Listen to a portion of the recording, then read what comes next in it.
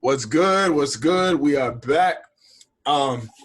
Shout out to man, I can do intros. It's the cranberry juice.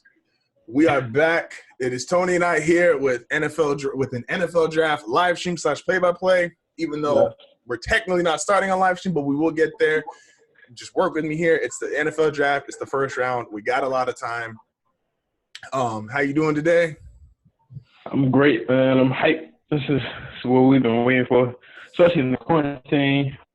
That's a fact. No, this is one of the it looks so odd, like seeing all like the different draft rooms, except Bill Belichick. I believe no one ever sits next to him. So why you got 6 chairs? Why do you got 6 chairs, dog? Like, it's not a real war room. I don't think Bill Belichick even likes being around that many people at one time. That's a fact. Damn, this is a good moment with us not having sports. This is a moment, but it's going to look weird. Just no one's applauding, no one's cheering. Like, if you are the a la Russell Wilson and you got the weird girlfriend moment, everybody's about to see it. Because there was no distractions. They can't cut to anywhere else. Like, we are gonna see you. That's a weird situation to be in, just off the strength that like he not with her no more, and who he is with is like a global superstar.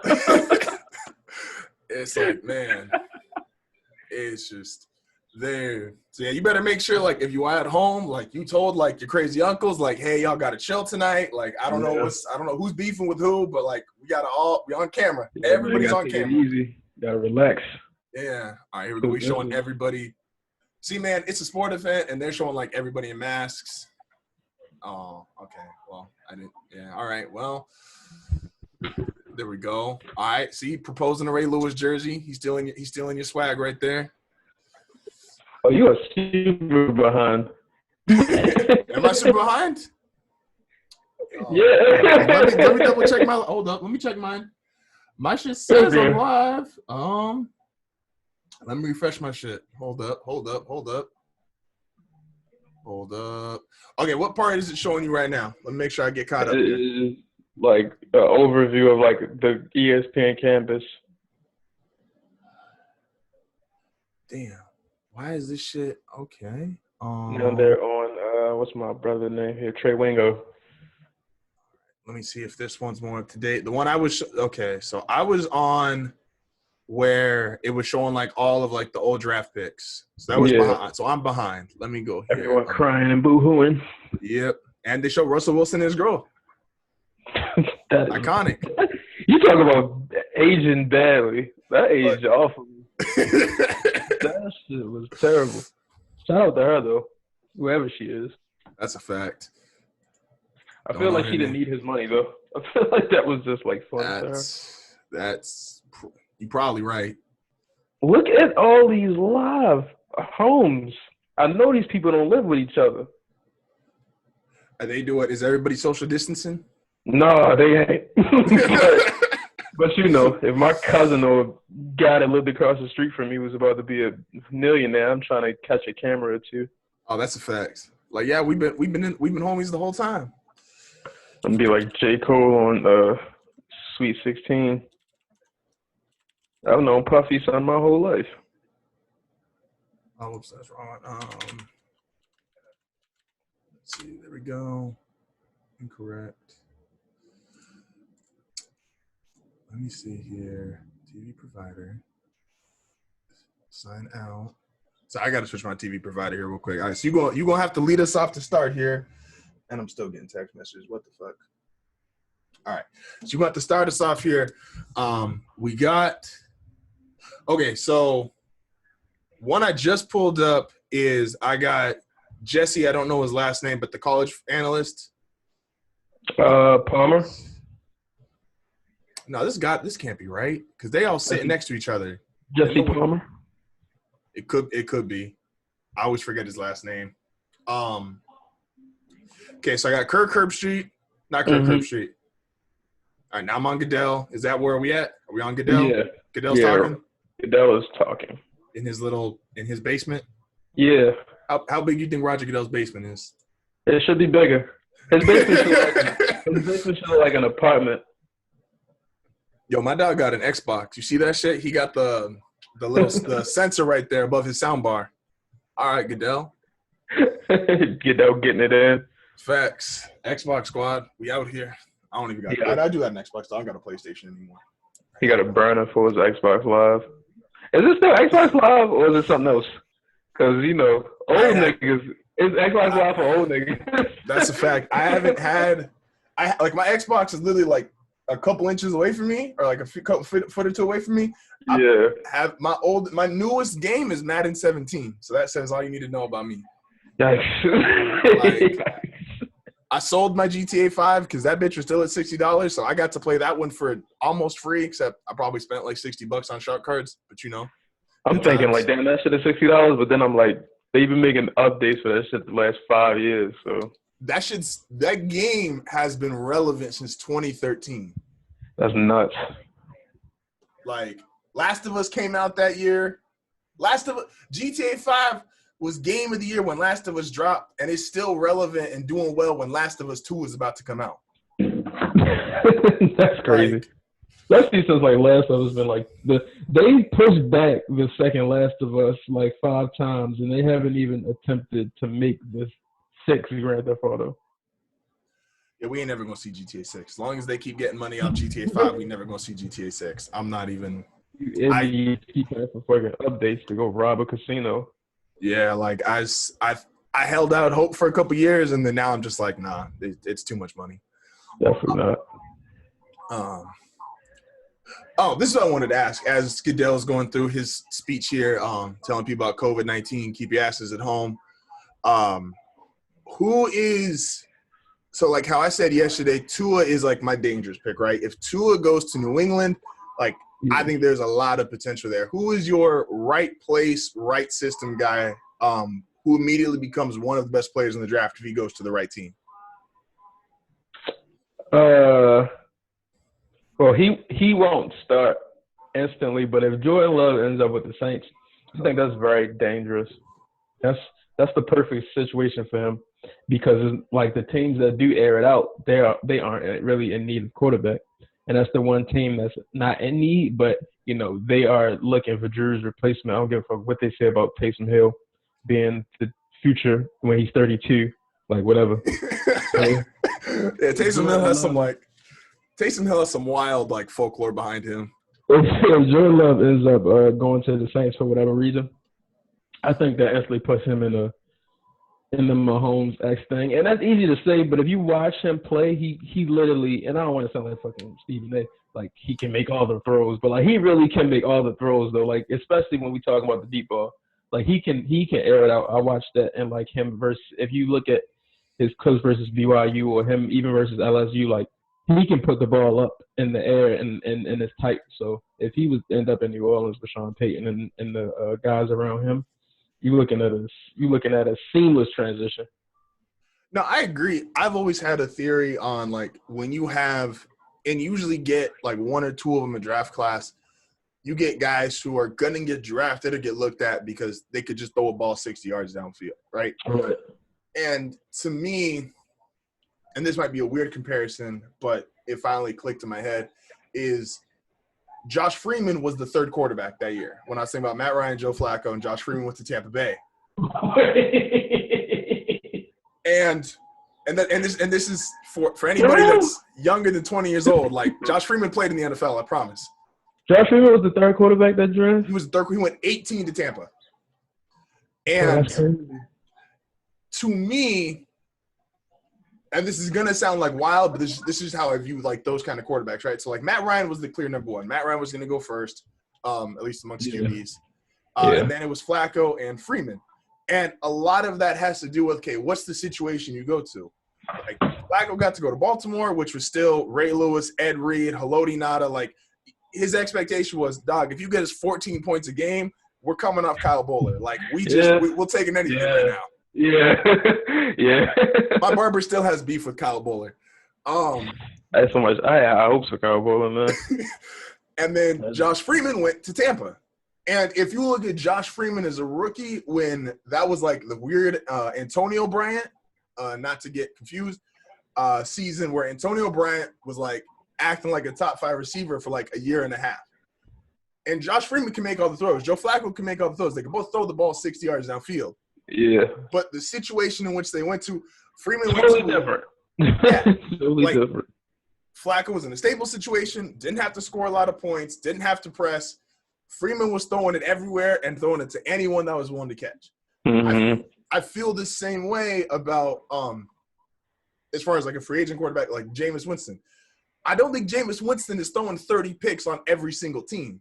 But nah, at least you would hope not.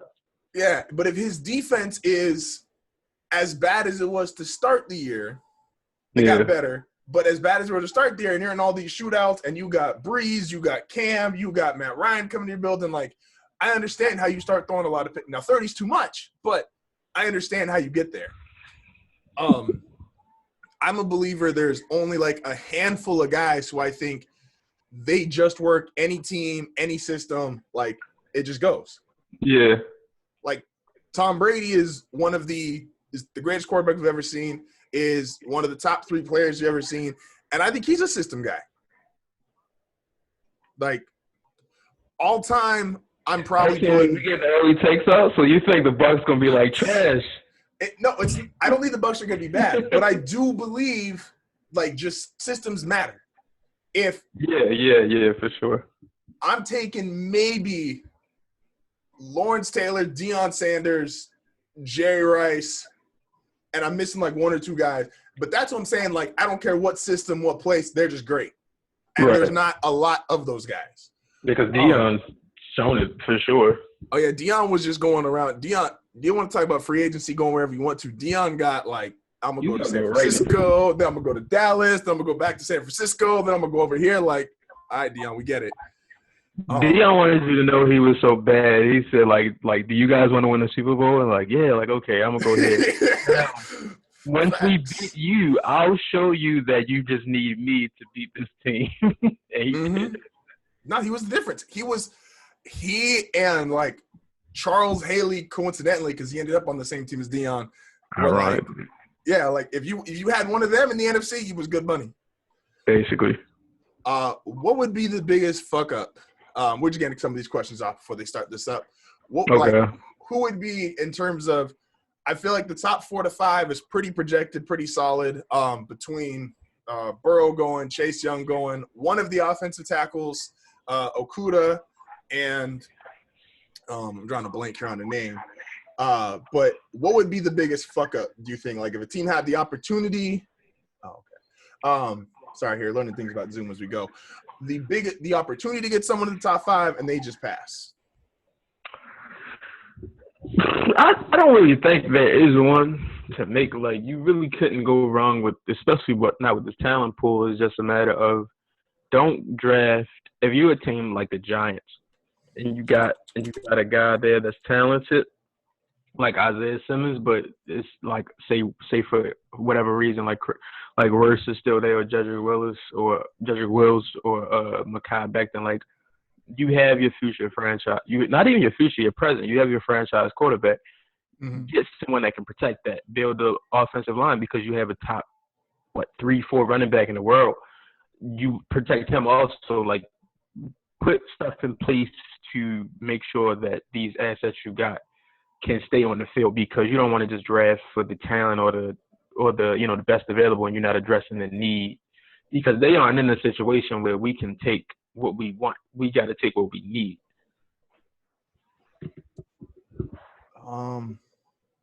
Zach Taylor's too young for more room to look at the press.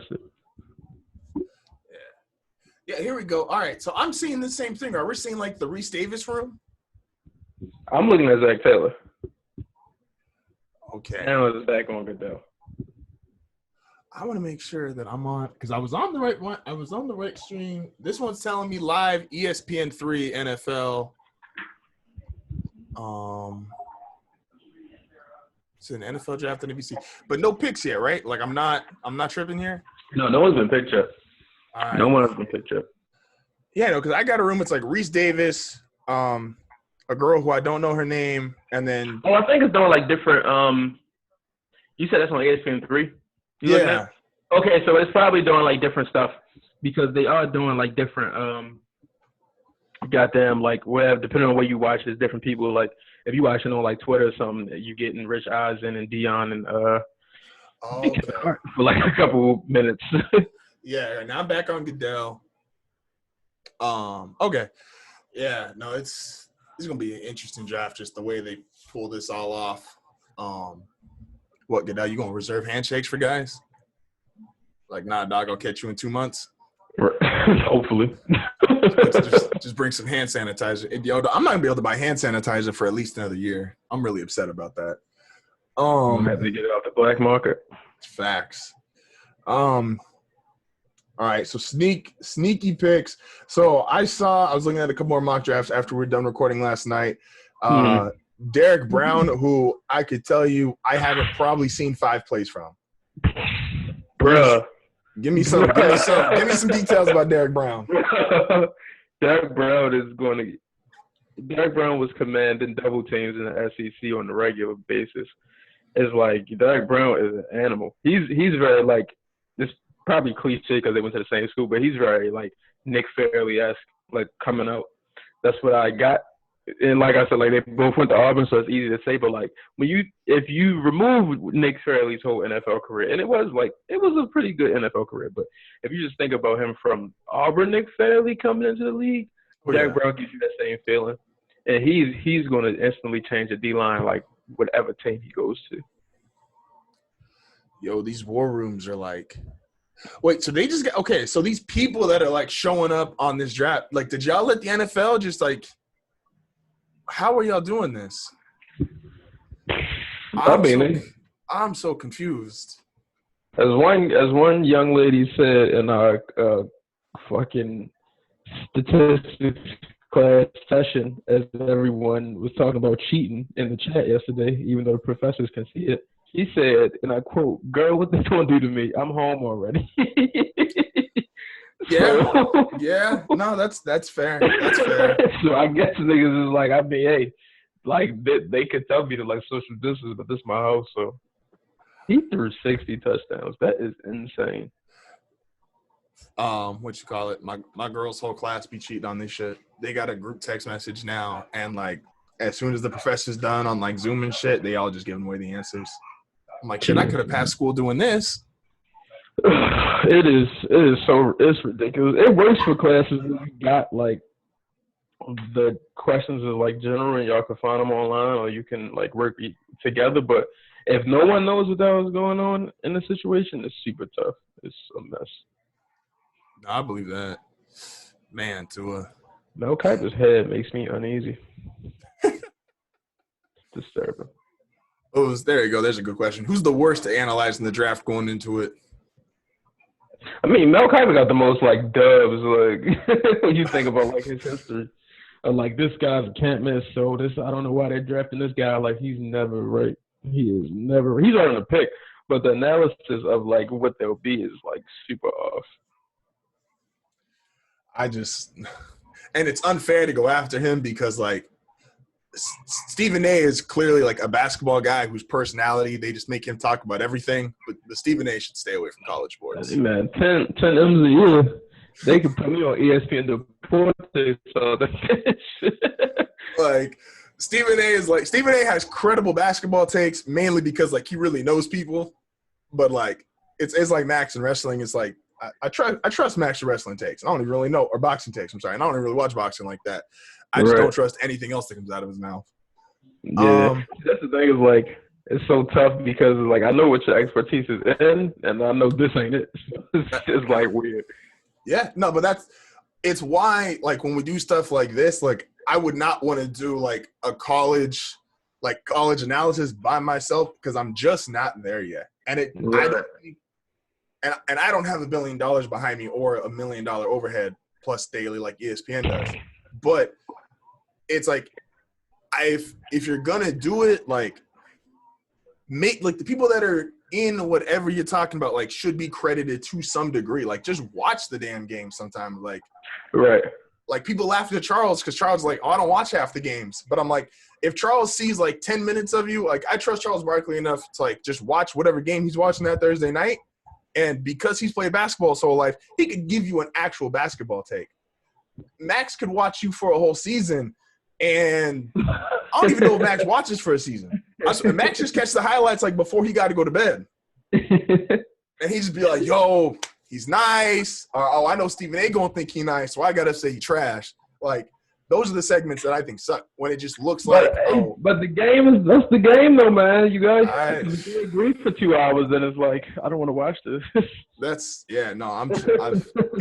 If I figure out anything through this, I'm gonna change that format because I just don't think it's a good format. I respect that. Tell me about, because I just see a mock draft here. Austin Jackson. They got him going to Denver in this mock draft. From U.S. to the C. Austin Jackson is really good offensive lineman. It's tough to analyze it because SC has been trashed the last few years. Mm-hmm. So you gotta, and when you have a guy that stands out on the O line like that of a bad team, it's tough. But he's good. Like, he's a good lineman who deserves to go first. Productive against big top competition relative to what the Pac-12 is, at least. So the Stanfords, the Utahs, the Oregons, and stuff like that, at least over the last few seasons. So, any team getting him is gonna be a positive result from it because he is, he'll be a productive guy. Now, would I want him over the Wirfs or the Wills or Becktons? Probably not. But as a fourth lineman off the board, that's a great choice to make. Yeah, so this has him, in this particular one I'm looking at, this has him going fifth. So they got Wirfs going first as far as O-lineman. Wirfs going first at 4 to the Giants. Andrew Thomas going fifth to the Dolphins. Mm-hmm. And that's kind of a weird pick, but I guess. Becton going 10th to the Browns. And Will's going – what are they putting stock in? Because they still got Rosen, right? The Dolphins, yeah. Yeah, so it's like, does Brian Flores feel as though, all right, put him with us another year behind Fitz, and then we'll see what we can do? Or is it like, no, we don't want him either? Because then if that's the case, then it's just like, why? Because in reality, for them to draft their own linemen, especially one like Andrew Thomas or a Jedrick Wills, that's not a bad decision to make. Mm-hmm. But you got to ask yourself as a fan, where's they thinking as far as who the quarterback is right now? We know it's going to be Fitzpatrick regardless of who they draft. Fitz is going to start week 1, but it's a matter of who's going to be the quarterback in the future. And that's the question. Is it Tua? Is it Herbert? Or do they feel like Josh Rosen another year under them and not Arizona is a good decision? Okay, I'm going to ask this, and this is going to sound like I don't know what I'm talking about, so I'm fully prepared to sound stupid here. Okay. So I'm looking at, and this is my second one, I just noticed this. Is it, and I don't think it's as bad as the NBA, where the NBA you see a draft and 20 of the 30 picks might be freshmen. Yeah. It's rare, all right, a couple sophomores, but it's rare you see any seniors or juniors in the first round. I'm seeing a lot of, and obviously the NFL, you have to wait until you're at least a junior, but I'm seeing a lot of juniors. So take out Burrow, Chase Young's a junior, Wirfs is a junior, Andrew Thomas, Tua, Jeff Okudah, Isaiah Simmons, C.J. Henderson. Well, he's a redshirt junior, so that means he's technically been 4 years? If they redshirt their first year, or I don't know if they keep. Because if you redshirt, but because I'm gonna get this wrong probably, but I think it's if you redshirt but you play, you can come out your second year. Okay. Because that happened with Manziel. Oh. Because he was a redshirt freshman, but he won fucking Heisman, so he came out the second year. So the redshirt just lets you, if you decide, if you're only a college guy, you're not probably going to play in the NFL, you could redshirt a year and still play 4 years. You would be playing while not academically involved in the school. Yeah, something like that. Oh, the selection is in. Who are the Bengals taking first? I wonder who the drama.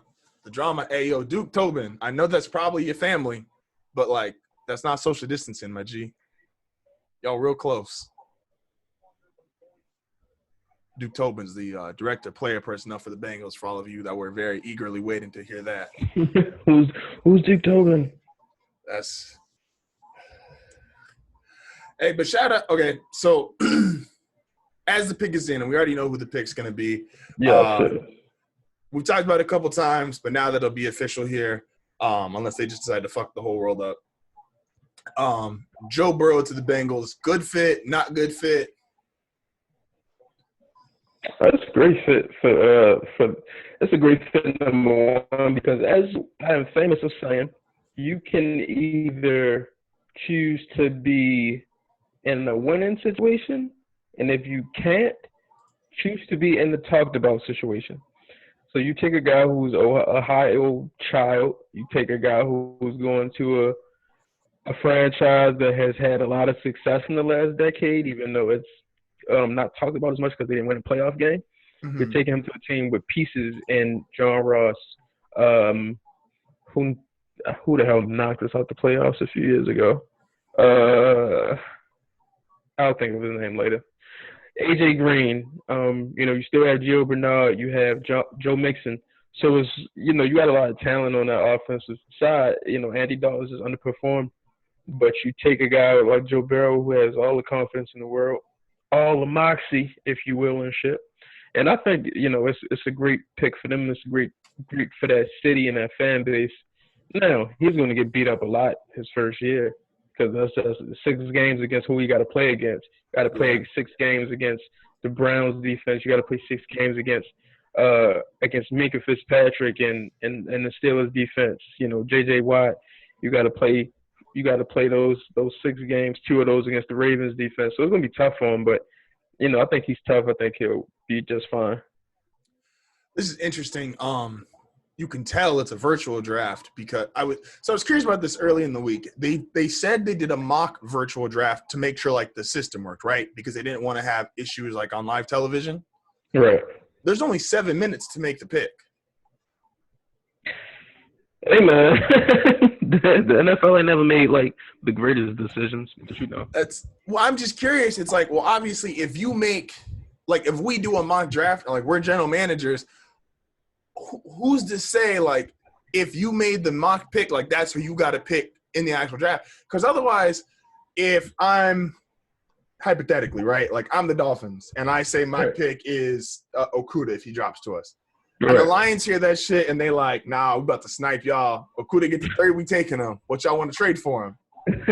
Which can happen still. Yeah, that's why I'm like, wait. So do they have to commit to whatever pick they used in the? Yeah, like who are y'all people? Why do I need to zoom into your house? I think they said the trades, like if any, were going to be made. I think they already like agreed to them. Mm-hmm. So I think everyone knows what each other's going to do. I'd have to, at least for the first round. The pick is in for Washington. Yeah. We confidently going Chase Young here. Yeah. Fuck yeah. Yeah. Yeah. And Chase Young will benefit because unless they get rid of him, Ryan Kerrigan is still there. No, like Ryan, I know he's a vet now, but he is still there. Yeah. That's a really good like vet to have because like. Ryan Kerrigan's one of those guys. He came out in the wrong year, or at least like the wrong time, because his draft is surrounded by like Vaughn, Aldon Smith, J.J. Watt. He's obviously that was that draft, wasn't it? Yeah, like he's not that level of performance. Now imagine Aldon Smith wasn't doing drugs, like. He's not that level of player, but he's still a really good player, been serviceable for Washington. Like he had 13 sacks 2 years ago. And he had five and a half last year, but he at least played for Washington. That's more than Trent Williams can say. But I don't blame Trent. I was about to say I definitely don't blame Trent Williams for not strapping it up. Yeah, that was like, go out there and play after I could have died. Yeah, that was wild. That was the wrong. I was thinking they have one more guy who was basically not. There you go, Vontae Davis. But that's not even Washington. But Vontae just said, "Fuck it," halfway. Definitely not Washington. Vontae said, "Fuck it," halfway through a game. Vontae said, "This is a young man's game, homeboy. I ain't got it. I respect that." He started taking off his shoes. They were like, "Yo, you ready?" He's like, "Nah." The story on it is the best shit though, because it's like, "Hey, said Vontae, Tre'Davious White, him and LaShawn McCoy was like on Instagram Live. So Trey White was like, Vontae told him like, hey man, this is gonna be my last one. So he asked Vontae, he's like, oh Dan, it's your last season? He's like, nah, this is my last play. I'm done. Hey, respect it. Because Vontae Davis is like one of those guys, if you don't think you're going to be like a Hall of Fame guy, or you're not like one of the guys who are like to a degree like psycho competitively driven to do it, right. It's like you were a really good player for a couple. You were a first round pick. Yeah. Really good player.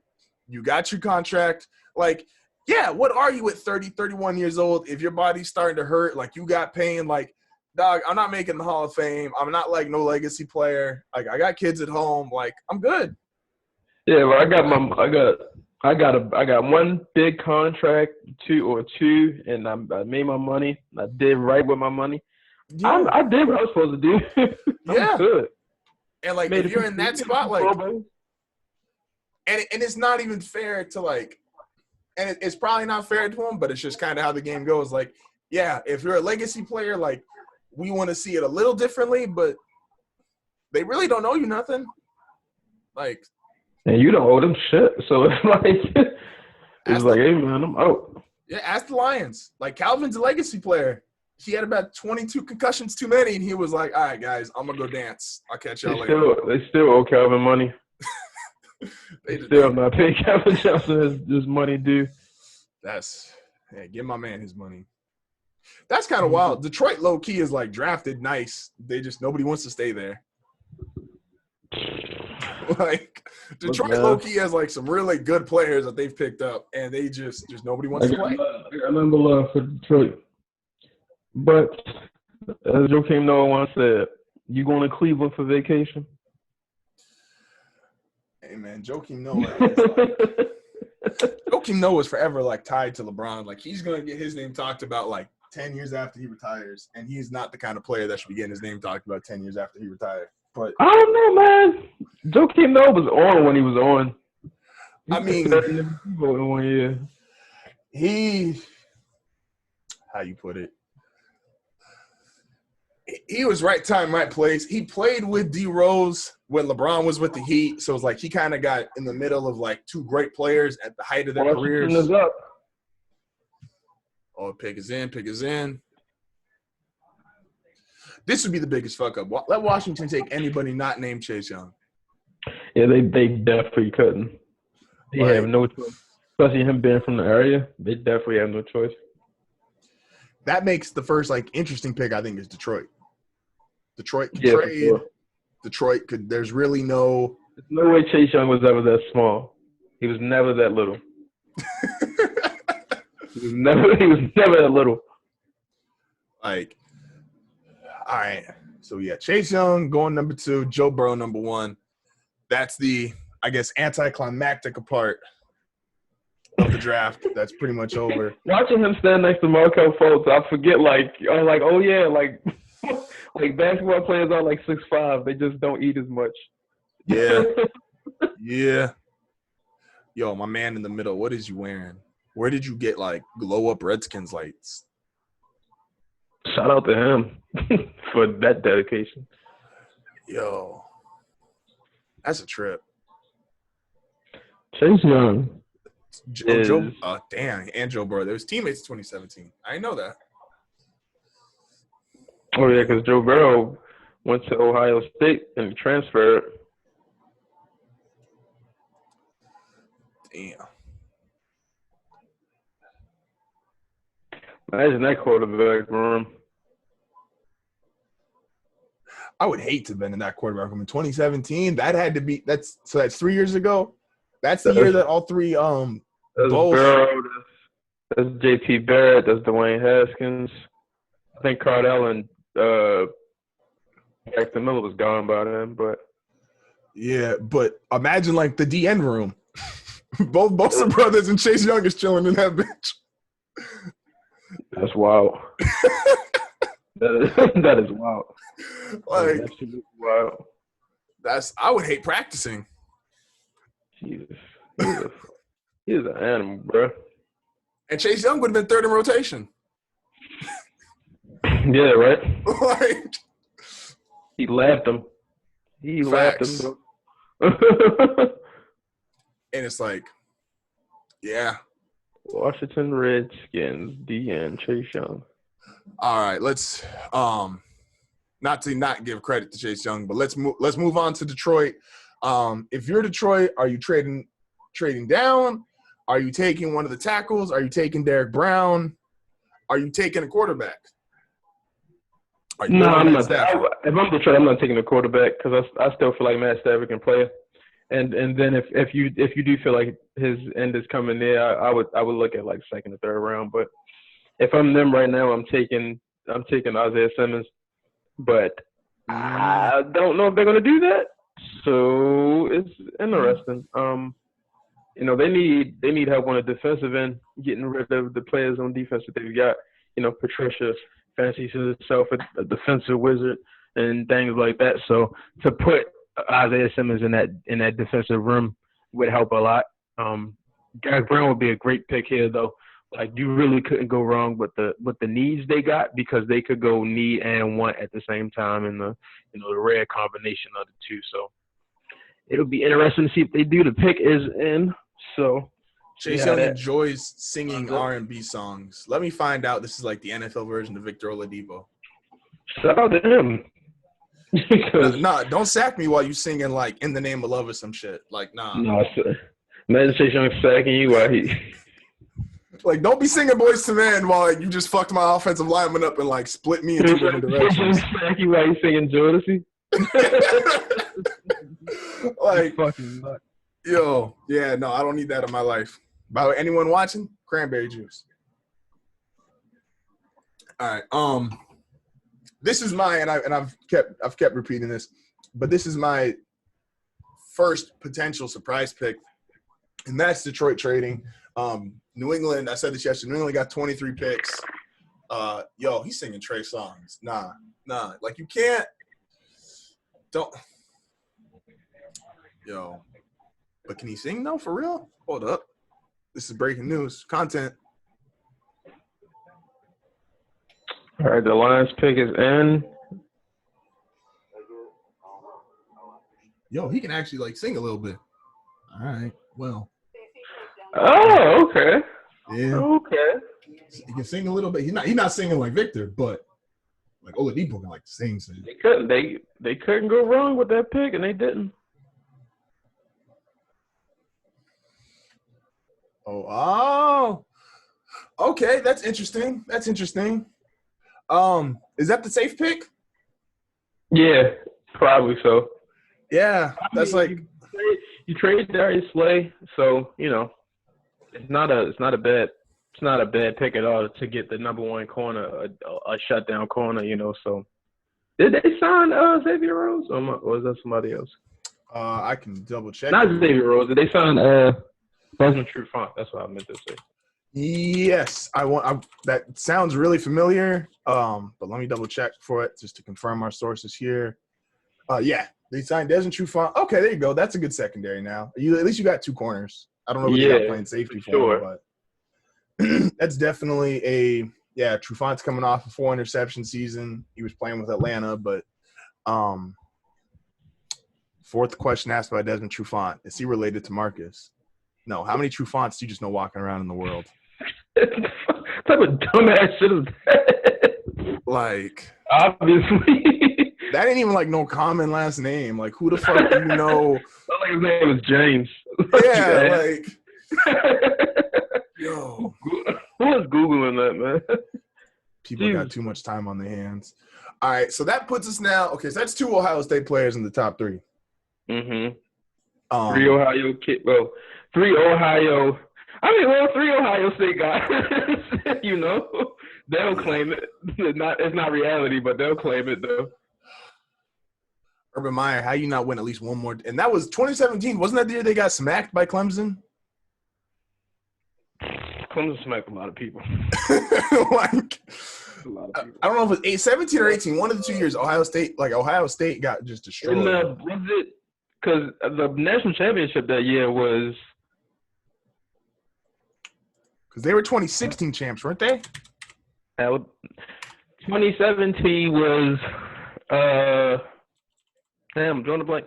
2017 NCAA football champ. Yeah, that was Clemson over Alabama, 35-31. That was Deshaun. Yeah.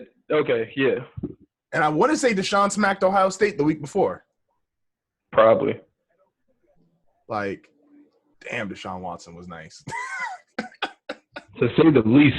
To say the least. Damn.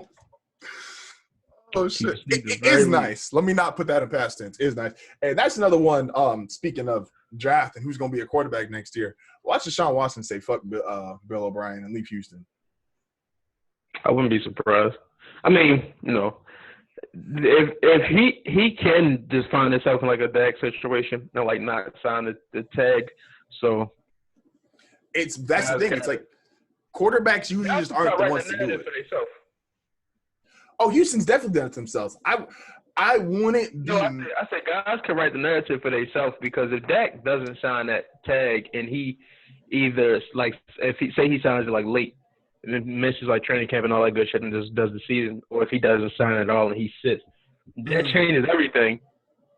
And like people talk about Le'Veon like not getting the money back that he missed, but like he made his point though that like y'all need me. Mm-hmm. No, that's a fact. Regardless of what I said about like guys being system players earlier, there is clearly guys once they're in the system, they start to become the system, and those parts are not as interchangeable as what I said earlier would be.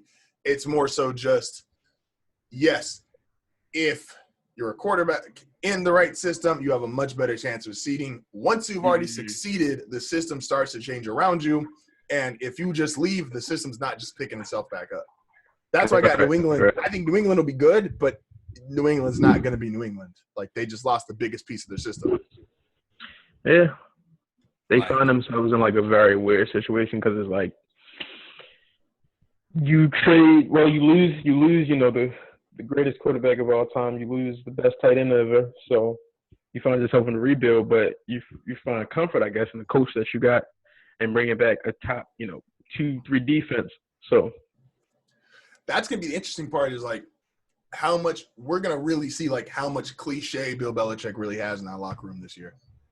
Yeah, because that's not easy. Just getting rid of Tom and Gronk, especially if the story is quote unquote true that like Gronk was tired of Bill and that's why he retired for a year. This motherfucker is just like wilding out, like just doing like wild shit on the Patriots, like just talking shit in like post games, like man, fuck them guys. But we've never seen it. Like everybody that's been on the Patriots has like Randy Moss is one of the greatest shit talkers league's got. Like talks as much as anyone, shit talks as much as anyone. He got to New England and he was the most buttoned up, put a tie on, like. But Randy Moss once said, I'm going to play when I want to play, I'm going to do what I want to do, and I'm going to say what I want to say. And he got to New England, and none of that shit. And it's like, it's not even in like a, how'd you put it? Just being real. It's not like when guys do it, though, it doesn't even feel like, like it's some Uncle Tom or Yes Master shit. It's just, yo, dog, it's New England. Like, it's just different over here. And I don't know if the cliche, without having Brady there, how far that gets Bill. Do I think shit gets wild in preseason or training camp? Nah. But if they start out 2-5, 2-6, yeah, somebody might start.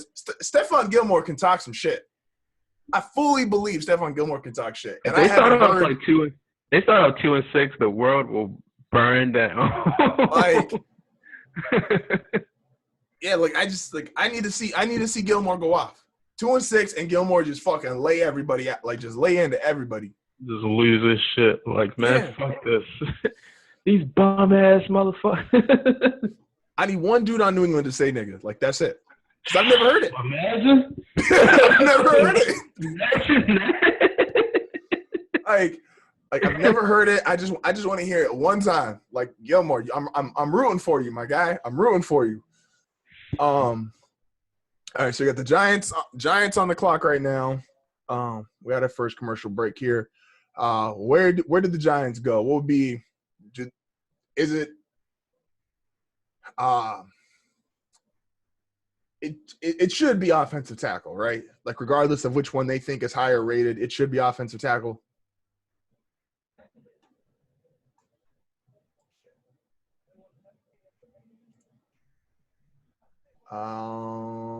Let's see. Can you hear me still? Yeah.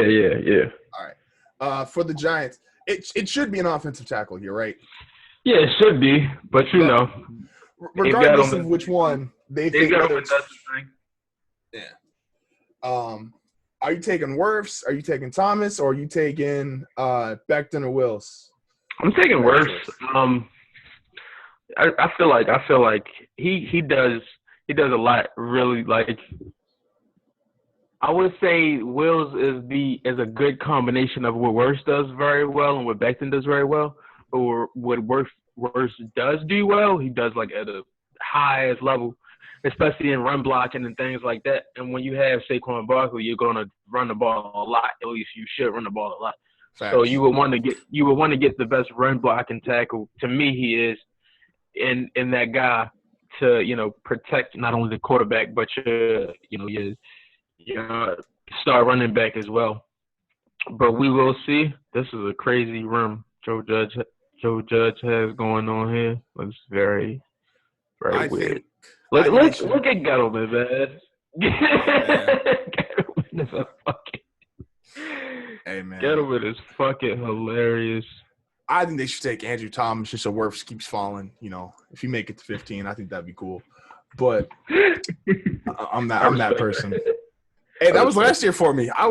Oh my gosh, when Haskins started falling, I was jumping up in my living room. I was like, I had a chance for New Orleans to rise up and get Zion, and for Haskins to fall to Denver.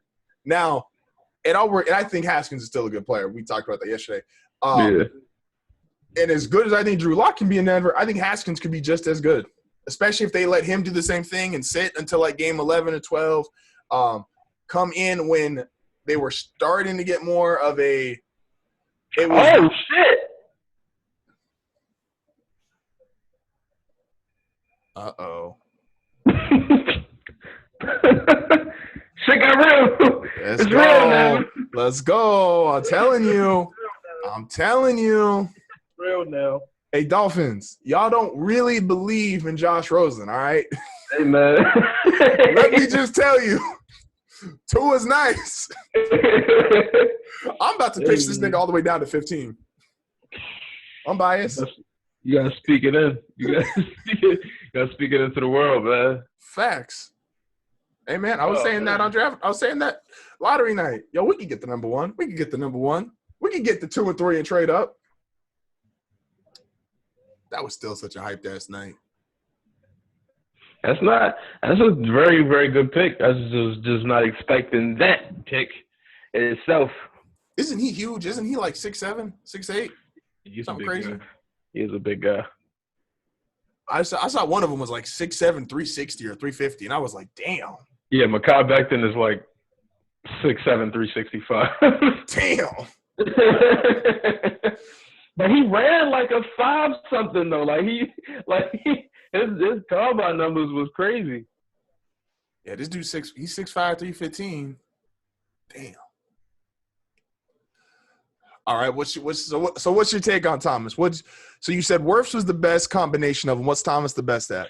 No, I feel that Wills is the best combination of them. I think Wirfs is the best run blocker. Mekhi Becton is just. I think he's like just. He's so his power is just so raw that it's like he's great, and then like I said, he moves well for that massive size. Thomas, for him to play in the offense that he did, running, having Nick Chubb and having Sony Michel and having DeAndre Swift will probably go end of this round or early tomorrow. He's been in the, he's faced a lot of top competition. So, you look at guys that's going against these SEC D-lines, so you can say, like, okay, this is a productive guy, and he's been a part of good offenses. He's been a part of a team that, was fucking minutes away from the national championship as being a guy on that line. So, like I said, he's fine. The pick is fine, and he's going to be a fine offensive lineman. I'm just surprised that he went in front of the three guys that he went in front of. Even Austin Jackson to a certain extent, but that just may be me watching more Austin Jackson. No, that's fair. Yeah, I would think even as I've done this as of late, trying to fill in my info on some of these guys, he was kind of routinely talked about, like, not considerably, but definitively behind Wirfs and Wills. Or Willis, if I'm saying that incorrectly. But it's like, hey, man, the Giants are the Giants. It's like I said, I'm just waiting for Wirfs to fall. That's all I'm waiting for. Right. I'm ecstatic right now. Like, let me tell y'all something. Miami, you either want Tua or you want Derek Brown.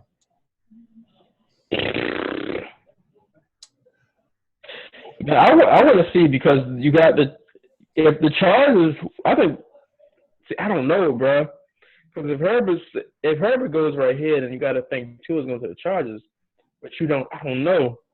And if I'm I almost said San Diego, if I'm the Chargers, to put Derek Brown with fucking with Ingram and Bosa, you already got Derwin James in the back end. You got Casey Hayward. Your defense is top notch, but you put Derek Brown on that line, sheesh. It's gonna be nasty. Side note, it's just funny. There's like Tua guy that looks like one of his. If it's his younger brother and younger sister behind him, the younger brother just looked like mad as hell. He got to sit there for this. Like, my man he is trying to go play his Xbox or his Switch or something. He is like, yo, bro, cool moment, but like, I'm 13 and I really don't give a fuck right now. Dolphins pick is in. We didn't see Tua on the phone, so it's about to get real. All right, if they're not picking Tua, I'm gonna predict. I think they'll take a tackle here. I think they're gonna try to buy into Josh Rosen, so this is probably where Wirfs goes. But fuck that, they take in Derek Brown. I was trying for a second, and like right now, like I'll be less biased once we get past 15. Once we get past 15, once we get past 15, I'll be a little less biased. It's like I'm tripping out here. I'm still like 20 seconds behind because you getting these picks in like 20 seconds before me. Brian Flores, Chris Greer, however you say his name. Yo, I swear, every NFL general manager got like the same bookcase behind them. Yeah, the setup for the GMs is the same. like every 24/7 you watch is like the same office. Yeah, I'm like, did y'all got the same like interior designer? Most likely, it's the lead designer. Her name is Michelle. Y'all have taken 3 quarterbacks in the first round since '67. They've had 21 starting quarterbacks since 2000. Dolphins, I don't know if y'all know this. Y'all not that good to not be taking at least a couple more guys in the first round. Like, I don't know who told y'all, like, nah, we good money. Yo, see, and they got 3. They got 3 this round, right? Yes, I believe they're the one we saw that had the 3. So they got 5. They have 18, and they got 26. Sheesh. See, they make the most sense. Okay, so here's why, like, being more serious for a second, they make the most sense for a tackle here because at 18 and with the ability to move up, like, they make the most sense to move up and get Herbert. They got the most right now resources, first round picks. Like, it makes the most sense for them to go. Shout out to y'all, Dolphins. Y'all got black head coach and a black GM. Shout out to y'all. But they make the most sense right now. If they're not going to get a quarterback now, getting one in the middle of the draft. But if they do take a tackle, I was waiting. Oh shit! I was waiting. Yo, all right. Since we're doing this, all right, LA, y'all can go get Justin Herbert. That's cool. Damn, does that mean Derek Brown's gonna be the first one to fall? I don't see him getting past Carolina. What's Carolina? Well, is Carolina okay? So Tua's second quarterback off the board. But they just gave Teddy Bridgewater $60 million, so they might be looking to protect the asset. I don't even know who plays on offensive line in Carolina, to be honest with you. Exactly.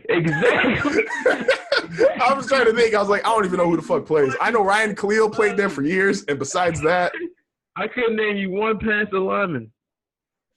I don't even know. Does Ryan Khalil even still play? Nah. He doesn't. He does not. Yeah, man. This is an interesting spot for Tua. Man, in Miami. So I think Tua's going to work anywhere, like, to be fair. Yeah, for sure. Okay, so what's also Josh Rosen, rest in peace to your career, man. That sucks. How you a top 10 pick and never get a chance? Trash, man. Like, hopefully they trade him somewhere. That wants him. Yeah, like. and I don't know where that is. I don't know where that is. I don't know where that could be, but Josh Rosen deserves a fair shake to compete for a starting NFL job, bro. Like, hey man, Tebow got robbed. We never forget over here. like no, it sucks because there are so many like could have been stories, and like they just don't get the chance. And it's like once again to like the system comment, like the number one thing about a system is you got to have a system that just wants you. So Tebow missed out on starting. Well, he still got time to open a mega church. I mean, not if he's competing with you. He can get on his joke. Oh no, he don't stand a chance against me. But if he goes like Joel Osteen to somebody, he got a shot because he could corner that market. Well, he could be Joel Osteen's Tua Tagovailoa. He's Fitzpatrick and he's the past the waiting in the wings and shit. What the fuck is that? Yeah, Dolphins select Tua. That ESPN shit going crazy in my phone. Now I was tripping out on the mega church one. Is like Joel wasn't even like top 5. I was like, hold up, y'all got way too much money if Joel Osteen's not a top 5 like net worth. I always say like y'all let a nigga named Creflo Dollar tell y'all about God. Oh, that's nuts. All right, so Tua. Okay. So now Miami's got to, with their next 2 picks, like they got to take essentially whoever the 4th tackle is, if one's there, and even like another lineman. And now I'm like, how did I miss it? Yo, this dude is actually like, he is Samoan as hell. Oh yeah, he's like Samoan. Like, damn. Yeah. Hey, shout out to I wonder how big Tua would be if he didn't play football. Imagine if they told him to play O-line. He fully embrace him being a Samoan. Just be like 260. Yo, they imagine like that diet change when he was probably used to eating and then showed up to Nick Saban. Boom, science, they got more touchdowns than Steve Young. I only believe that because Steve Young only played like half a career. Sure. Steve was great, but Steve only got like 8 years compared to like most Hall of Fame quarterbacks got like 15. Like Steve was just that nigga for like 8 years. He also had Jerry Rice, which is nice. That helps. Just a little. Yeah. Just a little. All right. So so the Chargers, should the Chargers go after Herbert or should they go? You brought up Derek Brown just a couple minutes ago. I'm sitting here though now, like my mind is like running around. There's no like laps and shit. And I'm thinking like they could get Isaiah Simmons and just do a lot. Do a lot. Oh. Do a lot. They could get Isaiah Simmons and have Isaiah Simmons and Derwin James like switch between who's gonna play safety this snap and who's gonna play linebacker. Okay, and obviously not a Charger fan here, but just thoughts here. Okay. Jordan Love is most likely a second-round pick, right? Or end of first round? Yeah, that's right. Yeah. Okay.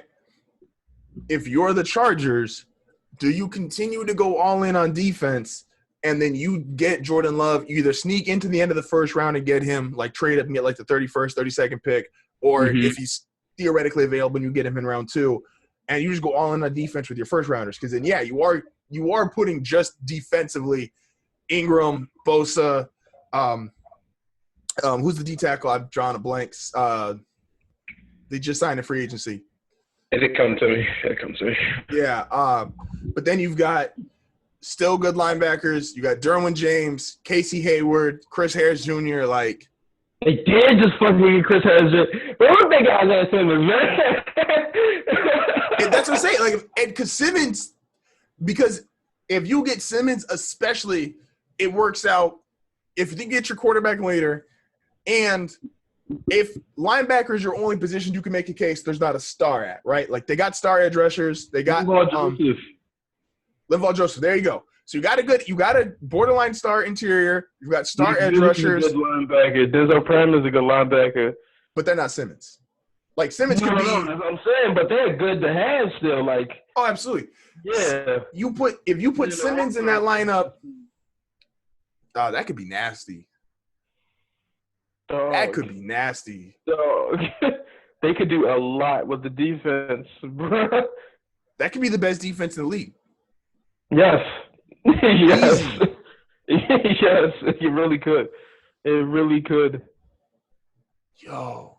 And you need it, though, because to get to the dance, you got to go through the best quarterback in the world. So it's like you need it. That's a fact. All right. That's a fact. What's the pick, Chargers? What's the pick?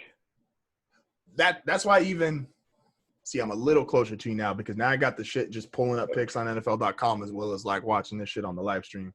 Okay. I get it. Yeah, for sure. I definitely get it. I get it. Simmons was the idea is nice. But you couldn't make a whack spread they got right there. That's like a whack spread. Facts. But because you're already going to be confident in your defense, just the guys they have now. And yeah, you could make a case. All right, well, if we don't get back into the first round and get one of the quarterbacks that we want, we're going to be similar what Denver's been, which is Denver in 2016 was still in 2017 was still a top 10 defense, but we couldn't score 14 points. So it's like, all right, cool. I just get to lose 13-9 for the third straight week. Awesome. Yeah, I think you're right. Yeah, like it's just like it's a good thing Vaughn got paid because he could not have been happy going to those games. Hey man, shout out to Herbert though, man. I watched them fucking kill my team before, so. But I've been high on Herbert for a while though. I always felt like he was going to be, a valuable pick at this spot. And for him to go to the Chargers, for him to be able to see West Coast, that's good for them to have him. And, they need fans. So hopefully those Oregon fans will travel with their guy. So it's interesting to see. Side note, I definitely thought Justin Herbert was black when I first heard about him. What? Herbert.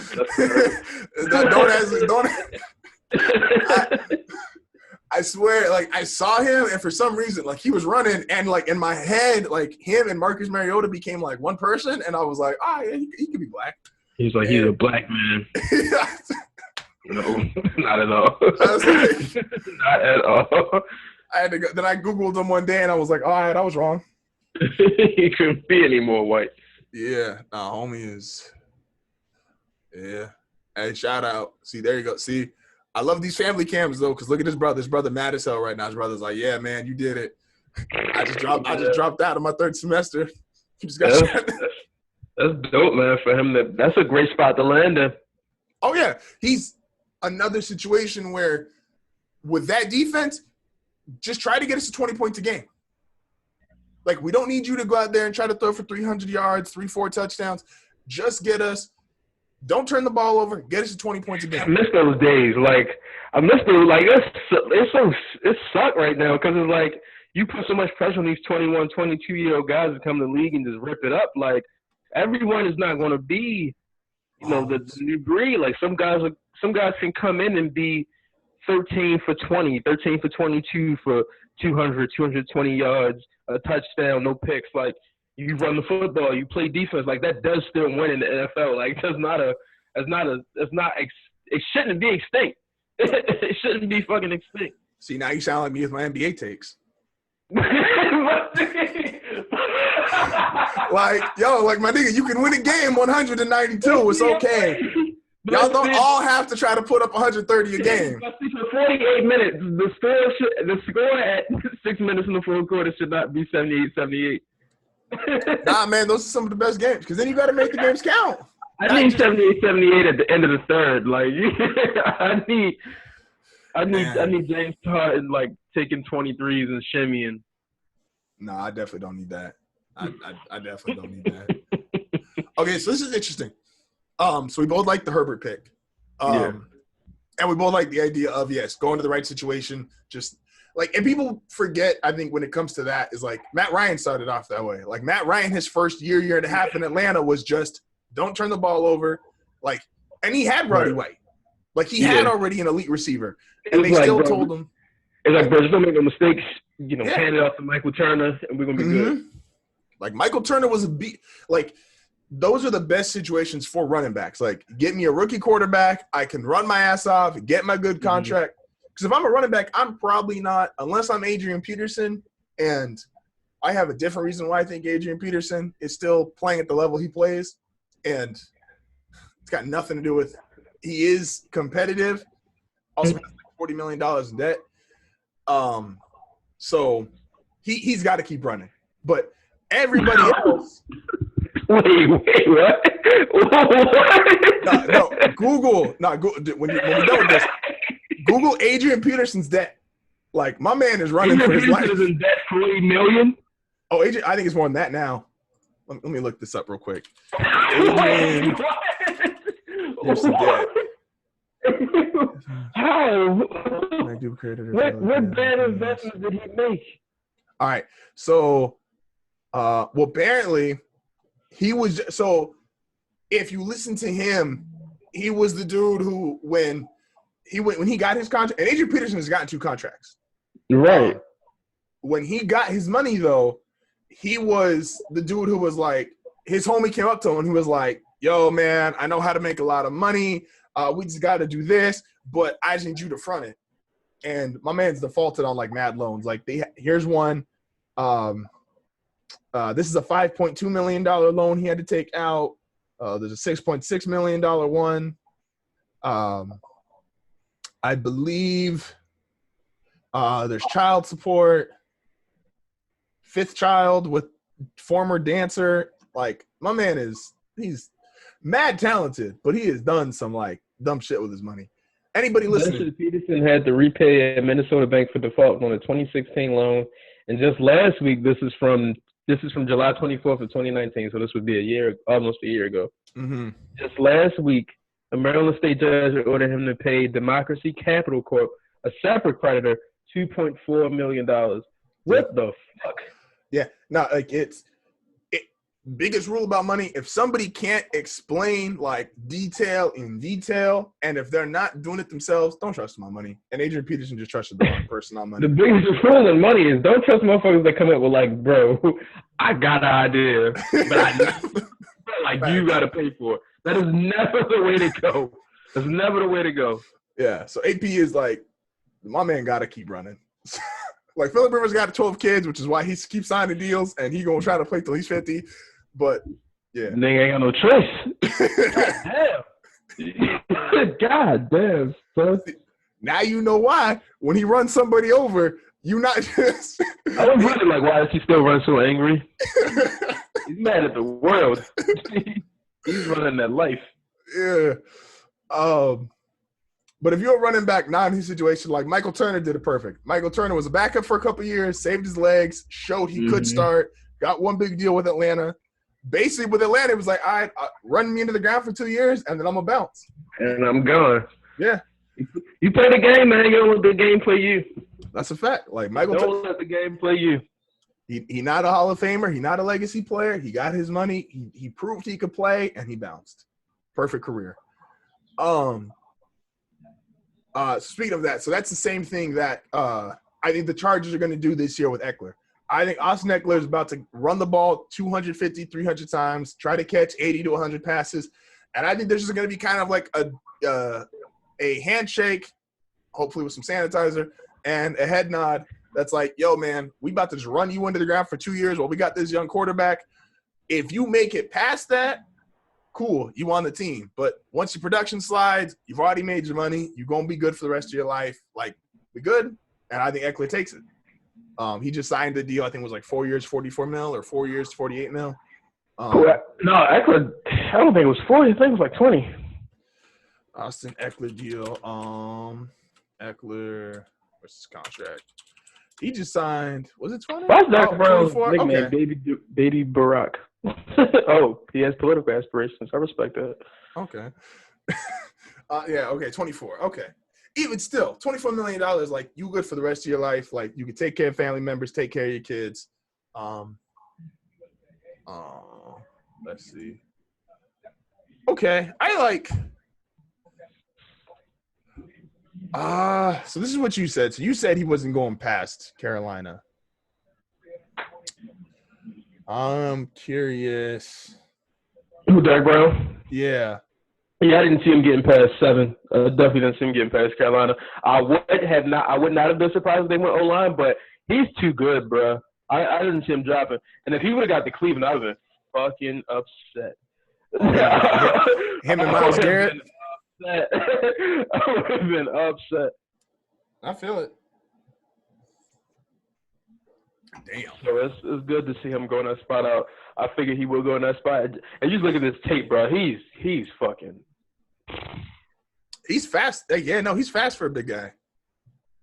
That's what's like scary. Like, I'll never forget. And if you get a chance, like go back and look at his tape against LSU. He's getting in the backfield pretty much every single play. Like, he's getting in the backfield at will. Hey, man. Another 2011 guy, Marcel Darius. Like, college tape was crazy. Like, Marcel Darius. You won Marcel Darius, didn't you? Huh? Didn't you win Marcel Darius? I did. We were on Xbox Live, and I wanted Marcel Darius over Vaughn because Vaughn made me nervous because in my mind back then, and I was at the time, I was 17, so forgive me, everybody. I made a dumb 17-year-old call. You fucked up. It'd be like that. Yeah, no, I fucked up at 17. Who knew? Is in my mind back then, the only way you justified, like if you got a pass rusher, he had to be justified by being a double-digit sack guy year after year after year. Mm-hmm. Whereas Marcel Darius, he could have been, and it was kind of coming off like the end of Albert Haynesworth, when Albert Haynesworth was on his like dominant year stretch, and then before he signed his Washington contract and said fuck it. That's also playing the game. My man got 100. He signed his contract, walked out that building, and said, Albert Haynesworth got paid a lot of money for 1 year. he got paid a lot of money for 1 year. He signed that contract. He's like, I'm gonna bust my ass 1 year in Tennessee, get this big contract. As soon as he signed it, walked out the building with Snyder, he was like, man, I'm basically retired. Where we going to eat? He's like, shit, the bar's closing, boys. Where we going to for breakfast? I'm out of here. Yeah. But Darius could have been serviceable even as like a pass rusher / run defender, and Denver did that. And yeah, I fucked up, but it's okay. Denver was smarter than me that year. It's always the situation, man. Damn, Cliff Kingsbury has the house I thought Cliff Kingsbury would have. He lived exactly in the house I thought he would live in. Yeah. God damn. Fuck. All right, pick us in. Who's Arizona going? Arizona got to go O-lineman, don't they? It's O-line. Just which one? Yeah, they got to go O-line. Like, you got your quarterback of the future. Like, you got now. You got. Oh shit! Yo. Okay. Oh. Patrick Peterson is not washed, right? Patrick Peterson is not washed, right? Correct. Patrick Peterson's on roids. so we don't know what's going on anymore with that. But like, Chandler Jones is still dominant. Oh, Chandler Jones, yeah, no, absolutely Chandler Jones is dominant. Ooh, Arizona's got something going. They got something going. All I'm saying, dog, is 7 more picks. I promise you. If Tristan Wirfs falls to 15, I'm going to dance on this live stream. I don't give a fuck. I promise you if Tristan Wirfs fall to 15. You know, TC slide on the I promise you, I will play Tusi slide, cha-cha slide. My nigga, play any song you want. Nigga, I'll put How to Jerk on. Hey, bro. Oh, yo, shit. I promise you. Cleveland's going online. Oh, fuck. They can't go no wrong. And I don't think Cleveland's – okay, so hear me out. All right, so who we still got on the board? Who's the best player on the board right now? Besides the O-lineman. Besides O-lineman? Is it CJ? I had CeeDee Lamb over Jerry Jeudy, but you could go either or. What about Henderson, the corner? Florida. Yeah. The Browns. Who's playing corner for them? Denzel Ward. After watching that tape, he is a dog. You know, Isaiah Simmons is nuts. Homie don't even play linebacker. Like, even when they say he's playing a linebacker, he's not really playing a linebacker. The shit is so crazy because it's like he can play any of them. Facts. And it's like he doesn't have great coverage skills, but he has good coverage skills, like really good coverage skills. So it's like if you have him at a free safety, you have him at a strong safety. Yo, my man just covered how much ground? Hold up. Yo. Okay. All right. Well, we got before we get to Cleveland, we got to do Jacksonville. Where's Jacksonville going? Jacksonville, that's tough too, because it's like they've obviously put all the cheese in the fucking Gardner Minshew, which is good. I told my roommate, shout out my boy John Glavich, if you ever see this. I told Glavich last year when Minshew took over.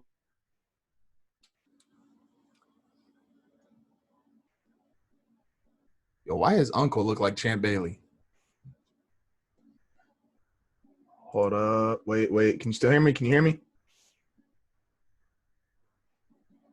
Oh. Stay online, but you just don't know, though. You just. Yeah. All right, you have to repeat that last part one more time just because it cut out. It was right before you said could be O-line. So you were talking about your roommate and you saying they should stay with Minshew, and then like the next sentence got cut out.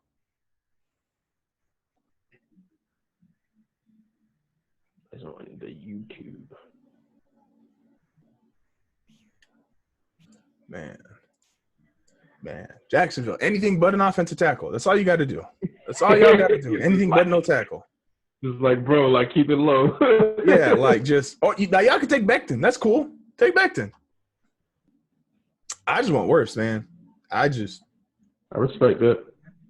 Like I'd be cool. In all honesty, like I'd be cool with if. And now I think there's a really good chance, because I don't think 3 will be taken between. Where are we at with Jacksonville? Jacksonville's at 9. All right, so between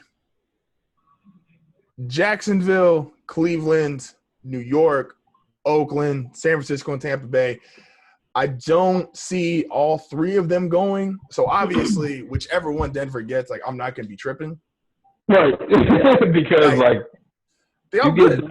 However, and I'm sick and tired of Garrett Bowles. And Garrett Bowles started to play a little better towards he played better with Drew Lock compared to Joe Flacco. And there probably is some evidence you could use in that where it's like, all right, when your quarterback is a little more mobile, blah, blah, blah, or like the team was playing better, he was more into it. But like, man, he just fucked up too many games for me. I was like, I'm over him.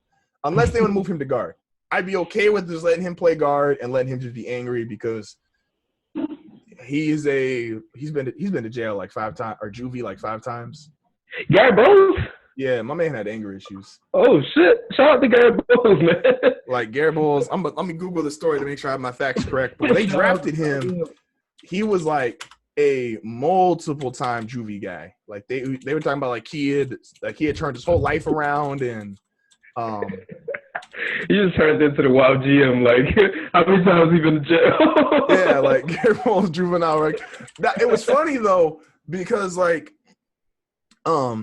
Denver's Twitter used to roast him when he got all the holding penalties. Like, of course, this nigga putting his hands on people still. Like, they would go after him. Garrett Bowles, the Broncos. That's old. Man, they won't even let me look up his juvenile record. Damn. I guess that's safe. Yeah, I love how everyone is watching this draft right now. Yeah, man. Garrett Bowles he went to juvie like 4 or 5 times, and he had to fix a whole bunch of shit in his life. And he had a cool comeback story, which is like, I was rooting for him. He just, man, you can only hold so many people. Also, Dion, I need you to stick to a look, my guy. You either got to commit to growing your hair back or commit to being the old dude with the beard and the baldy. Like, I just need you. What else? Dion and Jamie Foxx. He switched it up. Like, you just need to be one. Like, my guy, just stick with one. Shout out Last Dance commercial. Can't wait for. Shout out to Dion for telling the Giants, like, I'm not taking this fucking test because I'm not gonna be here when y'all draft anyway. Facts. Facts. But Dion was different. Dion just knew. See, if Dion was a scrub, he'd have flamed out like harder than anybody else in like league history. Because Dion was talking shit from like day 0. This is a crazy Zoom. Like they got Kevin Hart, Travis Kelce, Russell Wilson. Is that Joe Buck? Joe Buck, DJ Khaled. DJ Khaled and Joe Buck in the same Zoom room. Never thought I'd see it. Never wanted to see it, but yeah, I was gonna say, is Khaled still sporting? Is Khaled still sporting his like? I'm old and ain't got a haircut. He like the wild corner store owner. Facts. Fact. I can't say a lot right now. Like my shit is like hey man, I had to tell my barber the other day. I was like, dog, if this quarantine go another couple months, I'm buying my girl some clippers. I'm sorry. Like I'm real good about like I've gone to the same barber last 2-3 years. Yeah, they have 3 years now, and I'm like, as long as you don't do wrong by me, like I'm gonna keep going to you, bro. Right. But I'm like, dog, if we in a quarantine, I'm not going 4 months, 5 months without a haircut. I'm just without a haircut. it's not happening. I'm sorry. I respect it, man. Like he gonna have to understand. All right, Jacksonville, what's the selection? Jerry Jeudy, I'm calling it. Oh, they got the replacement. Okay. But you gotta think though, like they just need cheap. Jacksonville is the definition of a fumble bag, man. They are the definition of a bag fumble because this could have easily been him and Jalen Ramsey. Yeah. Like this could have easily been that. Like this is a bag fumble, surely. It's Tom Coughlin's fault, but you know, hey. Am I supposed to believe that like David Galdwell, like his son, like he's writing some shit down? Like, hey man, do you? I hope they don't. To be fair though, the way they make decisions, I'm not shocked if a 10-year-old running shit. At this rate. Shout out to Lil Duval, your favorite team. Smile. They should let Duval run shit. Hey man, if the Knicks can let Whoopi Goldberg coach, I don't see why they can't let Lil Duval run the front office. I wonder where AJ Terrell is gonna go. Hey yo, so this is just like a cheap pick though, because I'm probably getting his corner the first names wrong. They selected you from Florida, so they didn't have to pay for like an expensive flight. Wouldn't surprise me. Like, Cause who have Jacksonville ever paid outside of Miles Jack? And they'll probably end up trading him. Facts. Like MJD got one contract out of him, I think. I was in elementary school. Hey man, you asked who if they ever paid. I just threw up a name. Like yeah, Fred Taylor got big money. No, Fred Taylor definitely had a Scottie Pippen deal. I thought I hope not Fred Taylor, man. Fred had a Scotty deal. Fred's contract was fucked up. And Fred was good for them for like a decade. MJD at one point. That shit, and they beat who they beat in the playoffs? Did they beat the Steelers in the playoffs? Yes. David Garrard. David fucking Garrard. Oh man. And I was one of those people, and that was 07 because I was definitely rooting for them the next week against New England. I knew it wasn't going to happen, but I was rooting for them. I was rooting for them. I was like, y'all got this. Tom ain't even that good. What'd he throw? 50 touchdowns? Bum. Because in 07, I was 13. I was definitely hating on Tom Brady and the Patriots in 07. Like, I was definitely hating on them. I had to become, like, appreciative of Brady and the Patriots until, like, 2 years ago. What if the Browns take Jerry Jeudy? I'd be like, you motherfuckers. That only makes sense if I feel like Odell got to get traded. If they pick Jerry Jeudy, like, that's what I'm saying. Like, they're trading Odell. But this should be Wills, the Alabama tackle. We've never known the Browns for making logical decisions, though. Man. I don't care who running the team. It's the energy over the Cleveland Browns that you can't escape.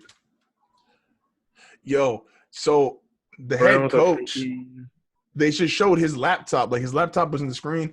That shit had nothing open. It's on his fucking screensaver. Shit said work. Shout out to him. Keeping it simple. Like, my God, what are y'all doing here? To be fair, like, to their credit, this is like such an awkward war room or like draft setup, but like, come on now, guys. Come on now. Okay, so we get to see Jedrick Wills go up against Calais Campbell and Derek Wolfe. That will be fun. Hey man, I'm telling you. That's the way to come into the league. You get to go up against Calais Campbell, Derek Wolfe, TJ Watt. TJ Watt, fucking Marcus Golden, Cam Hayward. Not just that, I think to pull out a what do you call it? Man, I'm telling you, 4 more picks. 4 more picks. Oh wow, they are assholes. I was like, who the fuck is LV? Like, who the fuck plays in Las Vegas?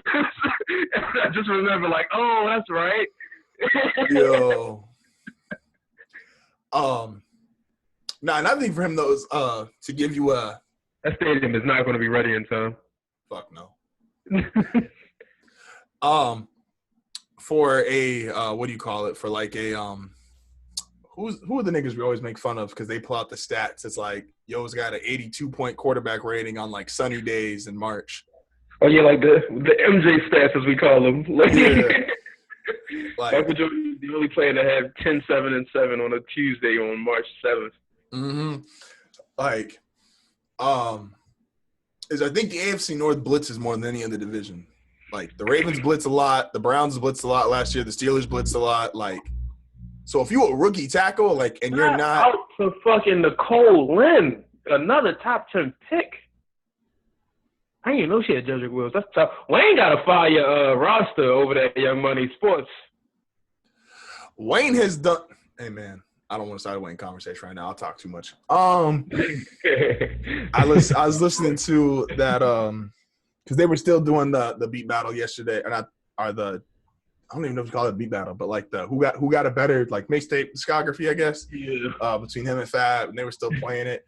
Yo, the throwaway shits like Run This Town was like a throwaway intro one before Maul even got in the live shit. He was like, "Yeah, I'm gonna just play this for fun." I'm like, "Nigga, Run This Town is anyway." And then he had what was another shit he had at the end? He did like just like Wayne's throwaways were like crazy. If you keeping him to just 20 songs, like Wayne's throwaways from mixtapes are nuts. All right, so we got Willis. So now we're going to who's up next? Jets. Yep. Oh, okay. So this is like Jerry Jeudy. I'm feeling like this is Jerry Jeudy. They lost Robbie Anderson. Sam needs weapons. I'm feeling Jerry Jeudy. This should be. If they go Judy, oh, okay. So these next 3 picks, I think, should all be receivers. I think Judy, Ruggs, and CeeDee Lamb should be the next 3 picks. Because that's going to Yeah, be. I don't think Oakland can resist drafting like a fast wide receiver, not even if they wanted to. Facts. So like the Jets, Jets, Oakland, and San Francisco, like, because San Francisco is especially going to want one. Because San Francisco is pretty solid right now. Yep. And your best receiving threat is your tight end. So if you get, I think Judy's going to go first. Both Lamb and Ruggs are over the top receivers. If they get Ruggs, I think that would be their ideal choice. But Ruggs, I agree with you, probably goes to Oakland just because he's got the 4.27.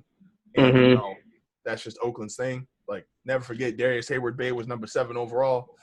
Shout out to Darius Hayward-Bay, man. Shout out to you, man. You did not get a fair shake having to catch from the guys you had to catch from. He lasted way longer in the league. If you think about, like, he's a productive run in Pittsburgh. Yeah, like if you take most guys in that situation that kind of like that are just speed guys and they don't work with their first team and they burn out, quote unquote. Like he still like continued playing, continued putting up some numbers. Like he was never great, but he was very serviceable for like a 4 or 5 year run. For sure. And that means if the next 3 go receiver, Denver's either getting Becton or worse. Becton or worse. And you win either way. Yeah. Yeah. And technically, like, and I know you said like Austin Jackson might be like if those are like the 4 tier 1 guys, he's the top of tier 2. It's like you still getting like a good offensive tackle, even if unless Oakland just fucks this whole thing up, which I mean, I'm not putting past them, but nah, they gotta go receiver. I don't see how they don't unless they feel as though they want to get more protection for Sam. Because who did they take last year first round? That's a good question. Let me see here. New York Jets 2019 draft. Gangrene Nation. Williams. Quinnen Williams, yeah. So DJ. Oh, they said they did. I just talked about Nicole Lynn. That's her client. Yeah, they took Quinnen Williams. Shout out to Quinnen for getting out of that gun situation. Facts. Yeah, see. But Sam needs somebody to throw the ball to because his receivers and tight end are ass. I don't see how this is not receiver. I just don't. I don't see how this is not receiver. Javon Kinlaw is still on the board. He is still on the board. And Judy's kind of the consistent number 1, isn't he? Yeah. Even though there's some weird shit being said like over the last week about Jerry Jeudy, like health. It's just a lot of weird shit. That's why I said yesterday I wouldn't be surprised if he was one of those why is he following guys? But I think he's gone right here. I think the Jets take him right here. Yeah, and if he goes, then I got Ruggs going to Oakland. And then CeeDee Lamb to San Francisco. Tampa Bay is kind of the wild card. Like I said, if the next 3 are receivers, then Denver gets one of the 2 remaining tier 1 tackles, which I'm dope with either. I could see Tampa going tackle, especially because Tom's not moving. Like Tom takes shotgun snaps and he don't even drop back no more. Like that's just his spot. See, that's what pisses me off because I'm like, what quarterback still gets under center? I haven't. Yeah. They Drew, maybe. Drew kind of gets under center. Trying to see here. Like, oh, wait a minute. All right, there we go. Yeah. No, the shotgun versus under center is just a dead conversation. It makes no sense. Especially because when Tom does it, it's literally just quarterback sneak, and he's not even hiding it at this point. He's just saying, yo, I'm about to do this. Can y'all stop me? Nah? All right. I'm about to do a little push forward. Like, what's up with it? Yeah, like, it's not – there's no disguising it. It's just, all right, this is where we're going. All right, Jets pick is in. Got to be Judy. Oh shit! I was on it a little bit. I was on it a little bit. Okay, hey, you got one more, man. You got one more. So now it's like who in front? Because is Mike Mayock going to go that direction to get protection on the line? Do they even like Derek Carr? Like, do they like Derek Carr? Do Tampa want to get some protection for Tom? Why is Wirfs the one falling? Now I'm a little concerned. I don't know, man. He's the best one to me. Like, but it's tough because it's like they all good. Like I could see if it was like, but you can't really miss with him. And like I said, Mekhi Becton's so big, but he's so good on his feet though. He's so good on his feet, but he's just fucking dominant. Like he get his hands on you, it's a wrap. Yo, his dad is big as shit too. What the fuck? 6'7", 364. He ran a 5'1". Like, he ran a 5'1" at 360 plus. That's fucking crazy. Look at the blocks. Look at the blocks, bro. I remember when Phil Lodeholt came in the league, and I don't even know if they had that nigga run a 40. Like Phil Lodeholt. Like, you want to make Phil Lodeholt run? Like, he's on that shit. Yo, my nigga can dunk.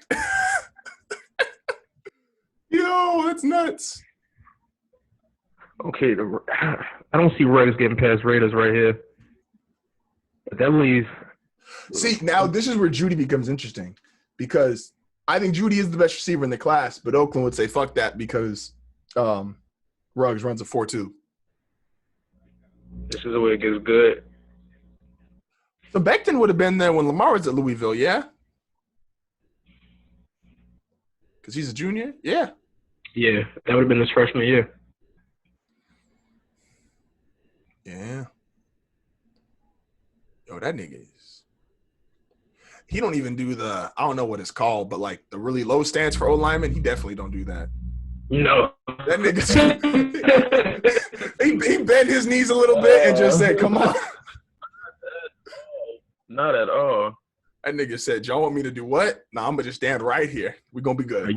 You good, Chief. All right, so that's 3 tackles. Yeah, that's a big dude. Hey, yo, that's funny. I was that's just funny. When like your man trying to hype you up, but he like mad shorter than you. Nigga looking up at you like, you got this. You got this. You the man. Like, oh, fuck. Hey, shout out to his family. Shout out to him. Hey, but yo, my nigga, you definitely like 6'7" wearing like some skinny jeans. Or they look like skinny. Those jeans is real tight on you, my guy. Those jeans are probably like regular size, but his legs are so big. The shits is like, can't do anything. Nah, you need to get the bigger ones. I'm 6'9", nigga. I get some baggy jeans. Nah, bro, don't listen to this nigga, man. Don't get no baggy jeans, Mekhi. Do your thing, bro. Nah, Mekhi, you need some baggy jeans. Because baggy jeans will look normal on him. Do your thing, bro. Hey, yo, no. All right, so his mom, they say, specializes in soul food. I know how the nigga got to 361. Nigga ain't even have no football training. Nigga was just tall, and his mom made good food. Hey, specialized is always crazy. Like. All those cannot – do all those people live with – how many kids do John Gruden got? And why do they all look the same? Now, John Gruden is probably the only one I'm convinced this nigga didn't have to, like, make a war room. He just had one. He had one. He had one on deck. Like, he had one on deck. They told him to stay home and make one. He was like, all right, I'm done. What's next? He used his war room for Thanksgiving Day. Mm-hmm. Like, him and Andy Reid. Andy Reid probably got a nice one. Yo, wait, y'all got cheerleaders? Y'all got cheerleaders zooming in? What the fuck? That's some Las Vegas shit. I'm about to say, Kaz, you better be lit that the Jets got Mekhi Becton. Shit. Oh, yeah, I haven't even seen, like, what's Twitter looking like?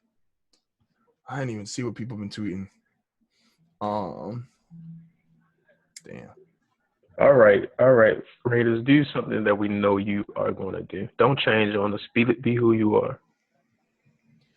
Let's see here. Who's with it? Let's see. Yep. It was inevitable, in the words of Thanos. It could only be. Now, who's going to be throwing you the ball, brother? That's the real question. Facts. Throwing you the football. And if Marcus Mariota turns into a Pro Bowler, you know who fought. We know the tendency it wasn't him. Damn. Wait a minute. All right. See, that's probably the most toxic thing I probably do on Twitter is I follow Nick Wright. And I know that's not good for my health. But why you do I know that's not good for my health. But it's like it's one of those things, like, I don't watch car accidents for the most part. But if you see that motherfucker, you like, damn, how'd that happen? I kind of do. I'm like, yo. Like, it's my car accident on Twitter. And this nigga, so his take is, and the Chargers just lost the draft. Now, funny response is someone retweeted it and saying, well, Bill O'Brien hasn't made any moves yet, so hold up before you make that statement. We can't talk too spicy yet. Bill O'Brien is the definition of, yo, someone fucked up, nigga, hold my beer. As my guys over there Pat McAfee Enterprises calls him Billy O. Stooge, this asshole has not made a decision yet. Facts. O'Brien traded arguably the best wide receiver in football for no reason at all. But it's okay because they got Brandon Cooks back. Because going from DeAndre Hopkins, who wasn't quite paid yet, to Brandon Cooks, who is paid. Man. Hey, you can't make this shit up, man. You can't make this shit up. It's ridiculous. Yo, there's a video of Rick Ross trying to say Tua's last name. Oh, no. I'm going to send this shit to the chat real quick. Oh, no. Don't do that. Hey, yo. Like, Ross, you rap way too well to be doing shit like this. Hold up. Hey, Ross would make that sound like the most luxurious shit ever, bro. Yo, is this nigga in a robe? Hold up. What is he wearing?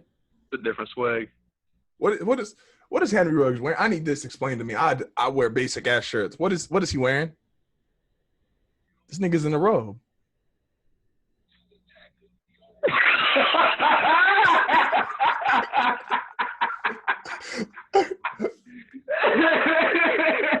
That gotta be a drop of like a song or something, bro. You don't fuck with Tua? Tua Tagovailoa Lord?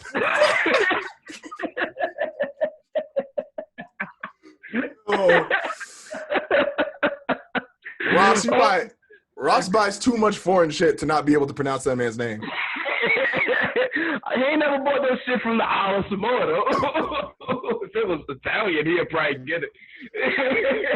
Thanks. Oh, damn. Oh, shit. Tagovailoa.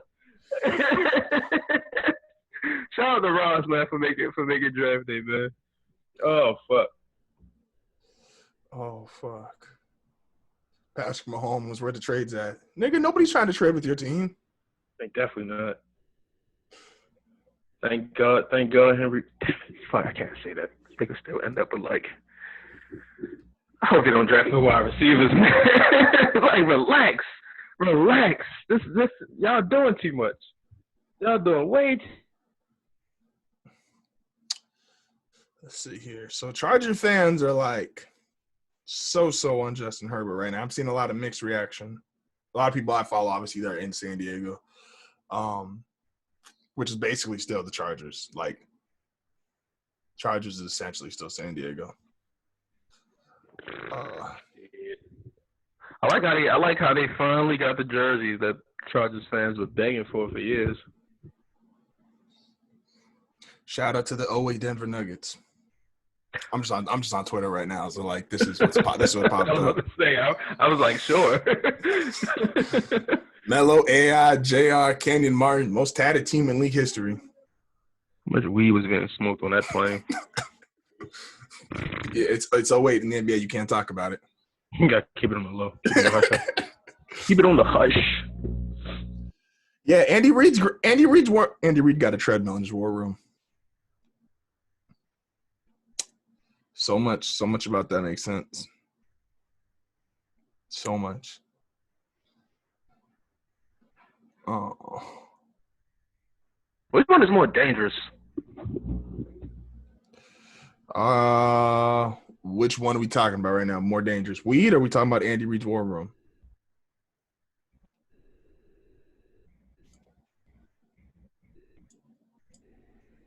Oh, we got a trade alert. Ladies and gentlemen.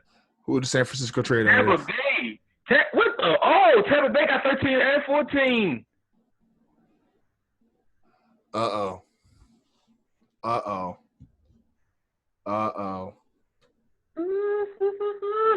Yeah, also Henry Ruggs definitely just had a robe on. Yeah. I'm really trying to find out like what that is. Like, I'm not the fashion guy, but this nigga just dead at. How you had a gold watch and a robe on? For sure. Yo, my guy. Yo, what the fuck?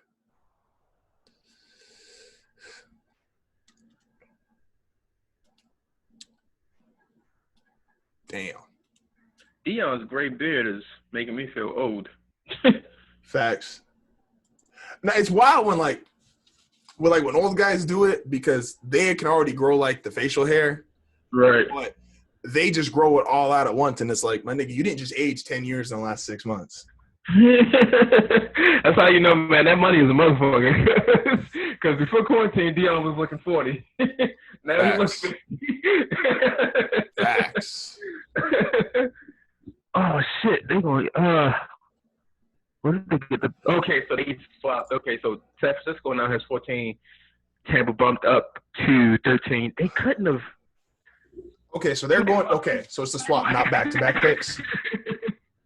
No, but I'm trying to think, like, because for them to bump up, they not bumping up for wide, so the San Francisco threatened to go after worse.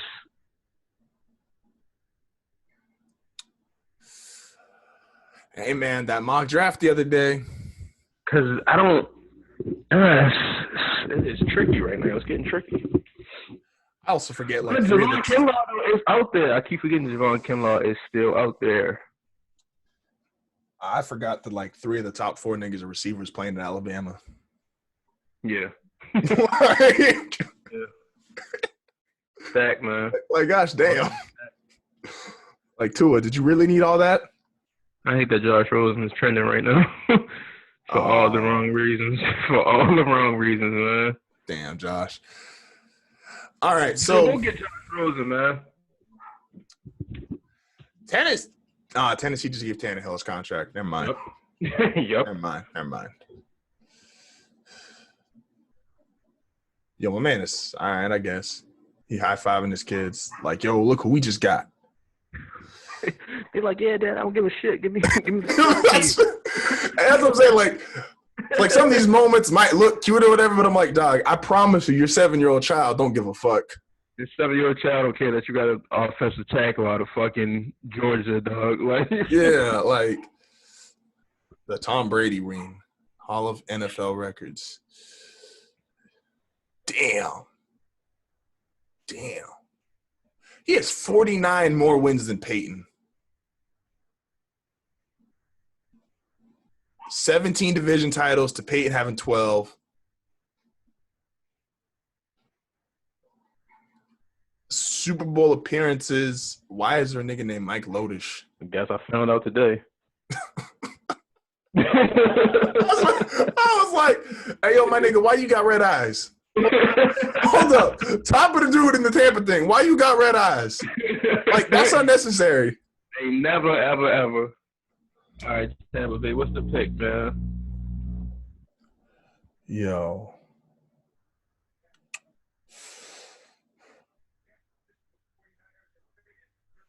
All right, we got this military Yes, announcement. Oh, so I guess the military is not social distancing. That's cool. I knew it. Y'all niggas, that's our next game plan. We're going to World War III. We just coughing on niggas. So I guess how you like Lamb or Judy, man?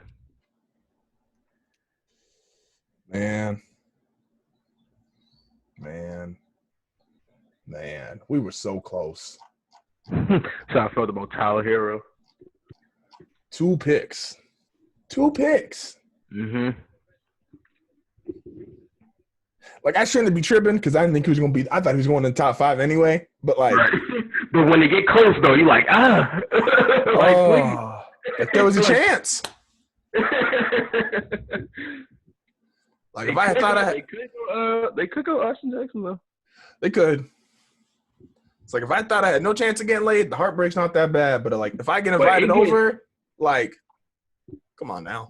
It gets interesting if San Fran goes wide, Denver goes tackle. Does Atlanta go Lamb or Judy?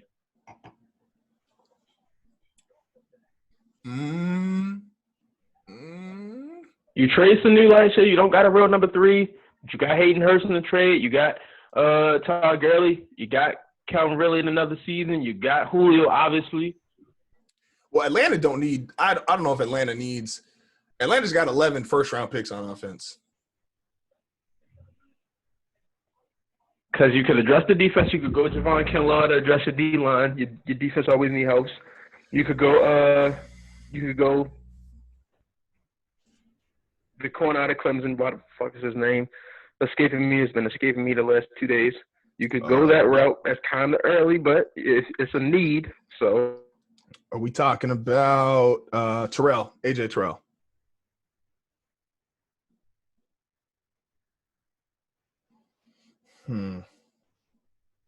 Is there another? Is it not? They need. What if we're see now? Okay, when it comes to Denver, at least now I'm like, should Denver just trade back like 7, 8 spots? I said that about the Ravens. I was like, okay, if Quinn and Murray's gone, we could trade out. But I think Denver's going to kick the 15. It's just a matter of what they want to address. Because I personally, looking at that team, I would want to put someone next to Sutton. See, so I kind of feel that way. But I also like the idea of Tim Patrick because Tim Patrick has had moments. He just has had Joe Flacco and Trevor Siemian. So, you know, only so many moments, my guys. Like, come on. Right. But he played better with Locke. And he's 6'4", 220, like he's athletic. I'm also cool with one of his homies, like I know him like personally. But and Denver keeps re-signing him. Like the last 2 years, they've brought him back on like the $1 million like guarantee. Like, all right, we're gonna bring you back. Even if we cut you like a game into the season, you still got your 1.2 mil. Right. And so I don't know. I like the idea of Patrick, Sutton. I just want a left tackle, man. I'm like so nervous if Garrett Bowles is the starting left tackle. But if they move back and maybe could pick up a receiver later and they get Ezra Cleveland, I just don't know who you move back with unless like Miami's trying to get in and maybe get – well, no, Miami wouldn't make sense to move up because they'd want to get one of the tier 1 tackles and they already got the quarterback.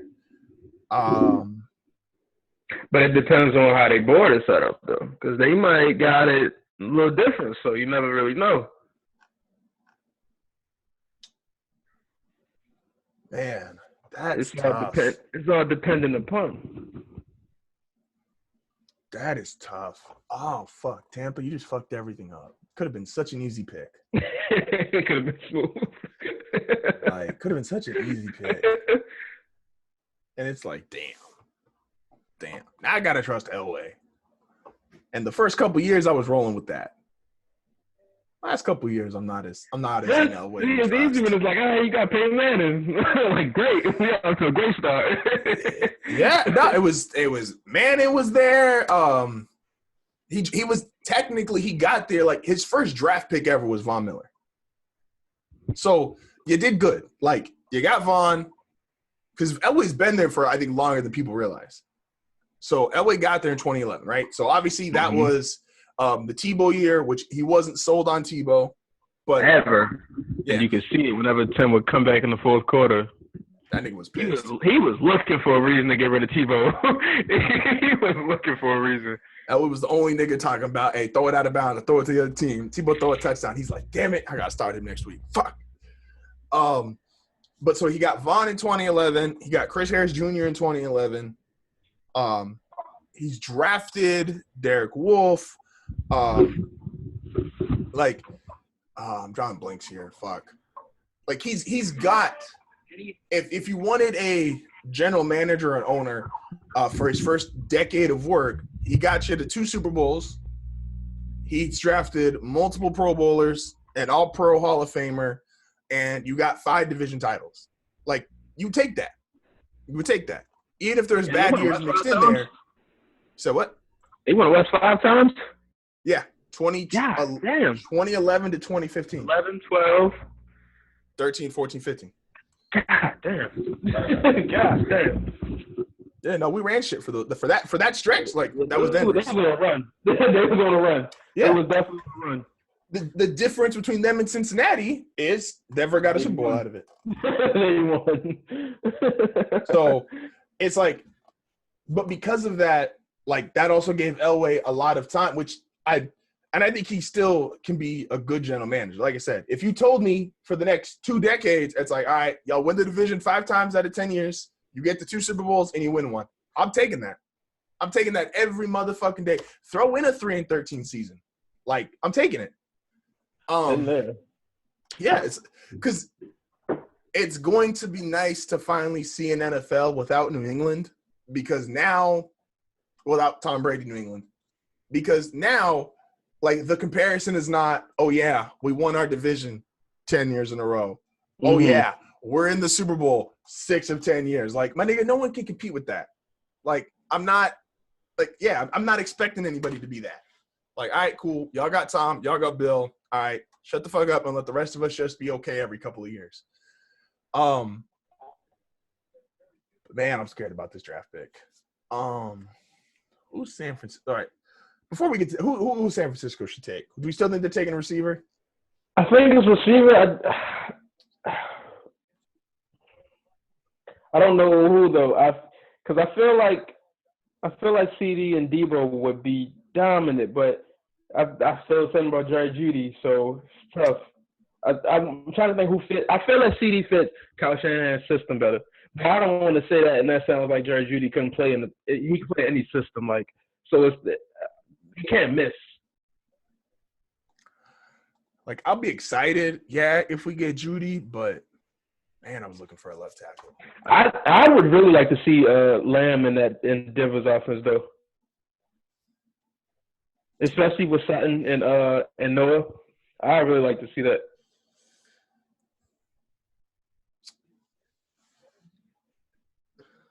What about Justin Jefferson? Nah, it's probably too early to take him. My guy.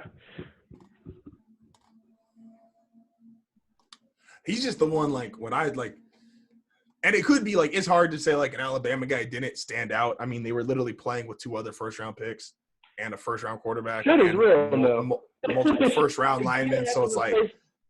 They did have to replace DeForest Buckner. Makes sense. I get it. They did trade DeForest Buckner.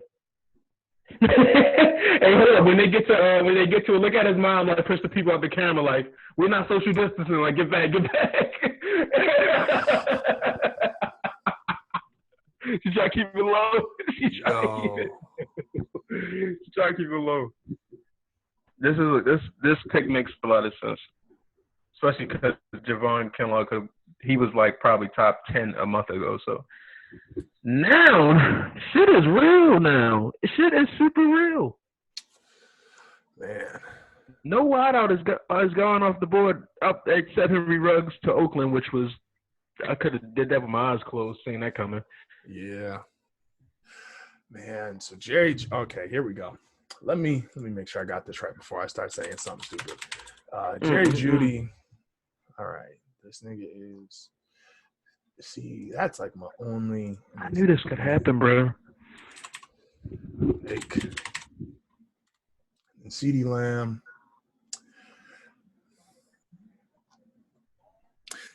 I think I like the idea of Lamb. And I think Judy's the best. I am the heightest when it comes to receivers. I just don't. And that's in the last 5 to 6 years. Too small or too tall? Too small.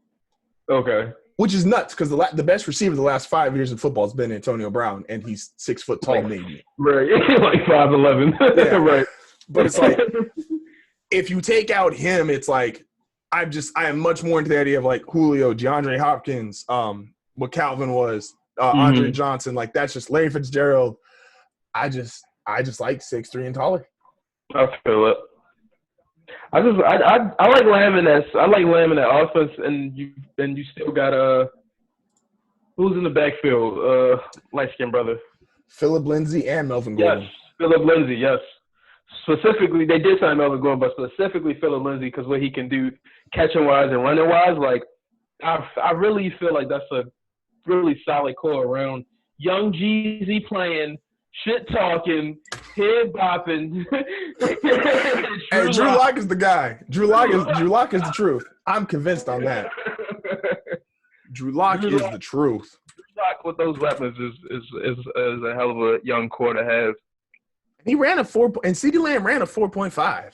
Like, yeah, he can run, especially with the ball in his hands. If you watch the tape, with the ball in his hands, he can accelerate with the best of them. I'm not gonna lie. This is probably like, if I was actually getting drafted, it's probably dope to be able to enjoy like the moment with just like your family in your house, right? Yeah, like around a bunch of people in the green room and shit like that. Yeah, especially if like, from what it seems so far, is like they're putting the camera on you when you get drafted and taking that shit off. Like they're just like, I don't think I've seen Joe Burrow since he got picked. No.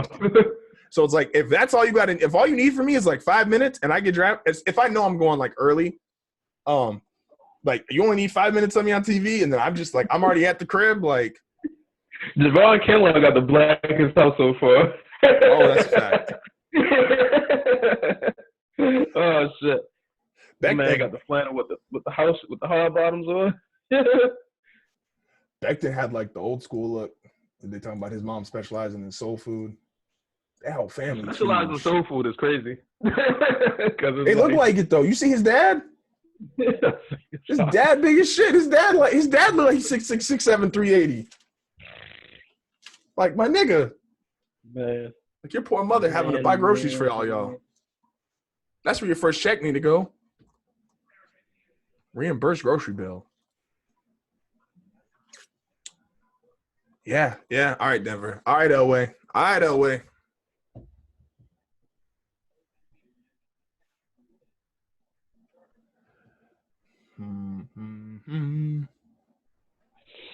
Man, the pick is in for Denver. It's interesting because I feel like one of them off the board rather be Judy or Lamb, but I would have thought that was San Fran, but I did not.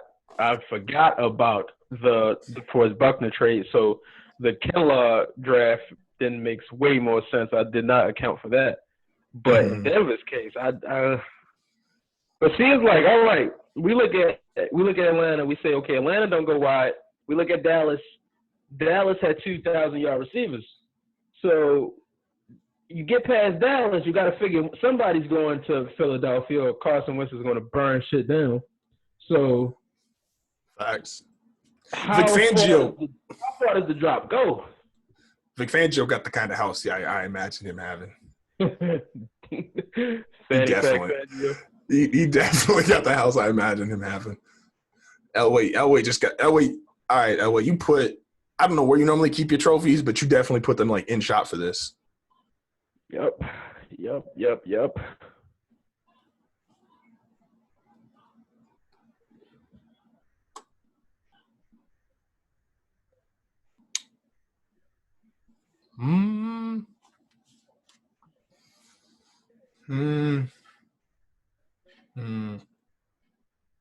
He received straight A's as a senior in high school.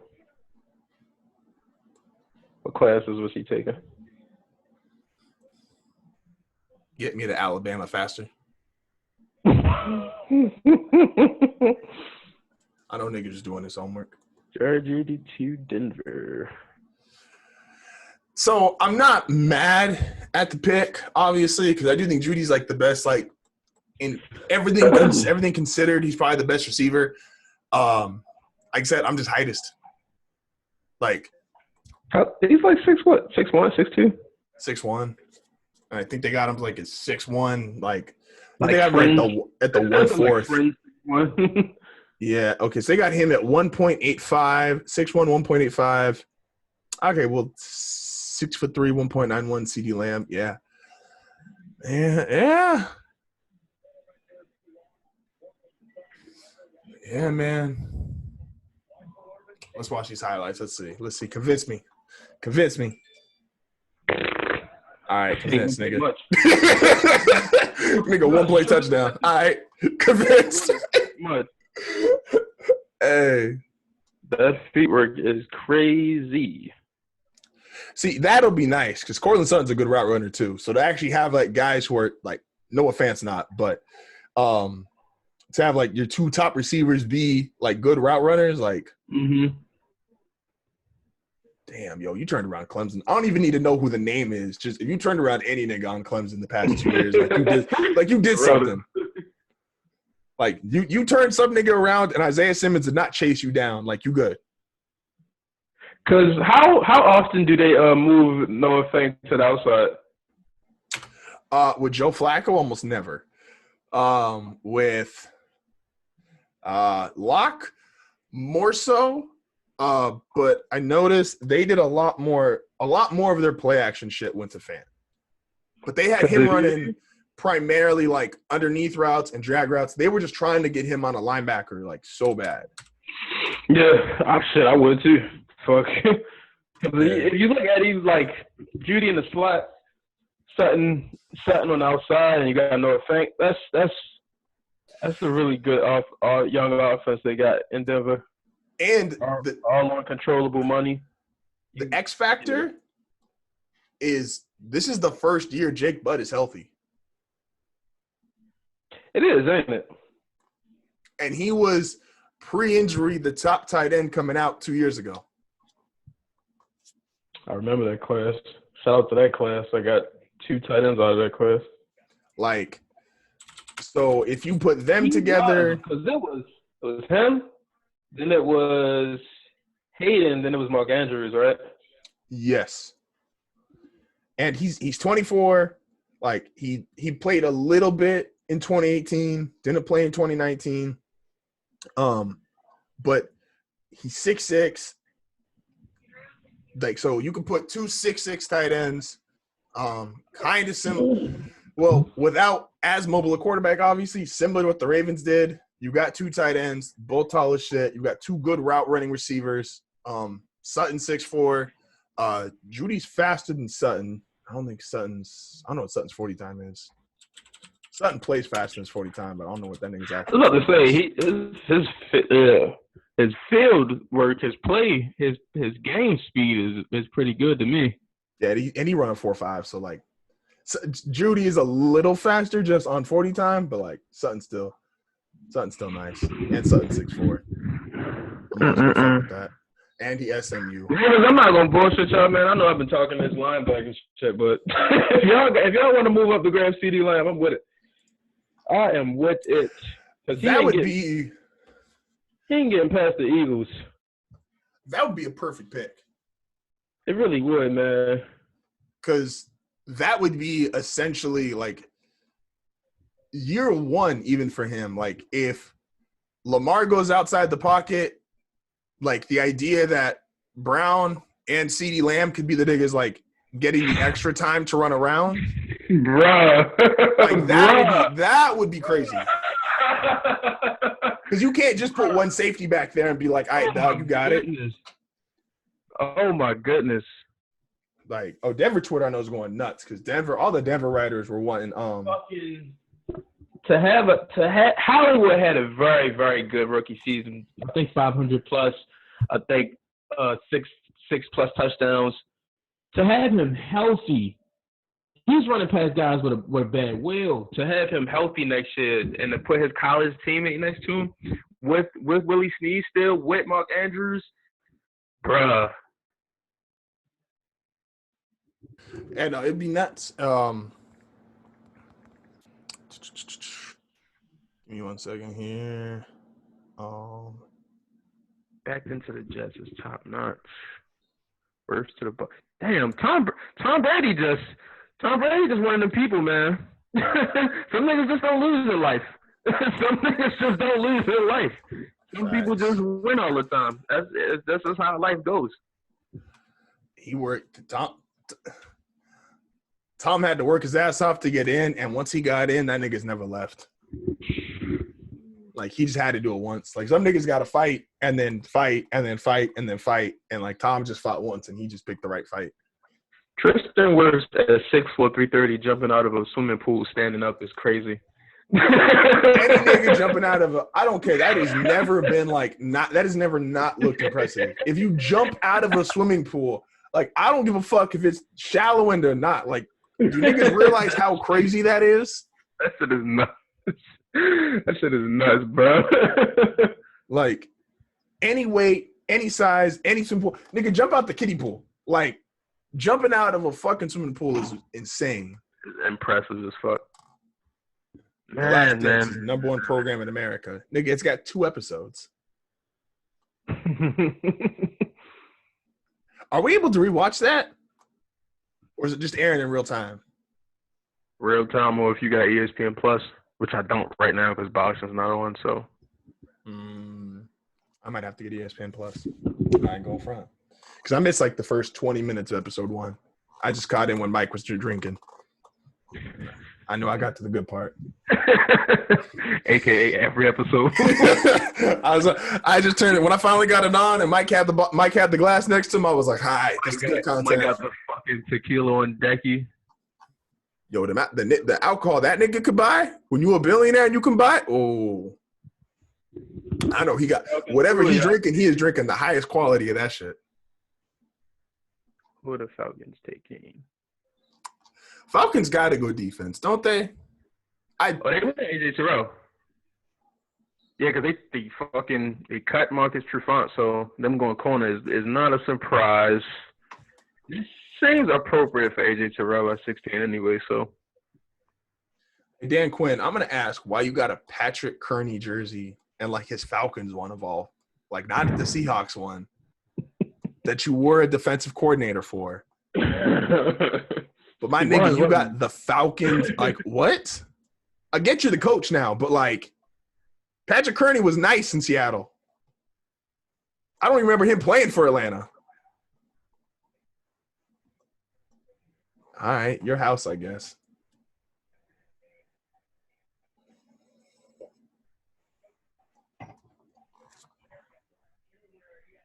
Yeah, that's the one thing about Henry Ruggs is, like, Henry Ruggs is fast as fuck, but he can jump. Like, he is an athletic freak. Yo, AJ Terrell looks like hey, man. Like I said, the one thing I like about this corner class is they are not scared to be with the shits. Like, they want smoke. Like, they want to get in there and hit. Now, that's dope. What the fuck? Oh, there we go. I respect business decision making.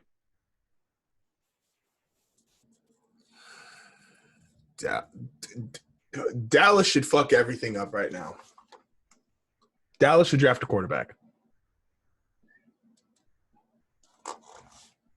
If Jerry Jones want to prove a point, Dallas should draft a quarterback. If Jerry Jones wants to prove his point, because draft Jordan Love. Absolutely. Because even if you're going to do one of 2 things, you're either going to piss Dak off and he's gone, or Dak's going to say, fuck this nigga, I'm better than him. He's going to sign his deal, even if he only signs a 1 or 2 year deal. And then Jordan Love is not going to lose trade value. Like, he'll have trade value even right after the draft. And you have no backup. You have That's no a fact. backup. You have no backup unless you go out there and the world wants Cam Newton and the Cowboys or Patriots jersey. I'm definitely wanting for Cam Newton Patriots jersey. The streets want that. That's what the streets want, man.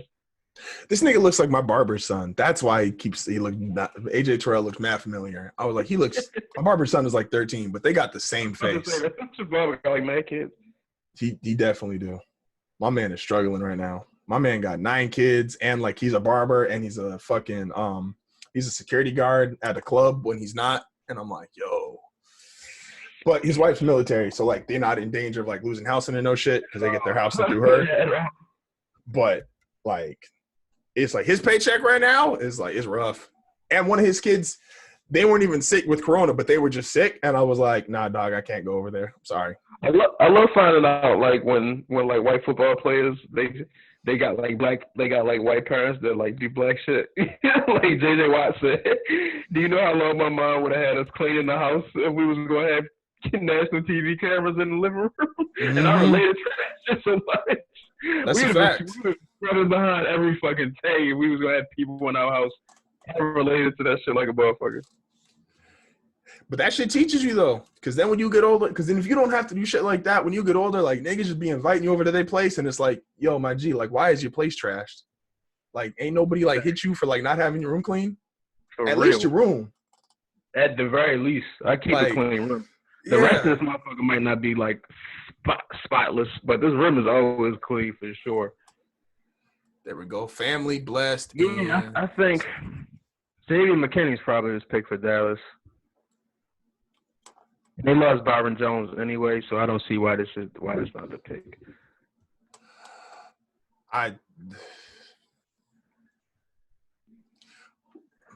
Byron Jones went to Miami.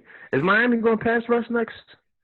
Or is they getting somebody to put next to Devontae Parker because they traded Kenny Stills? Miami's going to be good next year. That's like the scary thing. Like they are. Between they really are. 3 draft picks, and they spent a lot of money in free agency. Like,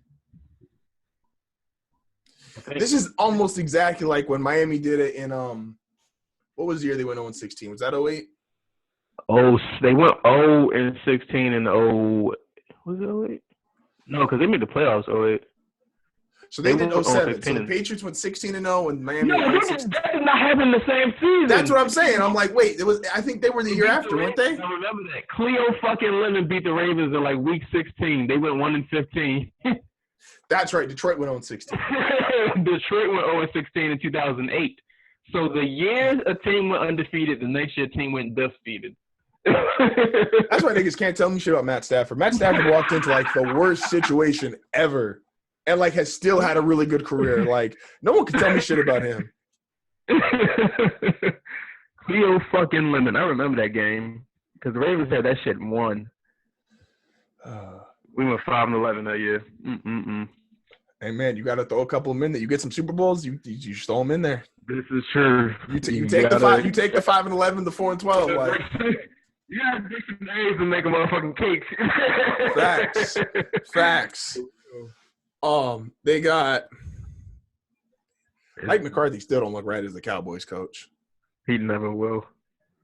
Yeah. Mike McCarthy didn't no, they're not training it. Also, Jerry just got yes men around him. I don't think Jerry's had a nigga like around him that wasn't employed or getting a paycheck. The only person Jerry Jones ever had, the only 2 people Jerry Jones ever put around him that weren't yes men, he's fired. And that's Jimmy Johnson and fucking Bill Parcells. Parcells, yeah. Yo, they just had somebody tell someone to hand Jerry the phone. Oh shit. Like you got 2 people. Like I don't even know what they do, but they just got paid to hand the phone. No! Oh.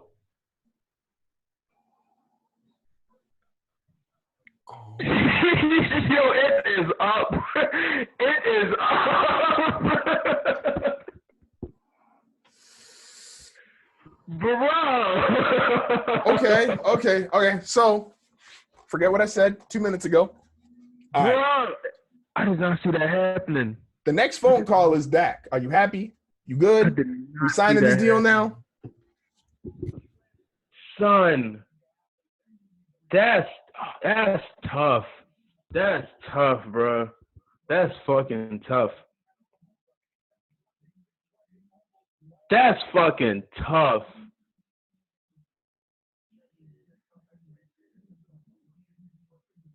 CeeDee Lamb to the Cowboys, bro. Okay, so that's like a really good pick on two levels. So that's kind of a make peace with Dak pick. You get someone to help him. Because now, two, you have guys who are between him and Amari Cooper. Wait, what the fuck? Why they got? Am I looking at? Michael Gallup is no scrub. CeeDee Lamb, they definitely got listed at 6'3" on Google, but this shit just listed at 6'1". Well, he's a good 6'2". He's a good 6'2". At least he's a good 6'2". Oh, okay. Then if that's the fact, all right, Jerry Jeudy, you the guy. Good job, Denver. I definitely was out here thinking he was like 6'3" because I Googled that. Nah, he's a good 6'2". He's a solid 6'2". Okay, then I'm not even tripping then. 6'1", 6'2", basically the same. 6'3" and 6'4" is just when I was like starting to trip. Like, right. They could put Amari in the slot. They could put CeeDee Lamb in the slot. Have Gallup on the outside. I have no idea who they tight end is. It really don't matter at this point. Well, it helps because their O-line's starting to hate because what? Didn't one just retire? Travis Frederick retired. Jack Martin's older. But Lyle Collins is a young buck, though. Yeah, but like out of their main guys, like Frederick, Martin, and Smith, like Smith is older. Smith is older and injury prone now. Martin is older, not injury prone, but older. And Frederick's retired. So you're going to need – Dak's not going to have the same kind of time he had like 2-3 years ago. So to have three receivers now who are getting open 5 seconds or less is going to be huge. Bruh, CeeDee Lamb. That's a tough pick. That offense is – whew. I swear this phone conversation between Jerry Jones and Mike McCarthy is like Jerry Jones just saying, did I do good? I did good, right? You like that player? And Mike's just like, definitely. Yes, Jerry, I signed my contract. I love that player. You're like, you call that motherfucker. and you ask him, are you satisfied? If I hear a hint or if he pauses at all, he traded. You better not suck his fucking teeth. I mean, they can't trade him, though, because he ain't signed the paperwork. So he's just there, existing. Nigga, New England traded a retired player. Anything's possible. Anything is possible. Oh, shit. That's the truth. Traded a nigga who's retired. Make that now, actually. And I got this State Farm commercial. Oh. Damn, bro. CeeDee Lamb, Amari Cooper, fucking Michael Gallup, Zeke. So who's best on the board right now? Very least. Xavier McKinney, I believe, the Alabama safety. Damn, Alabama, y'all got enough first-round picks? Do all first-round picks just come from, like, Alabama and Ohio State? Is that their thing? At this rate. Well, in Clemson, I guess. That's crazy, bro. I cannot get over that. That's such a dope pick. Okay, so top quarterback is Love because we already got the first three off the board. Mm-hmm. Right? First three off the board. I keep forgetting about Burrow. For some reason, it's like my mind, it's like Herbert, Tua, and then I just keep forgetting about Burrow, and that nigga went first. Yeah. So Love is the best QB. Best player, we got safety. Have we had really any linebackers besides Simmons go? I don't see any linebackers. They're coming up though, but early. They weren't projected to go early anyway. Like the Queens, the Murrays, the Bonds from Wisconsin. So yeah, because when they start to go, they're gonna go though. When they do start to go, because it's definitely been so. O-line's gone. Top 4 O-line's gone. Top 3 receivers are gone. Top 3 QBs are gone, and those are kind of the guys who were projected to already go. Has anyone really been like surprising so far? Maybe Terrell, but Nah, and that's not really because the Falcons needed DB help. So no surprises. Maybe where they went to team wise, but like as far as the level that they went, I wouldn't say it's been a surprise.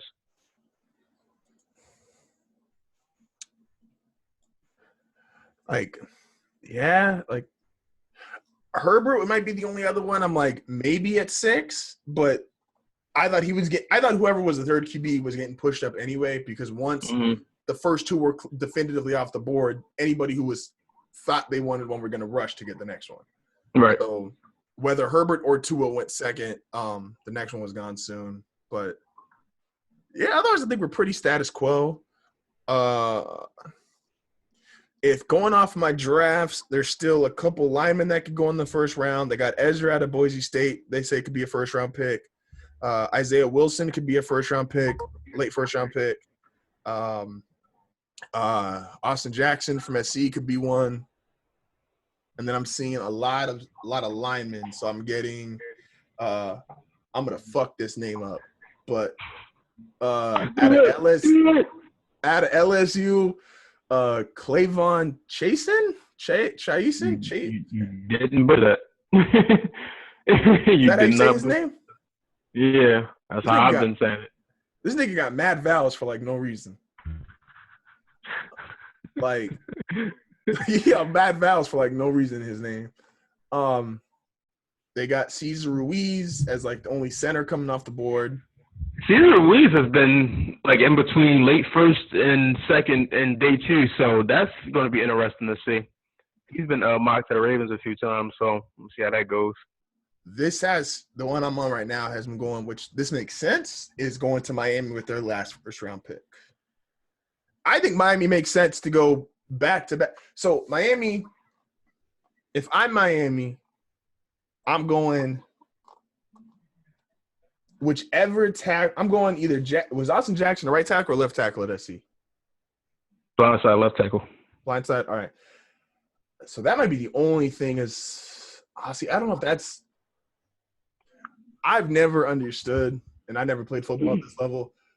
I never thought it was that difficult going left to right. It's just more pressure. Just obviously, like if you're a quarterback's blindside. That's Michael Orr. It is different. It's like – because then that would be my only thing with Miami is like if you think – like if you're bored, you have – obviously, the first 4 guys were tier 1, right? But if your tier 2 was like a combination of Austin Jackson, Ezra, Isaiah Wilson, if one of them were playing right tackle, naturally – oh, that's the Fitzpatrick trade. I thought they just traded right now again. I was like, damn. No. South Beach went tackle direction. Yeah, okay. See, but that makes sense because – and that's why I think the center pick also makes sense because if Tua's going to be your guy, let's say he misses the first 5 or 6 games, if he does take rehab that long, you're not going to want to throw him in there behind an ass offensive line. No, not at all. And I feel like Fitz will Fitz will be fine with that team. Like, I feel like they'll have success, whether that be fringe wild card or competitive and just miss. I don't even think it's worth it to play him the first year. If he shows through training camp and everything like that he's really good to go, then you're going with it. But if you don't have to do it, I wouldn't even do it. I would take the Mahomes route, maybe give him a start week 17, and then you go from there and start in the 2021 season. But if I'm Miami, I'm not even letting him touch the field as far as starting work goes until next year. This nigga weighed 20 pounds at 10 weeks old? How little were you, dog? What? Like, I was a big baby, but like, damn. Like, this nigga was like, I almost want to crack a joke, but at the same time, I'm like, yo, is he sick? Bro. I'm reserving myself right now. I'm like, hold up, I don't want to like go crazy and like crack jokes on him. And turns out he's got like some rare disease, and now I'm just an asshole. He fucked up or something. Yeah, like, because it said he he donated bone marrow to help. This is the story of the show right now. He donated bone marrow to help a girl with ammonia or with the disease. And so I don't know if he maybe had like the same thing, and that's why he was little as a kid. Because 20 pounds at 10 weeks old is like, that's not much. Especially if you are like, because all these offensive linemen are big guys. Like, how big is Jackson? 6'4", 320. Yeah, it's like presumably he was going to be a big kid. You're looking at probably like somebody who's 10 to 13 pounds at birth, if they're going to be that size. Like, I was 13 pounds at birth. Like, damn. I'm looking at Austin Jackson's tape, and then I'm just thinking, like, the wide receiver talent in this fucking draft is so crazy, man.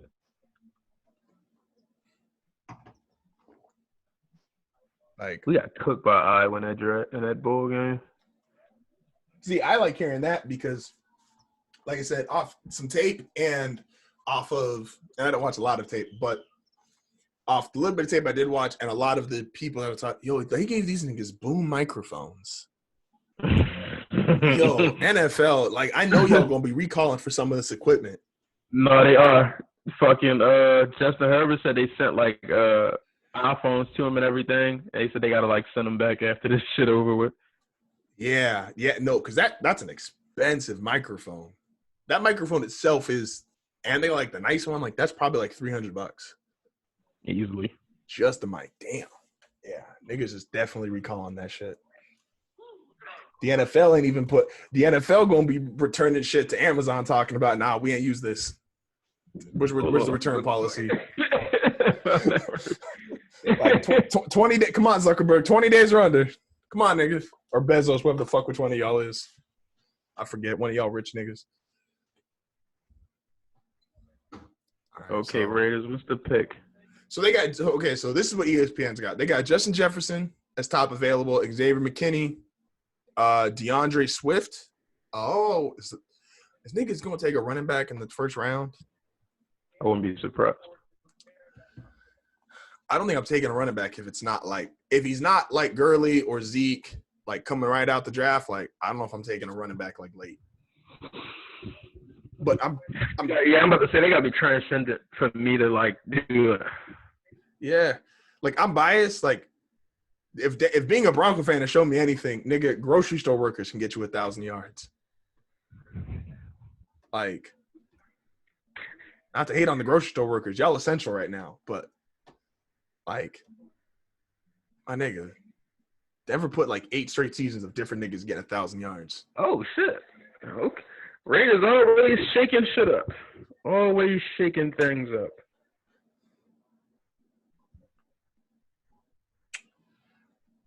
Goodell looks awkward right now. That's an interesting. Okay, so is it fair to say this is our first reach? Yeah.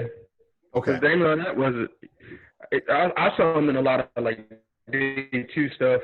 Is when I was looking around, but top corner, he still is a top corner in the draft. But it's not. I'm not saying like it's a bad pick or nothing. But this is a surprise for sure. That's what I am saying. Because how much you want to? Because now obviously he played next to. I look at it. They got the safety position pretty much. They good on safeties. So you want to get your corners together on that back end. So I get it. So he played next to, not to shit on him, he played next to the best corner in the draft, right? So obviously, if you're playing next to Okudah, you're not gonna look as good as him, and that's fine. But okay, nigga runs a 4.5. This is interesting. Okay, I'm gonna say this is a Gruden pick. I'm gonna say this is the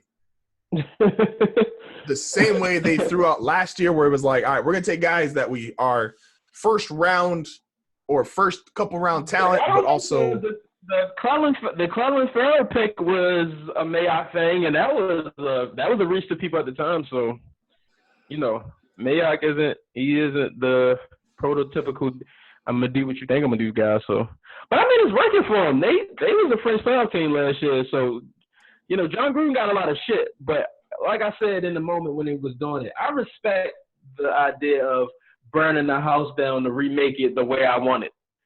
Absolutely. And that's what they're doing. Absolutely. And I like the fact he got a 10-year deal. Like, I like the fact that Bruh. And it's wild, but because it's like, I don't think you have to be like I think you can be pro team and not anti-player. You can be pro player and not anti-team. Mm-hmm. There is something to your coach having a 10-year deal, and it's not like take the Josh McDaniels situation in Denver. Once niggas blew the first season and they got up to a bad start the second season, nobody was listening to Josh McDaniels. Whether Josh McDaniels was right or wrong, I wasn't in that locker room. Nobody was listening to him. But if I got a 10-year deal, a victory lap around the field, at like week 4. But we beat New England though. 4-0, we beat New England. I was doing victory laps too. Oh shit, Kyle was looking like the second coming. Facts. What would you call it? But when you have a 10-year deal, it's like, all right, we're gonna let player, and John Gruden is a player's coach. Yeah. But you're not going up to Gruden in year 2. Like, if they get up to a so-so start next year, you can't just look at him side-eyed. That nigga's here for 8 more years. You're not even sure you're going to play in the NFL for 8 more years. Yeah, so you got to embrace the process and the system. You really ain't got a choice at that point. And I think that's a good strategy because I hate. We talked about it yesterday. I hate all these like 2-year plans. Some coaches get like just a year and they're out. Like, who was Arizona's coach before Kingsbury? Got a year. Oh yeah, I was going to say Bruce Arians. It was not Bruce Arians. It was fucking Todd Bowles. No, yeah. Todd Bowles was the Jets. What was my man's name? He got 1 year in Arizona. Not get a fan shake at all. Yeah. Arizona Cardinals fire coach after 1 year. Like Steve Wilkes. Steve Wilkes. Yeah. 1 season gone. And it's like they were bad when you got there and you wanted me to just come in and make them good all of a sudden? Like I was just supposed to like just be great off rip? The logic in that is fucking crazy. Like that is crazy. Like unless you do something like off the wall. Like I get like Josh McDaniels, they said quote unquote like he was doing off the wall shit and like just rubbed everybody the wrong way. And that's fine. If you have those kind of situations every now and again, it's like, all right, we just got to get this thing out here. Like he's just doing too much. He's crazy, blah, blah, blah. But like, what did Steve Wilkes do that was bad besides like, all right, they went 3-13. They was ass before he got there. like I didn't make them more ass. Like they already ass, bro. Like what do you want from me? Like, who was the 40? Well, I mean, Chip Kelly got fired after year, but I didn't feel too bad about that one. Chip Kelly was wild in Philadelphia. Chip Kelly was doing a lot, though. He was doing a lot. Chip Kelly was doing a whole lot. Yeah, Chip Kelly was much. And he already had a couple years in Philly, so I'm like, I didn't feel – he got to coach for like 4 years, so I'm not tripping on him. But, yeah, no, Steve Wilkes has got a fucked up shot. There's probably somebody else I'm missing. But so I like the idea of giving your coach like some confidence. Denver did it a little bit with what's my man's name? Fangio. Is they gave him he has a 5-year deal, and he is supposedly more of a hard ass. And John has come out several times and said, "Hey, we're not firing him. Hey, that's our coach. He's gonna be here for years to come." So they're saying all the right things, but yeah, this 2-year shit it just don't work. I just don't ever believe it can work. It's just in the league that's so garbage because it's unnecessary. Number one. Number two, you're not giving guys real time to develop and progress. Mm-hmm. You can't invest these things into these quarterbacks and then, just say, fuck it. That's not how it should work. You can't invest time into these quarterbacks and time into these coaches, and then when it don't work in the season, you're like, all right, this shit is over with. I'm moving on. That's not how you build a coach at all. Steve Bisciotti said some shit 2 years ago when we missed the playoffs. We lost to the Bengals. Week 17, we win that game, we made the playoffs. Everybody, even me a little, wanted Harbaugh gone. It was like, bro, we can't keep doing this shit because it was the second straight year where we missed the playoffs in the last game of the season or some shit like that. Mm-hmm. Everybody wanted Harbaugh gone. And Steve Bisciotti said, that's not what we do. Pretty much y'all can't get y'all way. We're not gonna win all the time. And You don't build a program by just firing motherfuckers every year. And as tough as that was to hear, it was the right thing because it's true. And look where the Ravens at now. And John Harbaugh, 14-2 coach of the year. It takes time. But the good franchises do that though. You know what I mean? No, absolutely. You can't. And it's like a fucked up analogy. People can't take it serious. But it's like you can't let kids run the house. Like your kids would eat ice cream every motherfucking day if they could. Right. They just want to know what corn is, carrots, fuck all that shit. Don't want none of it. They eat ice cream every day. And as a fan, because fan is short for fanatic, we're gonna be crazy. We're gonna be illogical. We want whatever's in the moment. This is why every fan wants to go for it on fourth down, like it's fucking Madden. But 4th and 8 is not a good play. It don't matter who the fuck's your quarterback, who you got a receiver. 4th and 8 is just not a good play.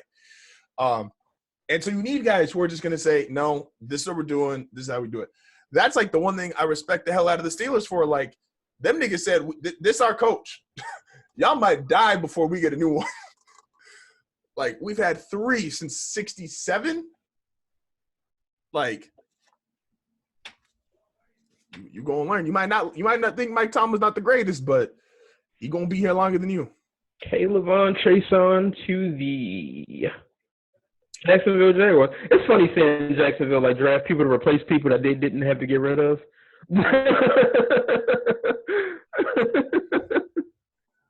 Well, this one they're gonna have to because this one's for what's my man's name? The one they just franchised. Oh, bro, that's going crazy on the internet, motherfucking. They gonna have to get rid of him because that nigga's done. He don't even want to be in Jacksonville like for even vacationing ever again in his life. He was just on Twitter talking to Tony Khan, going back and forth, and now his name is. Yeah, that he don't even want to visit the state of Florida again. Let's see, what's our Twitter update? What the fuck is this? I don't need this. Ngakwe is losing his shit. Like, get me the fuck out of here. The funny shit is when Tony Khan said, bro, we've been trying. Like, we've been trying. No one coming for you. All right, JJ Redick. That shit is funny. I get JJ Redick. Like, I get it, but I'm one of those niggas that, like, I like temporary distractions. And this nigga said, don't let the NFL draft distract you from the fact that earlier today, our, in quotes, president gave one of the most dangerous, embarrassing, non-essential press conferences ever. No, JJ, I actually want to be distracted. I am though, JJ. Yeah, and I want to be. I am though, bro. I'm sorry. Like, I need a 2-hour break. How about that? There's a lot of things going on in life right now, and I just want to not worry about it for 2 hours. Like, I'll be real with you. CeeDee Lamb, first team All-Pro. Look at the move. Look at the move. Hold on. Look at the move, bro. CeeDee Lamb, first team Pro. Look at the phone. Look at the phone. Yo. All right, his dad takes the phone. God damn it, what is play? Fuck. Here we go. Now she's reaching for the phone. CeeDee Lamb. Oh, is that the joint where he's in the pool and he takes that shit back? No. First team. Hey, yo. No move, bro. Your thoughts like shit. Not happening today. Oh, fuck. Yikes. Shout out to CeeDee Lamb, the newest Cowboy. Hey, yo, hold up. Broncos Twitter is called like J. Judy, Judge Judy, and that ain't it. I don't know what his nickname gonna be, but that's not it. The Eagles have Greg Ward Jr. the last 4 games. JJ Arcega-Whiteside, Deontay Burnett, Robert Davis. Kaz is on Twitter. He's saying every draft pick this year has been, quote, he's an absolute machine on the field, and he has to be because his mother vanished after Thanos snapped away half of all life. Like, did anyone not suffer in this draft? Facts, though. Hold up, bro. I'm in the video for right now. If I stop this, will it leave me in, or is it just let me give me a second here. I do more. All right. Let's see. So if you stop the video, it should not. If you just stop the video, don't leave the meeting. Just stop Just leave the video. audio. Yeah. Yeah, it should be able to. All Yeah, right. there you go. I'll be right back. All right.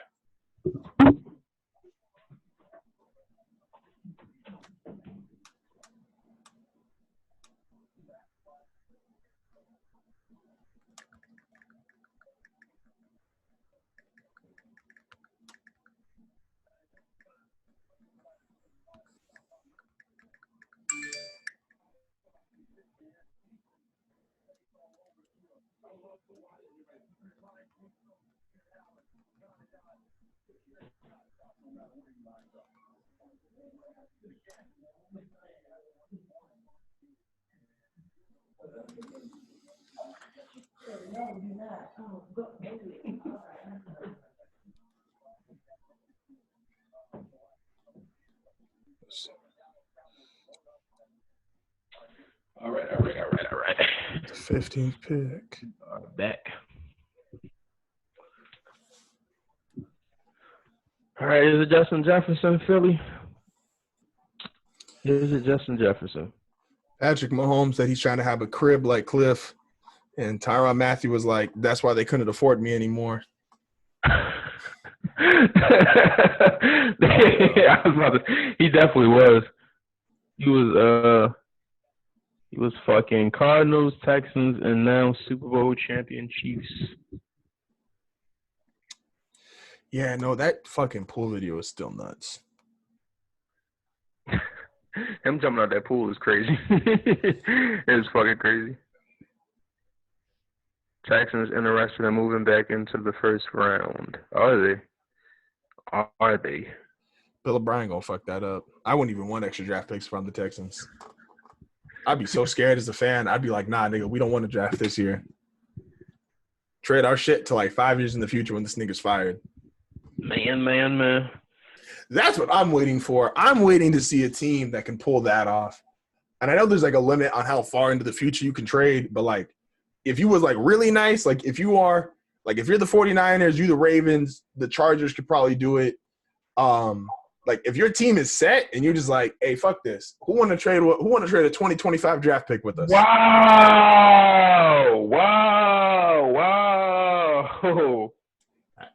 What? It was the tape. It was the pro day tape. It had to be. You couldn't they couldn't turn down the 4.2 speed. That's okay, so that's gotta be a Wentz pick. That's gotta just be like, we gotta get this nigga something. No, it is. It's easily that, but the receiver itself, I'm surprised by going that early. Good pick, but I didn't think I didn't have Jalen Reagor going day one. I wouldn't take him over Justin Jefferson. I wouldn't take him over T. Higgins. I wouldn't take him over Denzel Mims personally, but Philly saw it a different way. See, it's interesting because like,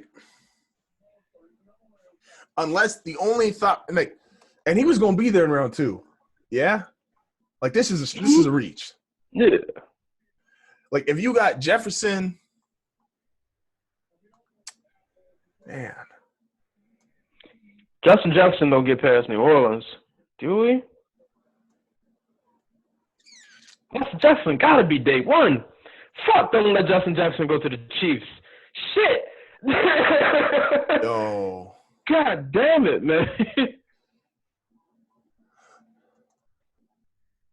Cause I don't see him going to Green Bay. I see Denzel Mims going to Green Bay.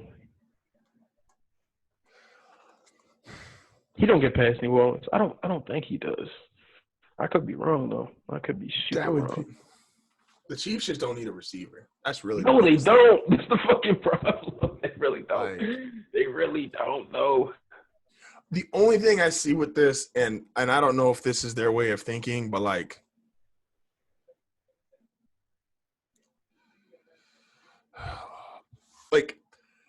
you just gotta think. All right, if Deshaun Jackson's gonna teach anybody, like this is his clone.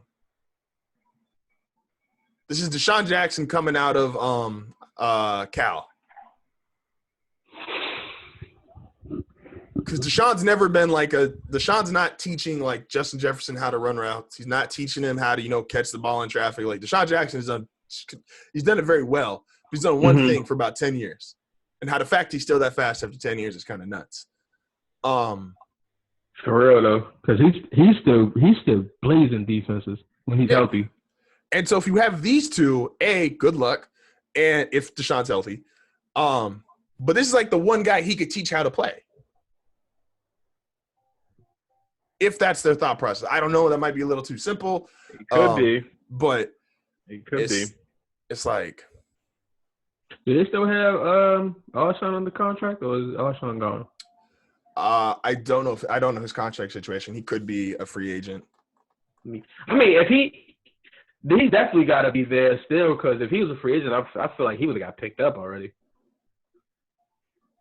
I don't think they just had Alshon Jeffrey sitting around. Eagles to defend.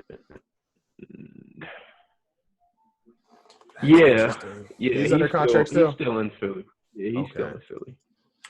How long is his contract? Because I feel like because he signed one after the Super Bowl. I feel like I think it was after the Super Bowl. Might have been before. He's only 30. That's kind of wild. I feel like he's been playing for a lot longer than that. Because he started in Chicago, Marshall. Chicago, yeah. And then cooking with Josh McCown. That was supposed to be a squad. Jay Cutler fucked that up. Low key. But you gotta remember though, that season they would have made the playoffs, but Aaron Rodgers came back like the last week and said, "Fuck out of here," and like snatched hope away from like the whole fucking city of Chicago.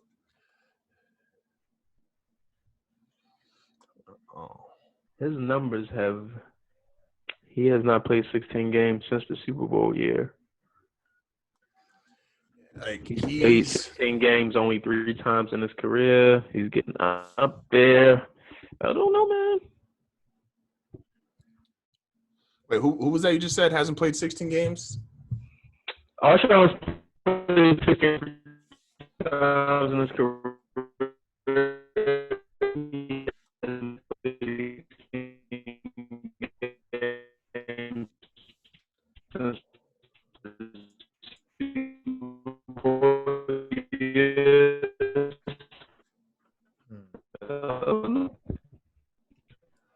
Hold up one second. I think Vikings are going defense here.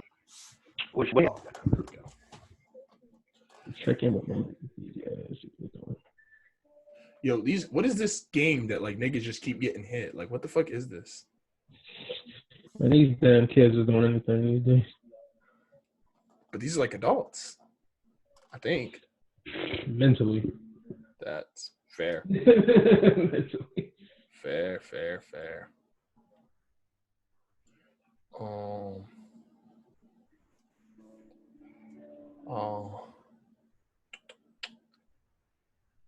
Oh, this is that shit that Steph does.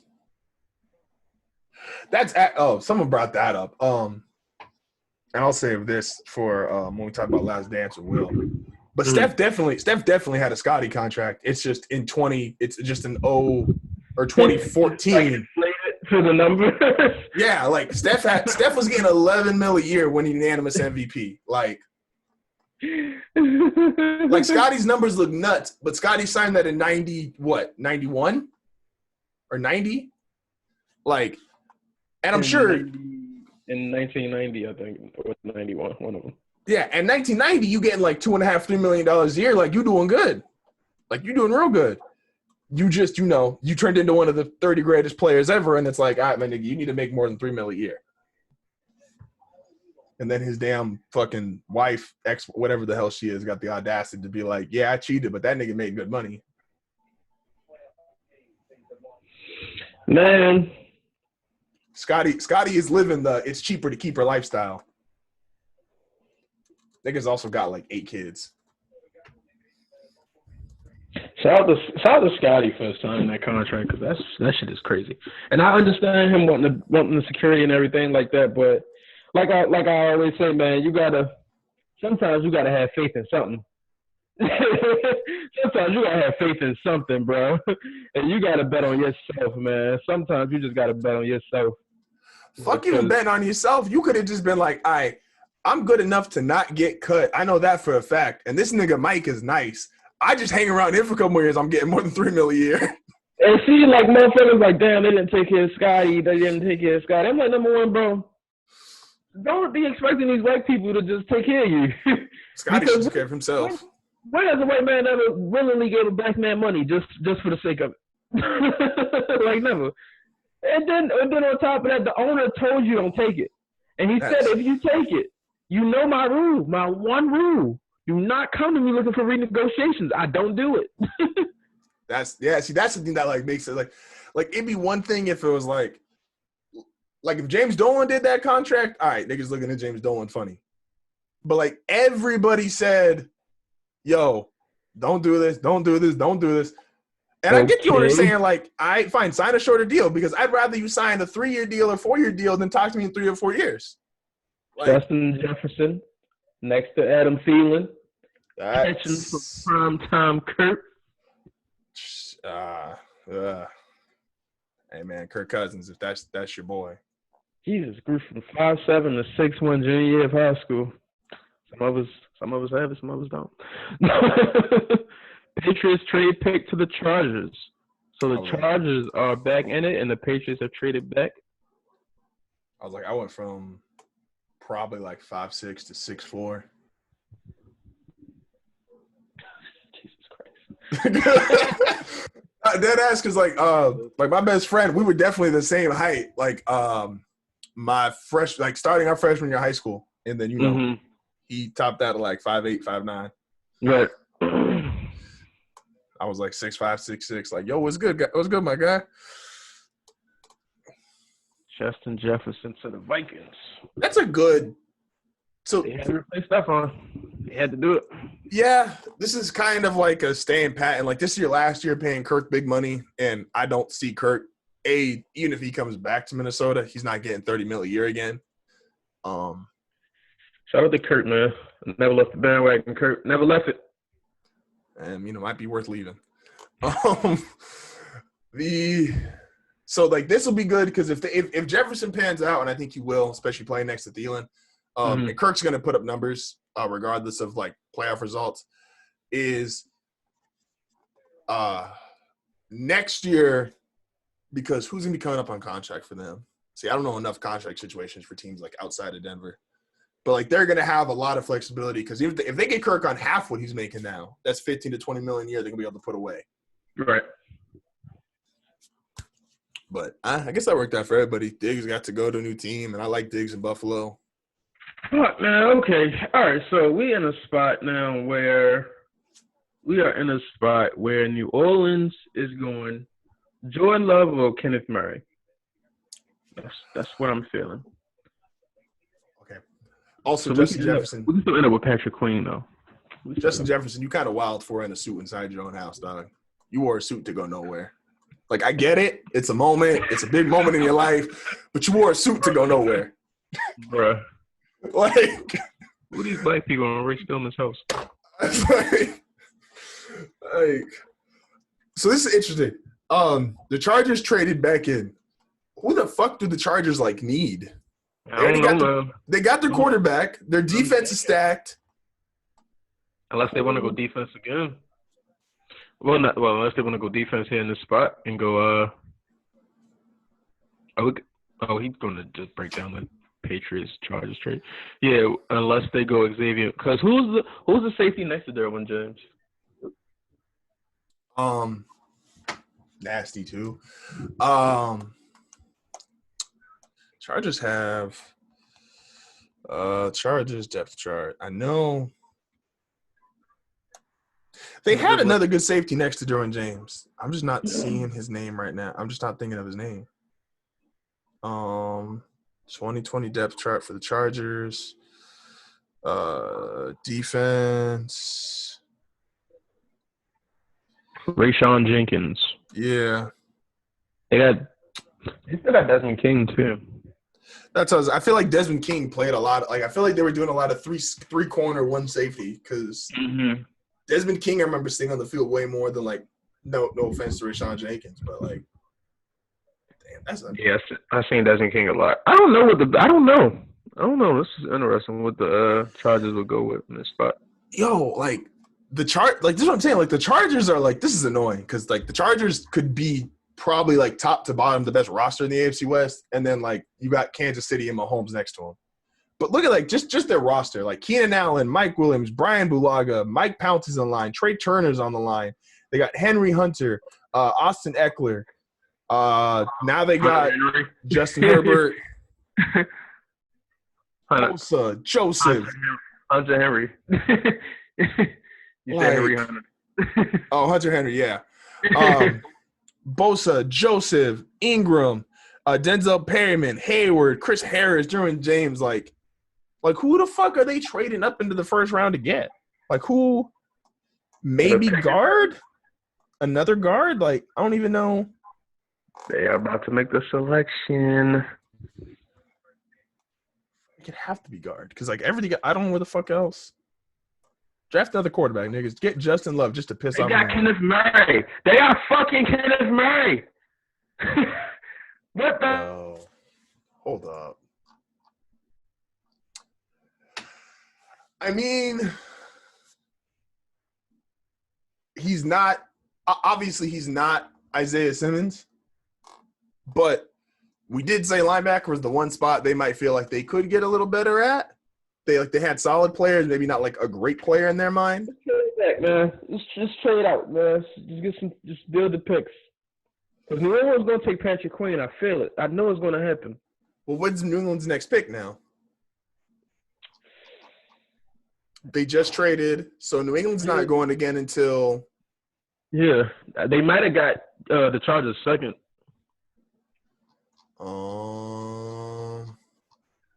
Because I missed the damn picks that they swapped. I was not looking. Yeah, the Chargers have gotten another first-round pick, so you might still be good. So that means you really just need New Orleans, who – I just need New Orleans to not draft Patrick Queen. I don't even know who New Orleans got a linebacker, so that might not be a good bet.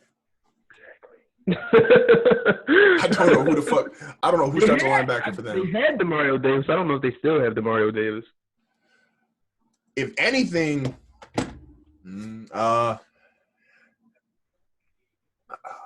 okay, so I think best bet. See, I feel like you would want to see New Orleans take Xavier McKinney. Because if they take McKinney, then there's a really good chance Minnesota and Miami take O-linemen.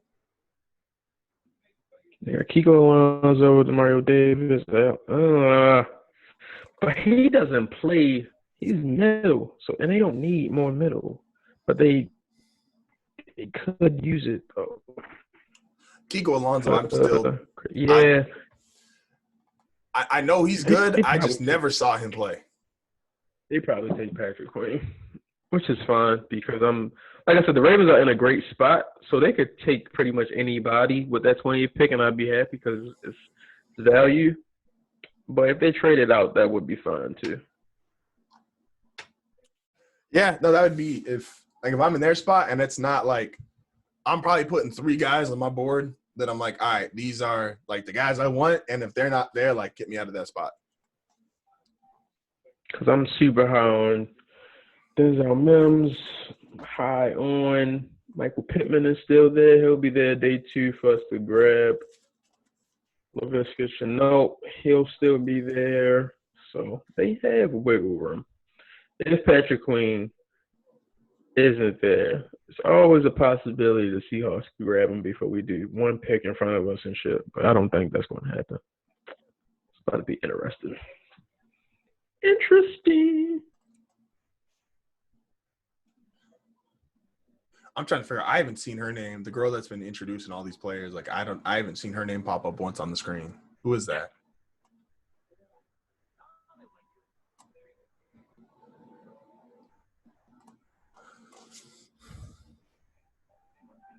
Yo. Oh. Oh.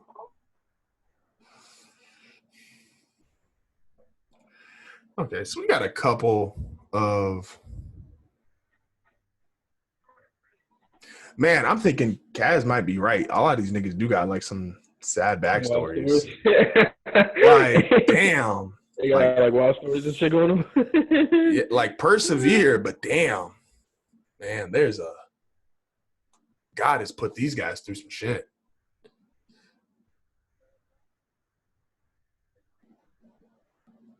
I can't tell if it's cousins or brothers and sisters. It's like he's got three.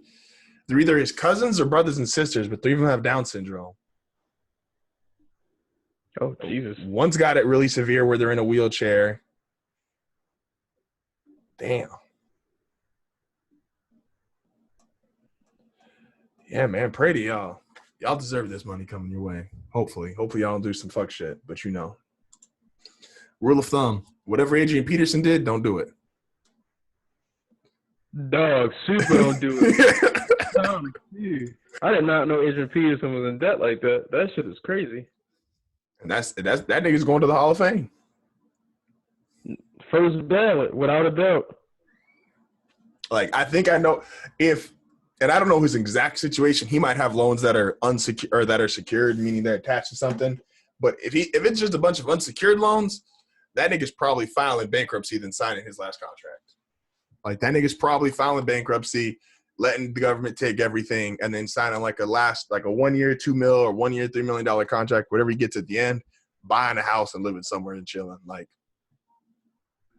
Justin Jefferson and Adam Thielen are going to do a number together. Denver, this is where you come back in and you trade for a pick in this round. You get that Boise offensive tackle. Let's get Ryan Clady 2.0. 7 picks between 2 and 4. The Patriot way. The Patriot way. Niggas don't like first-round picks. First-round picks Bill probably think first-round picks all got attitudes. Shit, man. That's ridiculous. Bill not trying to do it. He did have fucking coronavirus. Is he cured? He is.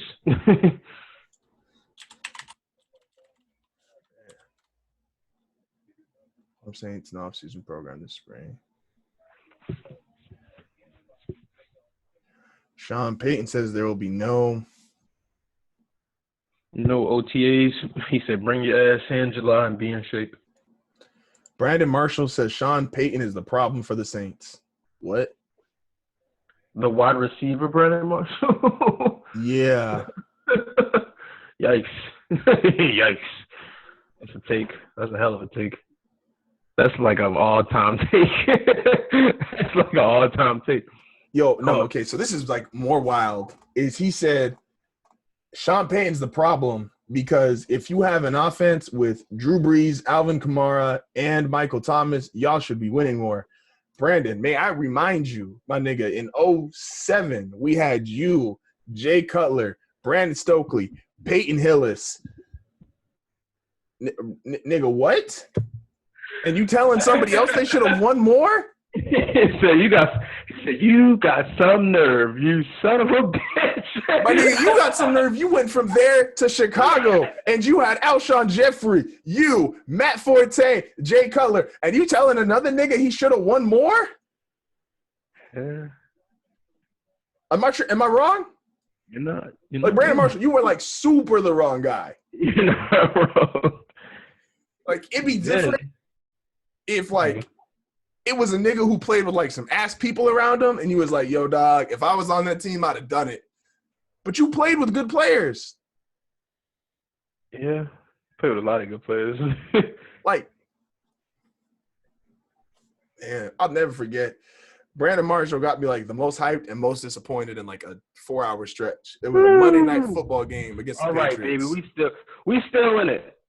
We are still in it. Oh, man, god damn, look at it, bro. His dream come true. Caesar. That makes sense. I like that pick for them. So does Minnesota still have this pick? Because didn't they just trade? I think so. I think they – what did they do? Yeah, they still got this pick. Okay. I'm going Ezra if I'm them. They have – because they still have Harrison Smith. Who's on the opposite side? on Dallas? No, on Minnesota. Because you got rid of Xavier Rhodes, you still have Harrison Smith on that back end, but who's the other safety? Isn't it? I don't know the other safety. Isn't Trey Wayne still with them? No. Mm-mm. Trey Wayne's at now. Anthony Harris. Xavier McKinney might be the pick here. Xavier McKinney might be the pick. Oh, that's right. That was wild. I remember why did they get rid of Xavier Rhodes? That makes no sense. He was toast for one season and they gave up. My nigga was. I remember they was in 2018. They were talking about Rhodes closed. He was dominant. He was dominant. They just have a little slip up for 1 year and they done with you. You're done. Like, see, that's why evaluating corners is so weird because it's like you have to watch corners. You can't just like see their stats. Mm-hmm. Unless they got like 12 picks or something, then it's like a. Yeah. But even then, like the niggas who have. And that's so crazy how when guys were throwing less 12, 10 picks was a norm. Now motherfuckers top out at like 7, 8. But that's because the niggas who could get 7, 8 picks, they don't throw it anymore. Like, that's one thing Revis changed completely the narrative of. Like, niggas threw, even though Dion was, like, the best ever, niggas still threw at Dion. Darrelle Revis is, like, the first guy who just stopped all that shit. He was like, no, you don't throw at me. I don't care who you are, who your QB is, who your receiver, you just don't throw at me. And, like, he changed. Sometimes Dion would let a motherfucker get past. Mm-hmm.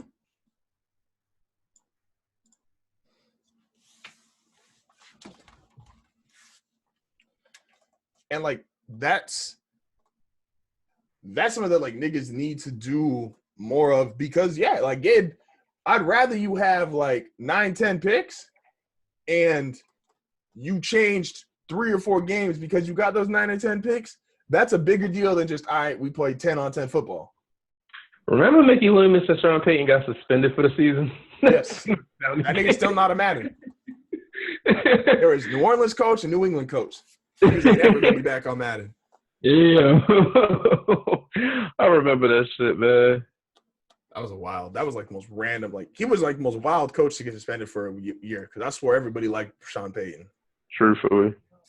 Like, yeah, nah, it's like I remember Champ at the end of Champ had a 10-pick season in Denver. And then once Revis got to that point, it was like, niggas stopped throwing a Champ. And I was like, why? Y'all had no problem doing this shit 2 years ago. I love seeing Champ get 10 picks. Vikings trade pick for the 49ers. That's supposed to say Denver, but all right, 49ers. I see y'all. We should still get that pick though. It's a Shanahan. Like y'all owe us. So the 49ers still got 31. So they got the Colts. They had the Colts pick at what, 12, 13? Then they got. Well, they traded that with Tampa to get 14. They traded that with Tampa Bay, so they had 14. Now they got 25, and they still got 31.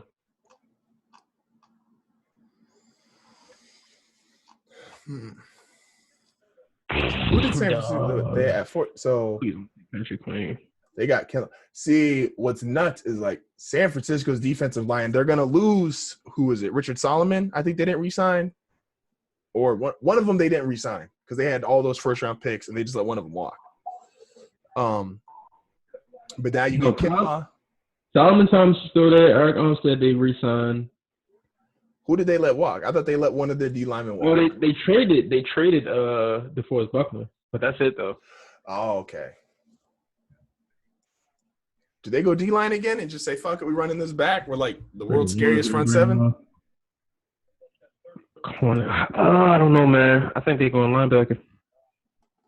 They might go, but Xavier McKinney, Jimmy Wood on that back end, Richard Sherman corner. Because any other corner right now is a reach. You could get him day 2. So Anton Winfield from Minnesota, but you're not going Anton Winfield over Xavier McKinney. So, but I don't know how they view him though. It's tough. I'm not going. I go Grant Delpit over Anton Winfield though. That's early though. You could get Brandon Ayuk day 2. Maybe not though. I'm saying the way I see it. Maybe not. They didn't draft a wide receiver though, so that might be the pick. Kyle Wide Shanahan trying to receiver work the might audio be in his the house. pick.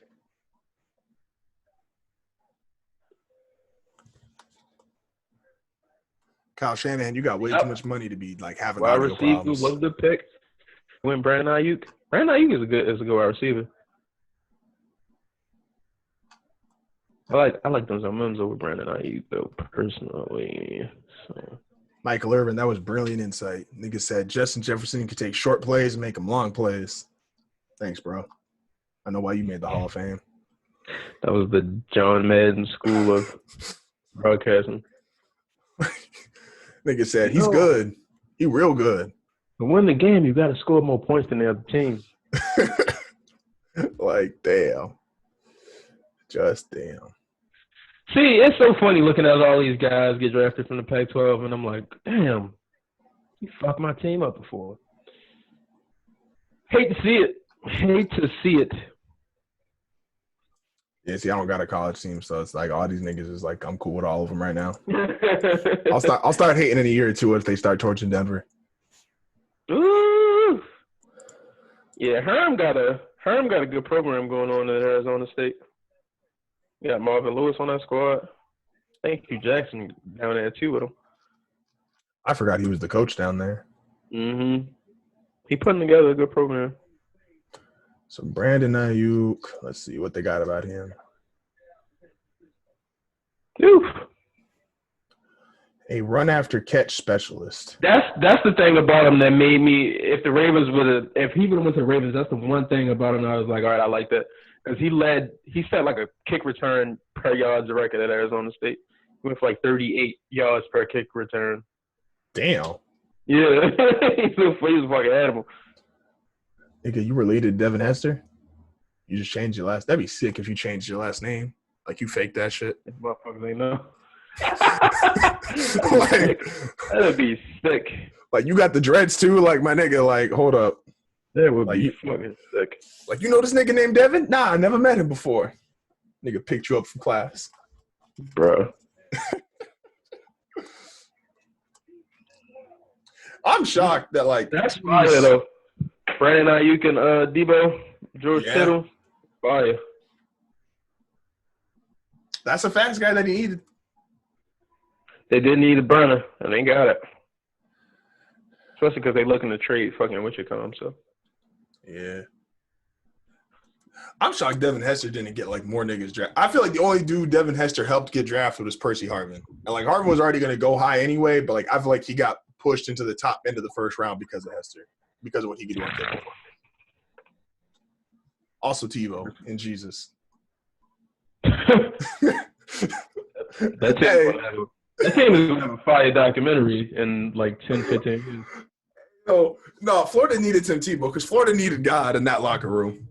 Because that locker room was bad. You talk about the bad boys. Like Miami don't have shit on them. That shit is fucking crazy. Like my nigga, like y'all used like God was a cover story for a murderer. Like everybody was just focused on Tebow. Like look at him, yo, it's crazy. He's religious. This. It's like, yo, my nigga, you seen Hernandez? Nah, don't look that way. Yo, you seen Percy? Nah, don't look that way. That's nuts. That's a funny thing. See, that would be a good doc. They got to do it better than the Aaron Hernandez doc. Anything's better than that. A trash can of a fucking that shit was garbage, man. Like, what the fuck is that? All right, so who are, besides Queen going to the Ravens, who should we be looking for toward the last? We got 8 picks left in the first round? Yes, sir. Or 7 now, right? Got 26, 32, 7. 1, 2, 3, yeah. 6. Math is fucked up. 6, though. So who we got, who should we be looking at in the end of this first round? I'm personally looking at, other than Patrick Queen, I'm thinking about Denzel Mims to Green Bay. Hope not, because I want the Ravens to try to get him. But Denzel Mims, you still got Xavier McKinney out there. Yeah, I'm shocked he's fallen. Xavier McKinney? I'm not, because you could argue that he's not the best safety. So depending on how you look at that situation, is like. But I mean, if you don't count Isaiah Simmons as a safety, have we had any safeties go? Okay, and we have not. And I'm a big believer, like I said, none of these general managers are that creative. And a lot of times you're just trying to look for what's already worked. And you would think two teams that had a huge boost off safeties is Justin Simmons had a breakout season for Denver, and Mika Fitzpatrick had a breakout season. And those are your two all-pro safeties. Well, let me take that back. Earl Thomas made all-pro, and I fuck with Earl. But dog shouldn't have made all-pro over Simmons. But that's another story. And then they came back and gave Justin Simmons the bullshit Pro Football Focus all-pro. And I was like, nigga, I don't want to see that. Damn, no love for Pro Football Focus? Nah, not the pro – no. And I kind of fuck with Focus, but nah, not for this situation. Okay. I didn't want the Pro Football Focus all-pro. I wanted – my nigga deserved to be an all-pro safety. But that's besides the point. Earl Thomas is great. Earl Thomas, a future Hall of Famer. Love Earl, but yeah, that's kind of like Dwayne Wade's last All-Star. Like, I get it, but we know why you got it. And so I would think when you see like situations like that, you would be more enticed to try to get that. And I don't know. Once again, I think it's always hard when you have a guy who like I just dropped his name, the safety from Alabama. David McKinney. Yeah, McKinney. It's hard, I think, when you're not the best player on your team and your team's full of play. Like, being the fifth or sixth best guy on an Alabama or a Clemson or Ohio State can actually probably hurt you, because now you're the first guy they're looking at that's like, all right, were you just elevated by your surrounding talent, or were you actually that nice? It can always be a mix of both. It always is a mix of both, actually. Like, when you really think about it, it's always a mix of both, because it's like, okay, you got these guys. This guy was dominant, but who was he around? This guy was dominant, but was the team that good? So it was always the situation. It will always be a situation. Oh, yeah, especially in college. Do I think Tua's that good at any university? Yes. Does Tua have his numbers at any university? Miami just traded their pick to the Packers. Oh. What the fuck is Green Bay about to do? This might be your call. Green Bay about to fuck me, man. If this is Mims, though, you look like a hero. But what if it's Jordan Love? Oh, I think the Packers would be stupid to take a quarterback. I think they'd be so stupid. I know that there's like talks about it, but they'd be idiots. They'd be fucking idiots. Ugh, shit is tight, man. Shit is hot. What is going on? Nick Saban, you would have like a pool table in a room we throw in accomplishments. You probably smoke a cigar and play pool for like 30 minutes. And that's like your fun for the year. With nobody around. Yeah. Like, only psychopaths play pool by themselves. This nigga, you could tell nobody's been in there. I bet you all his pool sticks like fresh, like they clean, like never been used. nigga just sit in the room like, look at me. Yo, who is the pick? Yo, that's nuts though. 157 to 23. I don't know, man. They got their ass killed by San Francisco. They could be looking for some run help. Oh, they should. That would make sense. They need wide receiver help. I've been seeing reports and like some mocks saying like they could go quarterback because Aaron's towards the end, and I think they just hey, if I'm Aaron and they draft a quarterback, I'm throwing the ball in the stands every fucking play. Fuck y'all. Like, you got me all the way fucked up. Shit to me? Y'all gonna do this to me? You know the fuck I am?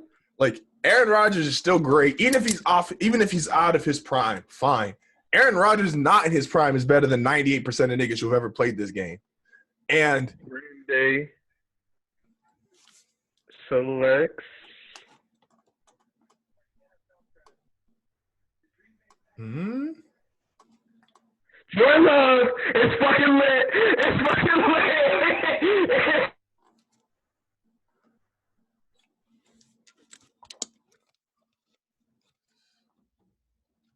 Okay. All right. Goes to a right situation. Damn, they farmed him. Shit. What if they push Aaron Rodgers out the door? What if they push Aaron Rodgers out? Like, you gotta go, cuz. Yo, like. Woo! Man. That shook shit up. That shook shit up, bro. They traded up for him. Yo, the nigga in the top middle was like, what? He was like, we got who? And where? Nigga, I don't even know where the fuck BYU is. Where the fuck school he at? Utah State? Wasn't that where Cap was?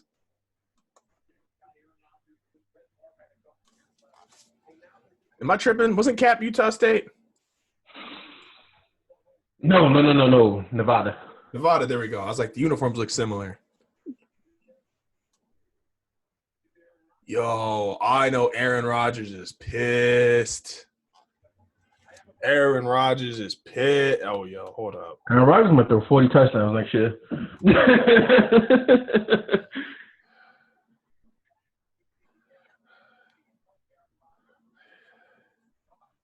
Damn, son. What if he Kaepernick Aaron Rodgers? What if Aaron Rodgers get hurt and he just come in and like take the Packers to the Super Bowl or something?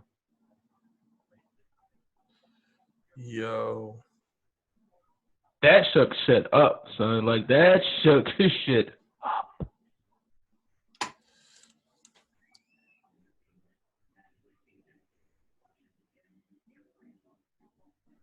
All right, Seattle. Yo, this is like the one. Damn. See, this is what's fucked up. It's like, not only am I pissed with Aaron Rodgers because I have the resume and I'm like, my resume is I'm fucking Aaron Rodgers. Like, do you not know who I am? And I could make a case. It's not like I said, I think he's out of his prime just because of his age, but only one team really beat us last year. You take the 49ers out the equation, we're good money. This nigga threw 17 picks. But you can't judge about the picks, man. Aaron Rodgers ain't thrown 17 picks in like his last 5 years total. Yo, my nigga, hold up. And I like Jordan Love. I think he's going to be a good player. But if I'm Aaron Rodgers, I'm pissed. I'm pissed.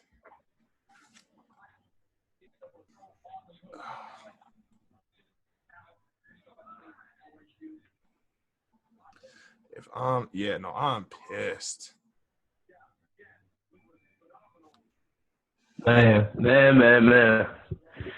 Jordan Love to the Packers. That shook shit up.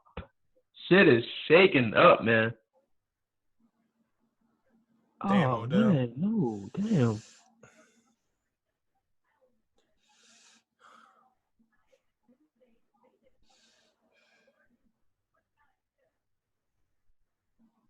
Damn, that. Oh, this is a funny stat. Okay, so this is Schefter's tweet. Schefter said, so Mike McCarthy gets a first-round wide receiver in his first draft for the Cowboys, and Aaron Rodgers hasn't had a first-round receiver or running back for 15 straight years. Now, obviously, some of that he wasn't playing for, but the Packers haven't had a skill position. Well, I guess tight end technically they could have, but no running back or wide receiver in the first round in the last 15 years. They traded up to get someone to take my man's job. Hey, yo, Jesus is stupid. Always, bro. Always. Zach Taylor should. Yo, that's hilarious. Nigga said he's about to deny my loan. Zach Taylor shit is hilarious because you can see the truth in it. The truth. Nigga said, you want to open a barbershop? No. Jordan Love to the Green Bay Packers. I wonder would they hate Jordan Love just out of love for Aaron Rodgers. I'd be, man. What the fuck?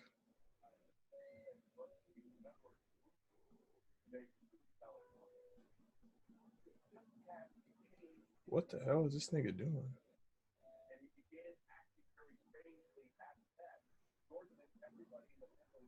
Yeah, Kaz was not bullshit when he said like everybody got like a tragic story. Jesus Christ. Oh, okay. That's what I was so confused for a second.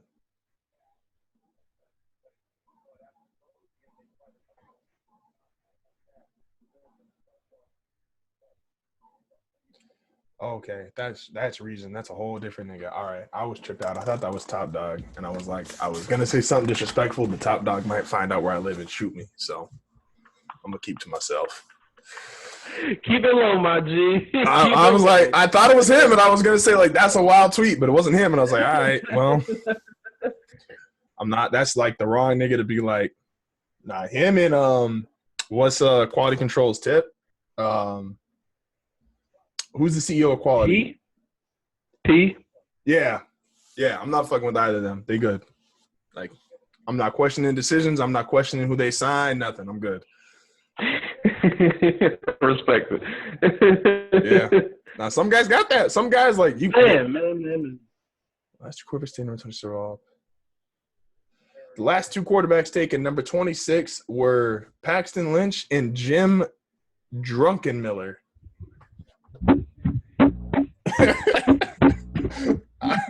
I couldn't make that up if I tried. Paxton Lynch was the second coming, man. Of what? I don't make the rules of something. What was the Colts quarterback, Jeff George? That nigga. That's who the fuck Paxton Lynch was the second coming of. They both trash.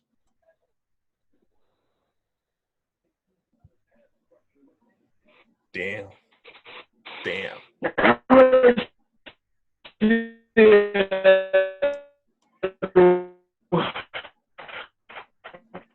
You just got one more player. One more.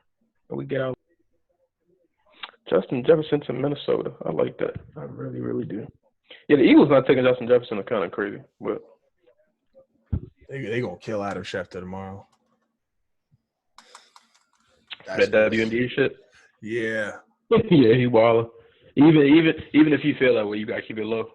See, this is why I can't be on Twitter that much. I'm also shit on Twitter. I just got to observe. Like I can't be tweeting on any consistent basis. Because I'm not going like I would just because it wouldn't even be in my mind at that moment, and I would say it, and then somebody would just like twist that shit, and it's like, nah, I wasn't even thinking about that. Sexy pig. Absolutely. And I'm like, yo, I swear, I was just sitting in my room. I was watching the draft. Denver got a player. I was hyped. I said some shit. I ain't trying to be like. Man, keep shit to yourself, man. Some shit you just keep to yourself. Everything don't gotta be sent out to people. Like. See, I could use some back end help too, to be honest. But y'all probably looking at the pass rush.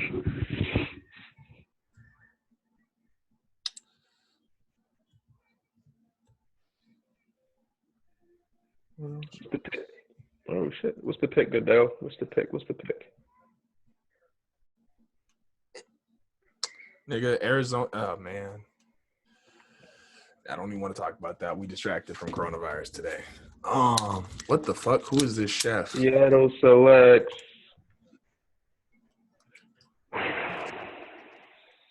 Okay, Pete Carroll, my guy, my man.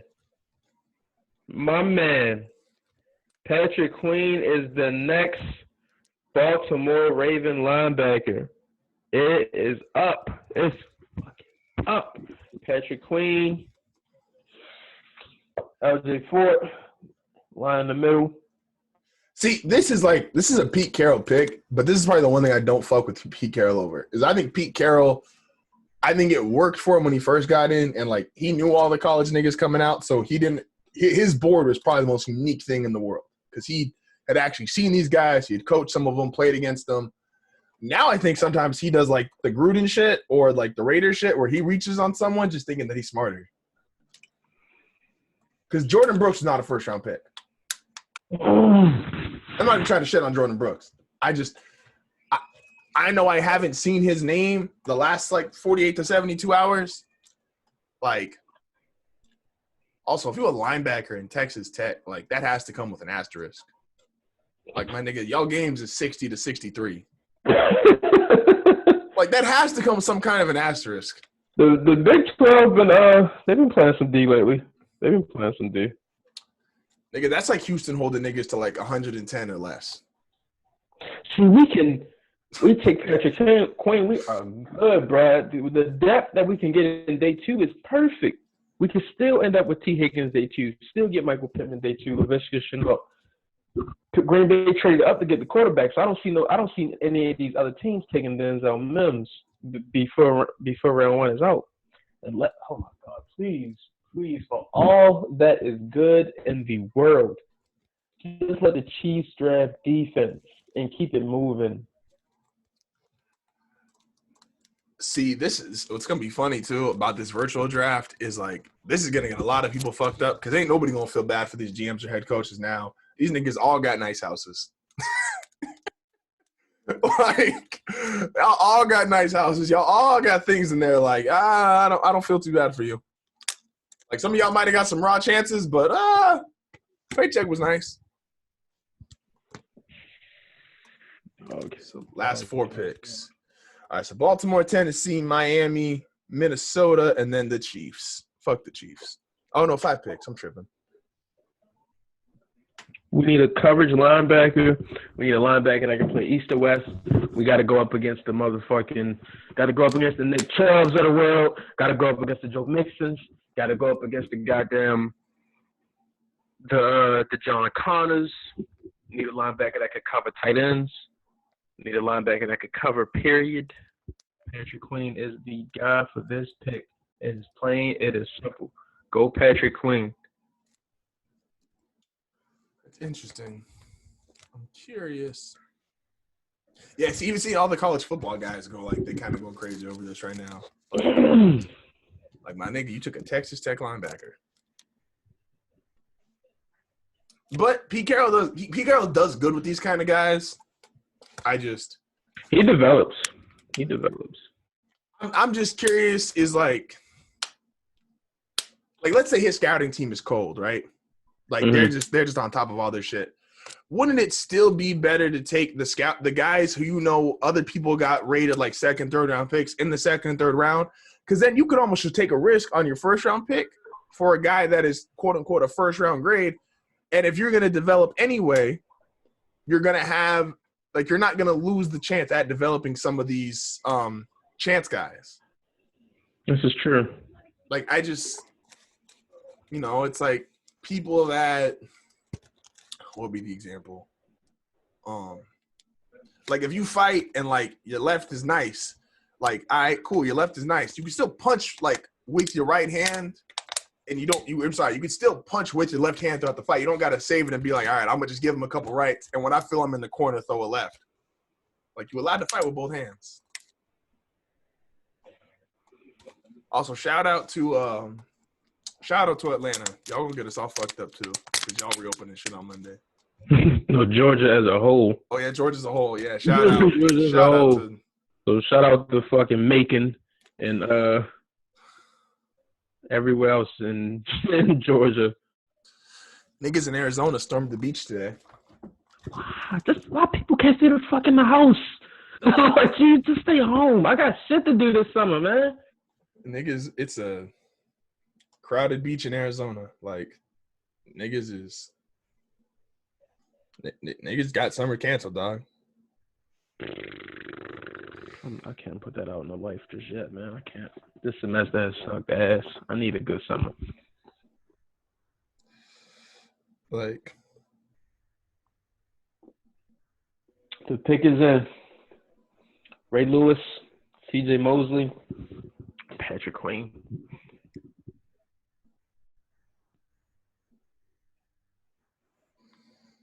Niggas saying Arizona doesn't have a beach. Nigga, Arizona's right next to California. Arizona is a beach. What the fuck?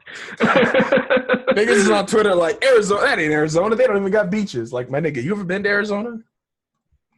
Motherfuckers have never looked at a global map to make the statements they make. Because it's like, what do you think of beaches near water? What states do you think has a lot of water near it? Arizona, you assholes. Like that whole area of the West Coast, like our beaches are like cop patrolled right now. Like there's cops there 24/7 telling niggas get away from the beach.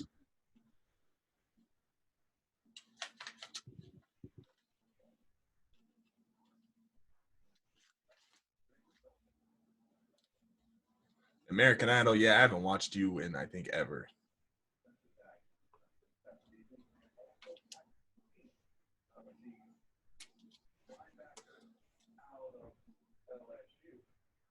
Is that Kawhi? Make the fuck. Come on, Goodell. I've been waiting for this all night, bro. That's the tough part. When your team got a late pick, it's like you, because especially if your team got a late pick and you like follow the players, it's like, all right, like you gonna be hyped in the beginning, and then like you got that mid part as your energy goes down, and then it's like, damn, my team ain't picking until like 28 to 32. So like midnight and shit. Yeah. I've never understood. Well, no, I guess. Like, I gotta rewatch that Raw shit because that shit made my night. That shit made my night, man. hey, that's gonna be. He gonna put that in the rap. I'm waiting. He gonna make that shit sound like the most fire watch that you can only buy for $7 million in a museum in Italy.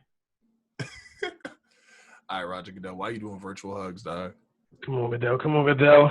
That's not needed. Like the virtual hug is like kind of cringy. I wouldn't even want to like virtual hug Roger Goodell.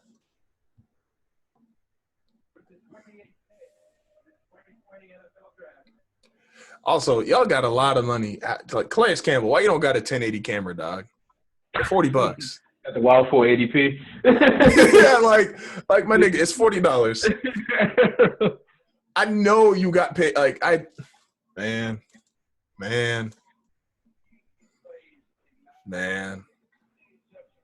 It's inexcusable. He just don't want niggas to rob him.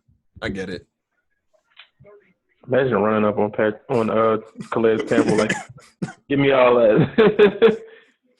Nigga pick you up, put you back in the ground, keep walking. Like, yeah, officer, he back there. All right, Ravens pick. Okay, so yeah, all right. So you good, money. I'm great. Oh, fuck. National Championship Defensive Player of the Game. 6 foot, 229 pounds. You know who else was a little middle linebacker? His name is Ray Lewis. You know who didn't end his career as a smaller middle linebacker? Ray Lewis. Yeah. Let's fucking go, bruh.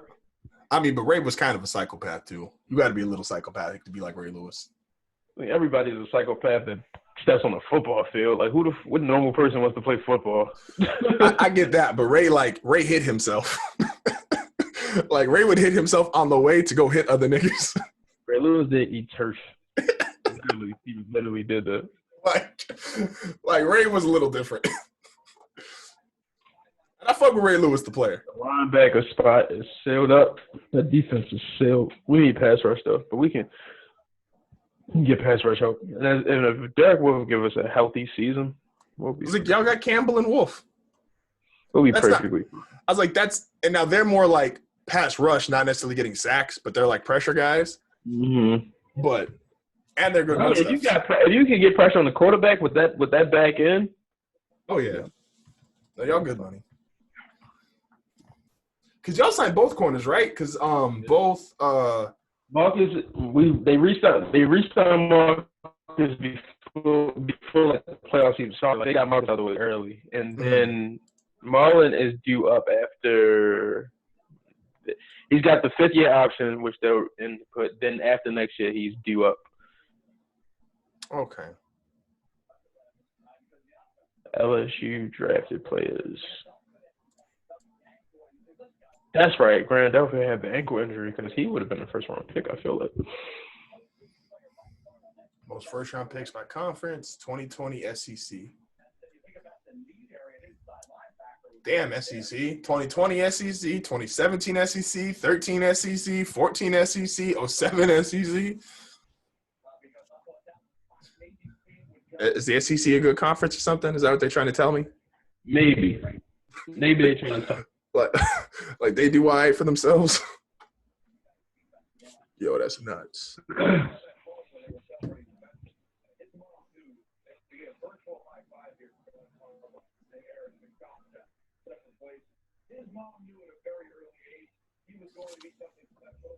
Man. Does Patrick Queen have a sad backstory too? Like, I got the volume real low, so I'm like looking over and seeing like them all talk, and I'm like, yo. Everybody do, man, at this goddamn rate. I thought Doug had the Willis McGahee jersey on. I was about to say, shout out to you, bro. Hey, McGahee was clutch. He had a Vontae Leach jersey on. I super respect that. Oh, no. That's Marlon. I forgot Marlon wears 44, like, on some wild random corner shit. Like,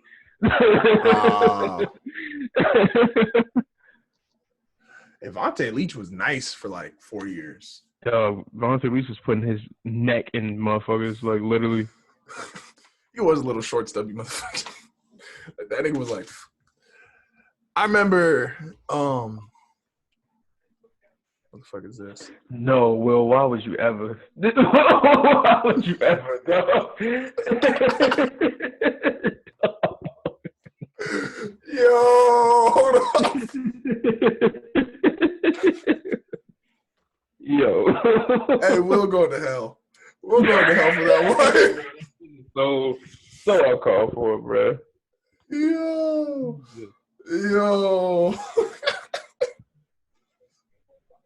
Oh, shit. Yo. That's nuts.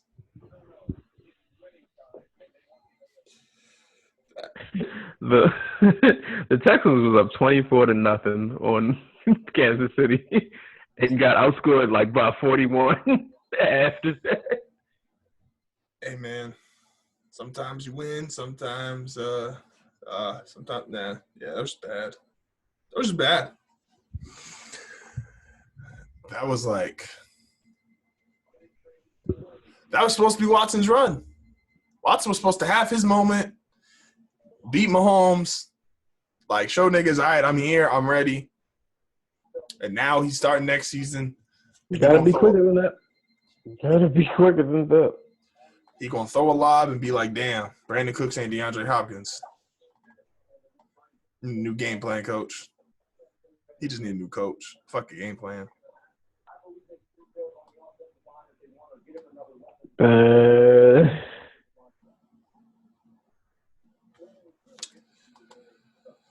Where is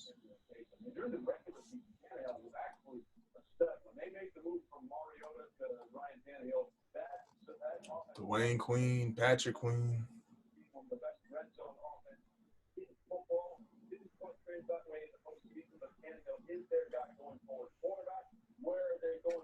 I hear Mel Kiper. Where is Tennessee going with the 29th pick? Tennessee's like a weird team because Tennessee definitely is not supposed to be picking this late, but they caught fire. Like they went tackle. I guess it makes sense. I mean, how would you put it? Because Tannehill, I don't think anyone's got Tannehill doing what he did last year. Henry, I think will be good. I think Henry's still going to give you 1,200, 1,300 yards. 200 in back-to-back games, you like, shit, I don't think that's going to happen. But no, what he did, that nigga turned into Walter Payton for like 5 weeks and just didn't tell anybody. Nigga found out how to do like witchcraft and reincarnated Walter Payton inside himself. Right. And he was like, I'm good money.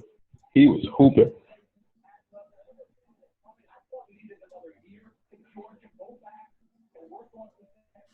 Like, yeah, like I fuck with him. But that might be their play though. He was the first player we ever drafted out of LSU. That's hard to believe. Amount of LSU niggas that have gone. Yeah.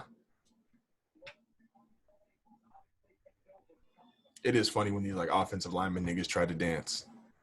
Like my nigga, you 6'6", 350. Like you a little too big to be doing some of these dances meant for like 10-year-old kids. Imagine an offensive lineman doing a Tootsie slide. Oh, I'm sure it's somewhere on TikTok, but I'm not looking for it. I ain't going on TikTok as long as the agents are on there. All right, niggas been wilding. Imagine this world that we live in. New England has a trash season next year where they go 8-8, miss the playoffs 7-9. Bill Belichick says, "What do you want for Aaron Rodgers?"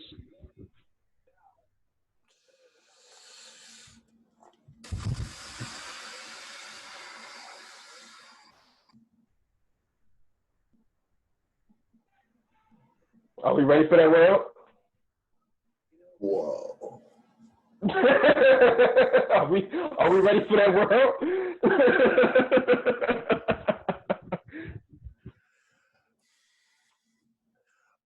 Think about this.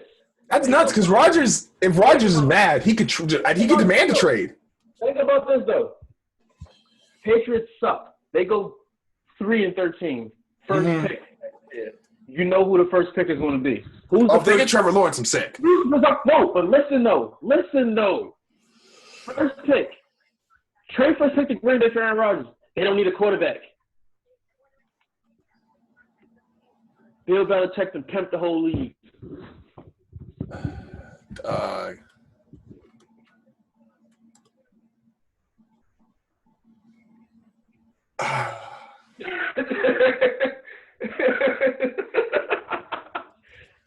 I'm just gonna act like I didn't hear that. You didn't say that. I didn't get asked that question. No, I'm gonna act like I did not hear that. I don't know nothing about that. I don't know. Bruh. I don't know. Bruh. I don't know. Bruh. I don't know. I don't need Bill Belichick having any more than he's already. Dog, if they lost and got chance, see that one's just sick in its own. If they just suck for one season to get Trevor Lawrence out of it, I'd be sick. You go from Tom Brady to Trevor Lawrence. But no, I'm saying they don't need it. Bill wants to establish quarterback already. He wants a Hall of Fame quarterback. He trades the number one pick that will be Trevor Lawrence to Green Bay, who don't need that. They got Jordan Love. They just drafted a quarterback. They could either take who they want at number one or trade that to someone who's desperate for the number one pick and get a haul back, a fucking Khalil Mack haul back. That's nuts because Trevor Lawrence's number one pick probably has more trade value than any player in the league. Exactly. Well, let me take it back. Number two, he's behind Mahomes. But after Mahomes, there's nobody else because Russell's going to be too old to be in that conversation. Obviously, other quarterbacks that are in that stature are going to be too old. Yeah, fuck. Mahomes is fucking everything up because he's 24. Why is that nigga only 24? He's only been playing quarterback for 6 years, so you know. I hate that. I swear I hate that. I'm like, yo, you couldn't give me like a Drew Brees situation where it's like, all right, this nigga's nice, but he's 30. He got to stop at some point. This nigga's 24. You gonna fuck my sports life up until I'm 40. Your division, brother. Your division. I hate my division, dog. What the fuck? Chargers is stacked. KC got the best player. Oakland probably has – or Las Vegas. Yo, my division is wild. It's now Las Vegas, L.A., Kansas City, and Denver. That don't even go together. Like that don't fucking go together. Wow. The wild swirl. Like the Vegas probably got the best plan. They got a coach for 10 years and is building his culture. Chargers probably got the best roster top to bottom. KC got the best player. And Denver's just like, we think we finally have our quarterback.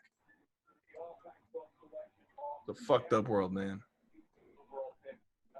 Also, shout out to Domino's for doing fucking no contact drop-offs. Niggas dip and dash your pizza on your front door. Ew. Put that shit down, and nigga, and I got don't leave my piece on the porch, dog. I got a camera that sees right outside. Them niggas run. They put that shit down. That girl took off. Like Amazon drivers. She was competing for the draft. That was her combine. She ran a smooth 4.5. KC, what are y'all doing? Are y'all going running back? That'd be nuts. Especially considering your quarterback or your running back just got you Super Bowl MVP. Keep that low, Mel Kiper. I need Michael Pittman to last till tomorrow night because the Ravens could get him. I like the Dolphins draft so far. I like Tua. I like Jackson. They just need. I know the center's already gone, but they just need like one more lineman, like either a good guard, another tackle, like just one more. I forgot I can't do that while that's recording. Yeah, they just need like one more solid pick. I don't know who the top lineman is. Oh, yeah, take the nigga out of Boise. 2 tackles. I've not seen Ezra Cleveland film. What's up with that? Oh, I don't know shit about him. I just know Ryan Clady was out of Boise State too. I'll be real honest with you. And Boise State, that's the Broncos, so I got to ride. Like, fire fan, even though it's DC but but if the Dolphins get 2 tackles, and I don't even know how good they are, but like if you get 2 tackles and your quarterback, like you good. Like that's a start at least to building up your line. Kansas City, in reality, y'all probably should go running back because y'all could use it, but you know.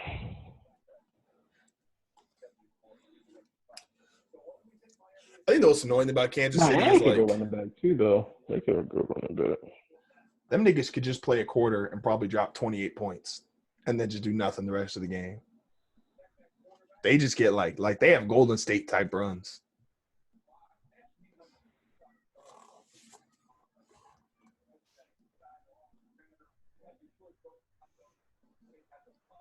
All right, Miami, pick us in.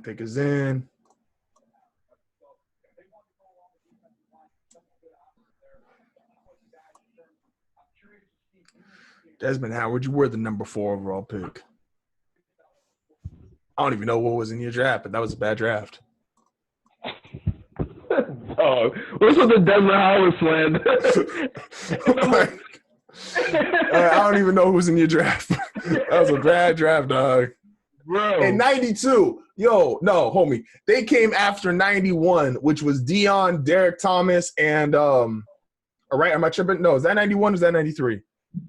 What year is Dion? I cannot tell you. Dion is like 88. Are they 89? They might be 80. Something like that. 91 NFL draft class. I feel like 91 was crazy. Nah, 91 was kind of ass too. Never mind. Low key. Never mind. 91 was ass. All right. Who's 92? Let's see. Who was in here with Desmond Howard? All right, Desmond Howard. I see how you were number 4. 92 was a mess. Yo, hold up. Miami with the 30th pick is going.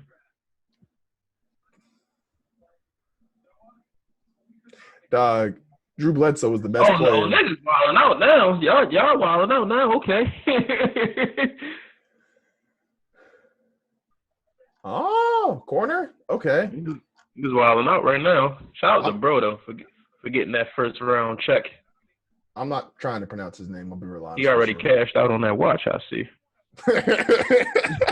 Shout out to bro. Niggas gotta pay for it.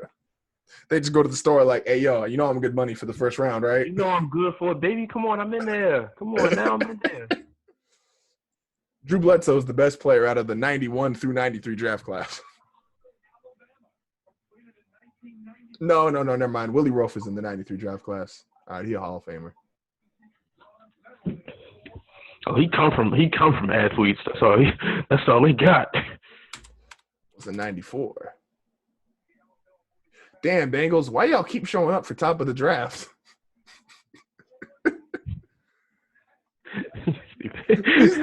Nah, dead ass. They had a top 10 in 91, 92, 93, 94. Did y'all ever get a pick right? Hey man, you gotta go in that mud until you can come out to the sunshine. Hey, dog, they been tanking for Joe. Niggas been doing it for Retroactive tanks. yeah. Niggas went up to the front office. They're like, all right, so I got an idea. If we bad for 20 years, there's this nigga who's going to go to Ohio State but transfer. Then he's going to go to LSU and he's going to be nice. And we're going to get him, all right? 20 years. His name is Joe Burrow. His parents are going to have him in 5 years. How do you know this? Like, they don't know they're going to have him yet, but don't worry. I know this spot. There's one spot they both hang out at, but just always at different times. We're going to get them there at the same time. Damn, tomorrow is gonna be just as fire. All right, 94 is nice. And 94 is Marshall Faulk, Willie McGinnis. They got Xavier Howard. They read up on him. They got Byron Jones, drafted corner first round. Miami is doing it. Miami is fucking doing it. Your boy Trent Dilfer went in 94. Next.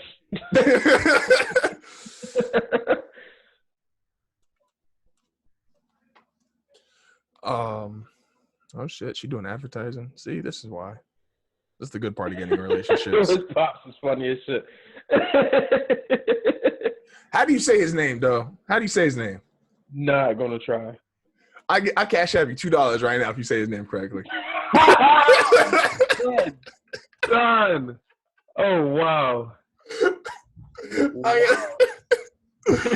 Oh shit.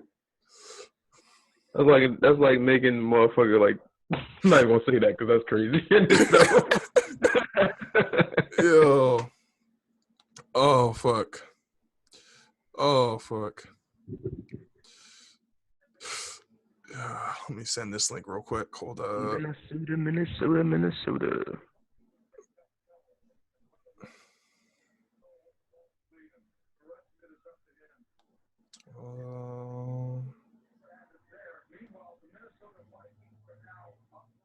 Can I share this one? Like just this one specifically? There we go.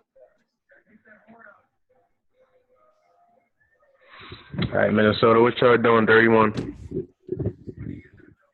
Two more picks. Okay,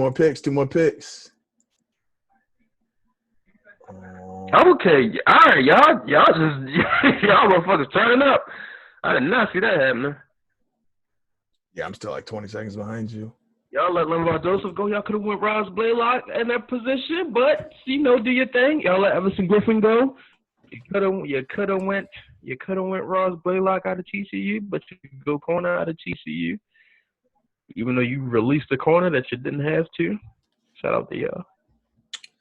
Do you feel like this has gone like shorter or faster than normal? Or you think about the same? I say it's on pace. It's like in 2007, this shit would have been over 2 hours ago. But more money into the product and shit like that, so they got to get that ad dollar.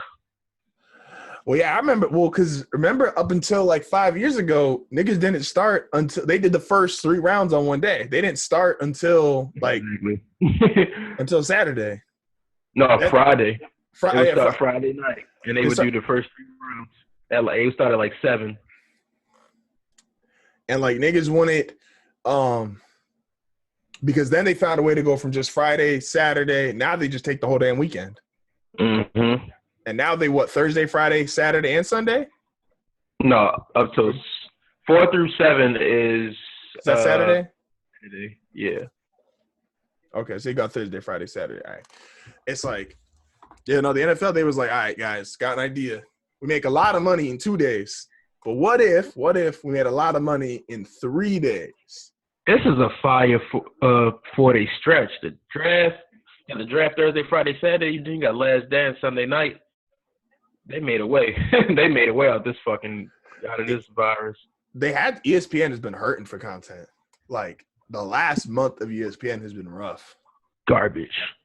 Like, straight trash. But I can't even mad at them because like I'm not even putting out content sports wise right now. Also, this nigga just got drafted because he had to draft the 4-2 nigga who got earlier. Who was Jalen Rieger? Yeah. Yeah, this nigga just because in practice he was like, all right, I got to guard the 4-2 nigga. All right, bet. It's gonna get him in the first round. Like fuck it. Like, all right, there's Andy Reid. You smiling too much. I don't like that. Who's the best receiver on the board? 'Cause I need that nigga to hold out. It depends. I don't think they're gonna receive it. I think they're going running back. I think they're going running back or some back end help. They like a Ross Blaylock though. They could use some line shit because they don't got Chris Jones no more, do they? I don't know his contract situation. Didn't they let him walk? That's a really good possibility. They might go Ross Blaylock. I'm feeling running back though. Feeling running back.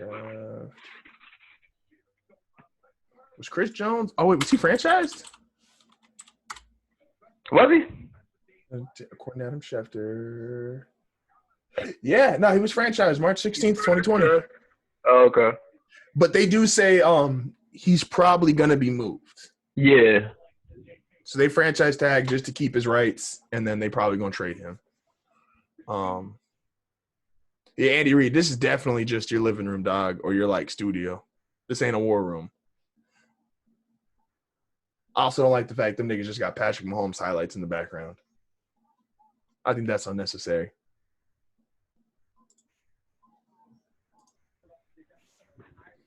Like, damn, all of my day 2 wide receivers got drafted tonight. Niggas are receiver heavy. But that's that effect though, because those first couple went in the first half, it's like if you thought one or two of them were gonna fall, you lost out on that. And now if you need a receiver, you gotta go early. Mm-hmm. I really like that Isaiah Simmons pick to Arizona. Yeah. And that's going to be a really good pick for them. I definitely do.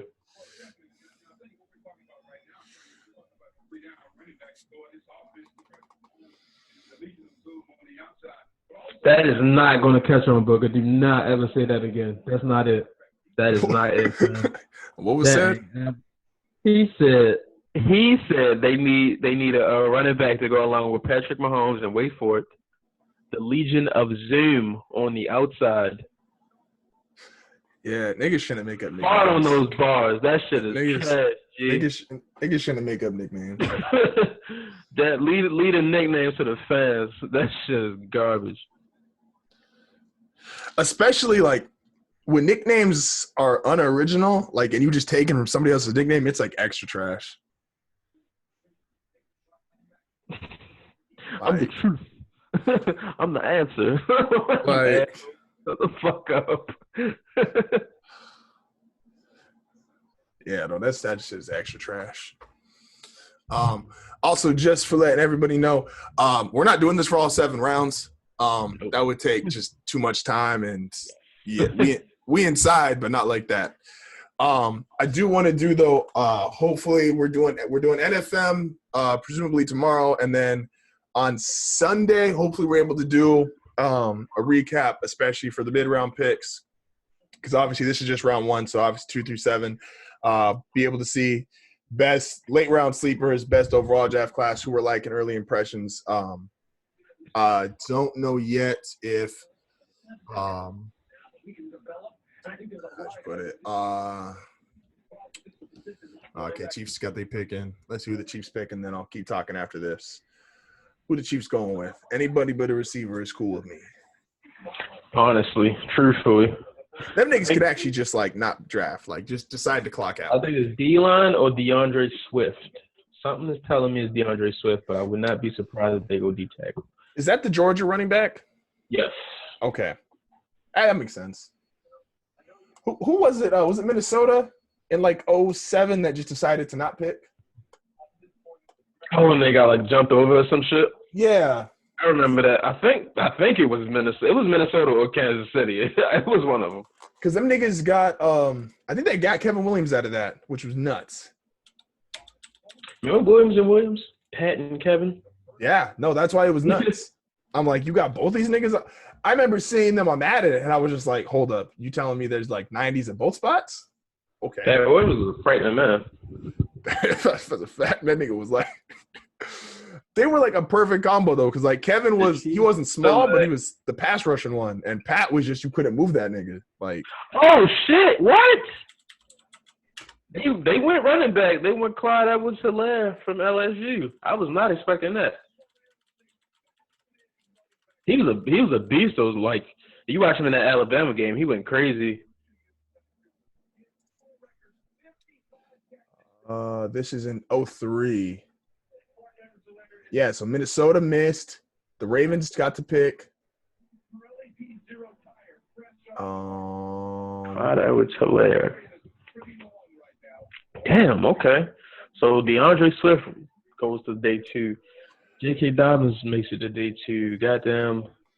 Oh, man. Man. So, yeah, Minnesota got passed up by 3 teams. So the Ravens got to pick. It doesn't say here who they picked. The Jags rushed to get Byron Leftwich. And then Carolina rushed to get Jordan Gross. And then Minnesota was like, all right, we'll take Kevin Williams. All's well that ends well, right? Shit. The story on how his name is hyphenated is crazy. Like, get to know Clyde Edwards-Helaire. 5'7", 207. Clyde Edwards-Helaire. You got motherfucking Damian Williams still. That's solid. That is solid. The rich get richer. That's a running game. The rich get richer. Especially when you got to figure, like, in that offense, like, nobody's stressing the running game. Like, they could have, like, and those are both good backs, but, like, no one's stressing the running game in that offense when you play in that offense. Then you look up and they went for 100 apiece. But you take it. Like, because what is you going to do? Like, you got it. Yeah. Like, Patrick's got to be your first thought. It's like, would you rather get beat up or shot? Yeah, no, essentially, like, I know I'm losing, but like, I gotta make. It's like if you fight like your older cousin or your uncle, it's like, all right, my nigga, I might lose, but I'm gonna take you for at least 5 minutes. True shit, true shit, man. Oh man. Well, that ends here the first round. Before we get out of here, notable, really solid or pick that you liked the most outside of your own team. Early impressions. Easily CeeDee Lamb to the Cowboys. That is crazy to me. I think I'm gonna dislike it as far as what happens. But I really like the Herbert pick with San Diego. We talked a lot about early on, like, and the difference between like Tua and Burrow was like they're going to be in more chaotic situations. And we think Miami's going to be good. I don't think Miami's as good as the Chargers are right now. Right. So Herbert going in a situation where he's not going to be asked to get more than 20 points. He's already got a defense. He's got good receivers. He's got a good tight end. They've in free agency and trades have already gotten him 2 extra linemen. Like, I think that's going to be a really good situation for him. Also the Isaiah Simmons pick I'm really high on with Arizona. I like that pick a lot. That's gonna be really good. Like there was a lot of really good picks. We talked to yesterday's firms like, do you go with your needs or do you build on strengths? And there was a lot of needs addressed. So clearly teams felt like, all right, we're gonna do what we think we're weak at, not necessarily improve what we're strong at. Maybe the exception being Kansas City getting a running back, but Kansas City is in its own space right now because they have the best player in the world. So they can do shit that's just different than everybody else. Hey man, but with that being said, this is super fun. We got to do this too when the NBA draft comes around. Yeah, for sure. And we can do that one. We can have Will in here for that one. Absolutely. And we'll have the live streaming all fixed up. I will get Zoom was kind of kicking my ass 2 of its settings early on, but learning them. We'll have that more fleshed out as we go along here. NFM will be recording tomorrow. Will be out sometime this weekend, as well as the recap show, hopefully on Sunday. And yeah, man, it was a draft. It was a good first round. Good moment for sports. Been a rough month, but ESPN, y'all can finally put something out that is not ass and niggas actually want to hear people talk about. Except Max. I probably don't want to hear what Max Kellerman says about We will be breaking down who Michael Jordan bullied in his 7th grade class. I got to take on Mike, but I'm gonna save that for NFM. But Mike's asshole reputation is definitely more post playing career than it was playing career. Because that nigga got full on ass. He got full on asshole when he stopped playing. Hey, can I get a hug? You said what? Can I get a hug? Nah, dog. Can I get a hug? I'm not doing the virtual hugs. Nigga said, no, fuck not us. Remember Mike. You talking? Nigga, I don't want you to hug me. Hey, no. Did you see the tweet though? Niggas saying about that's gonna be Aaron Rodgers and Jordan Love their first day. Oh, that shit was great. Hey man, shout out to all y'all niggas that was like letting the NFL like access your Zoom accounts. Shout out all the players who got to return their iPhones and fucking cameras and what's the man's name? Calais Campbell. Nigga, please get a 1080 camera. Shout out to Calais Campbell, keeping the ghetto, man. Keeping it. No, you don't need to keep it 480. I also want to shout out future New England Patriot Aaron Rodgers. Nah, we don't need that. We don't need that. Hey, we gonna catch y'all next time. Don't let him spread these lies. Don't let him spread these lies. What's this shit?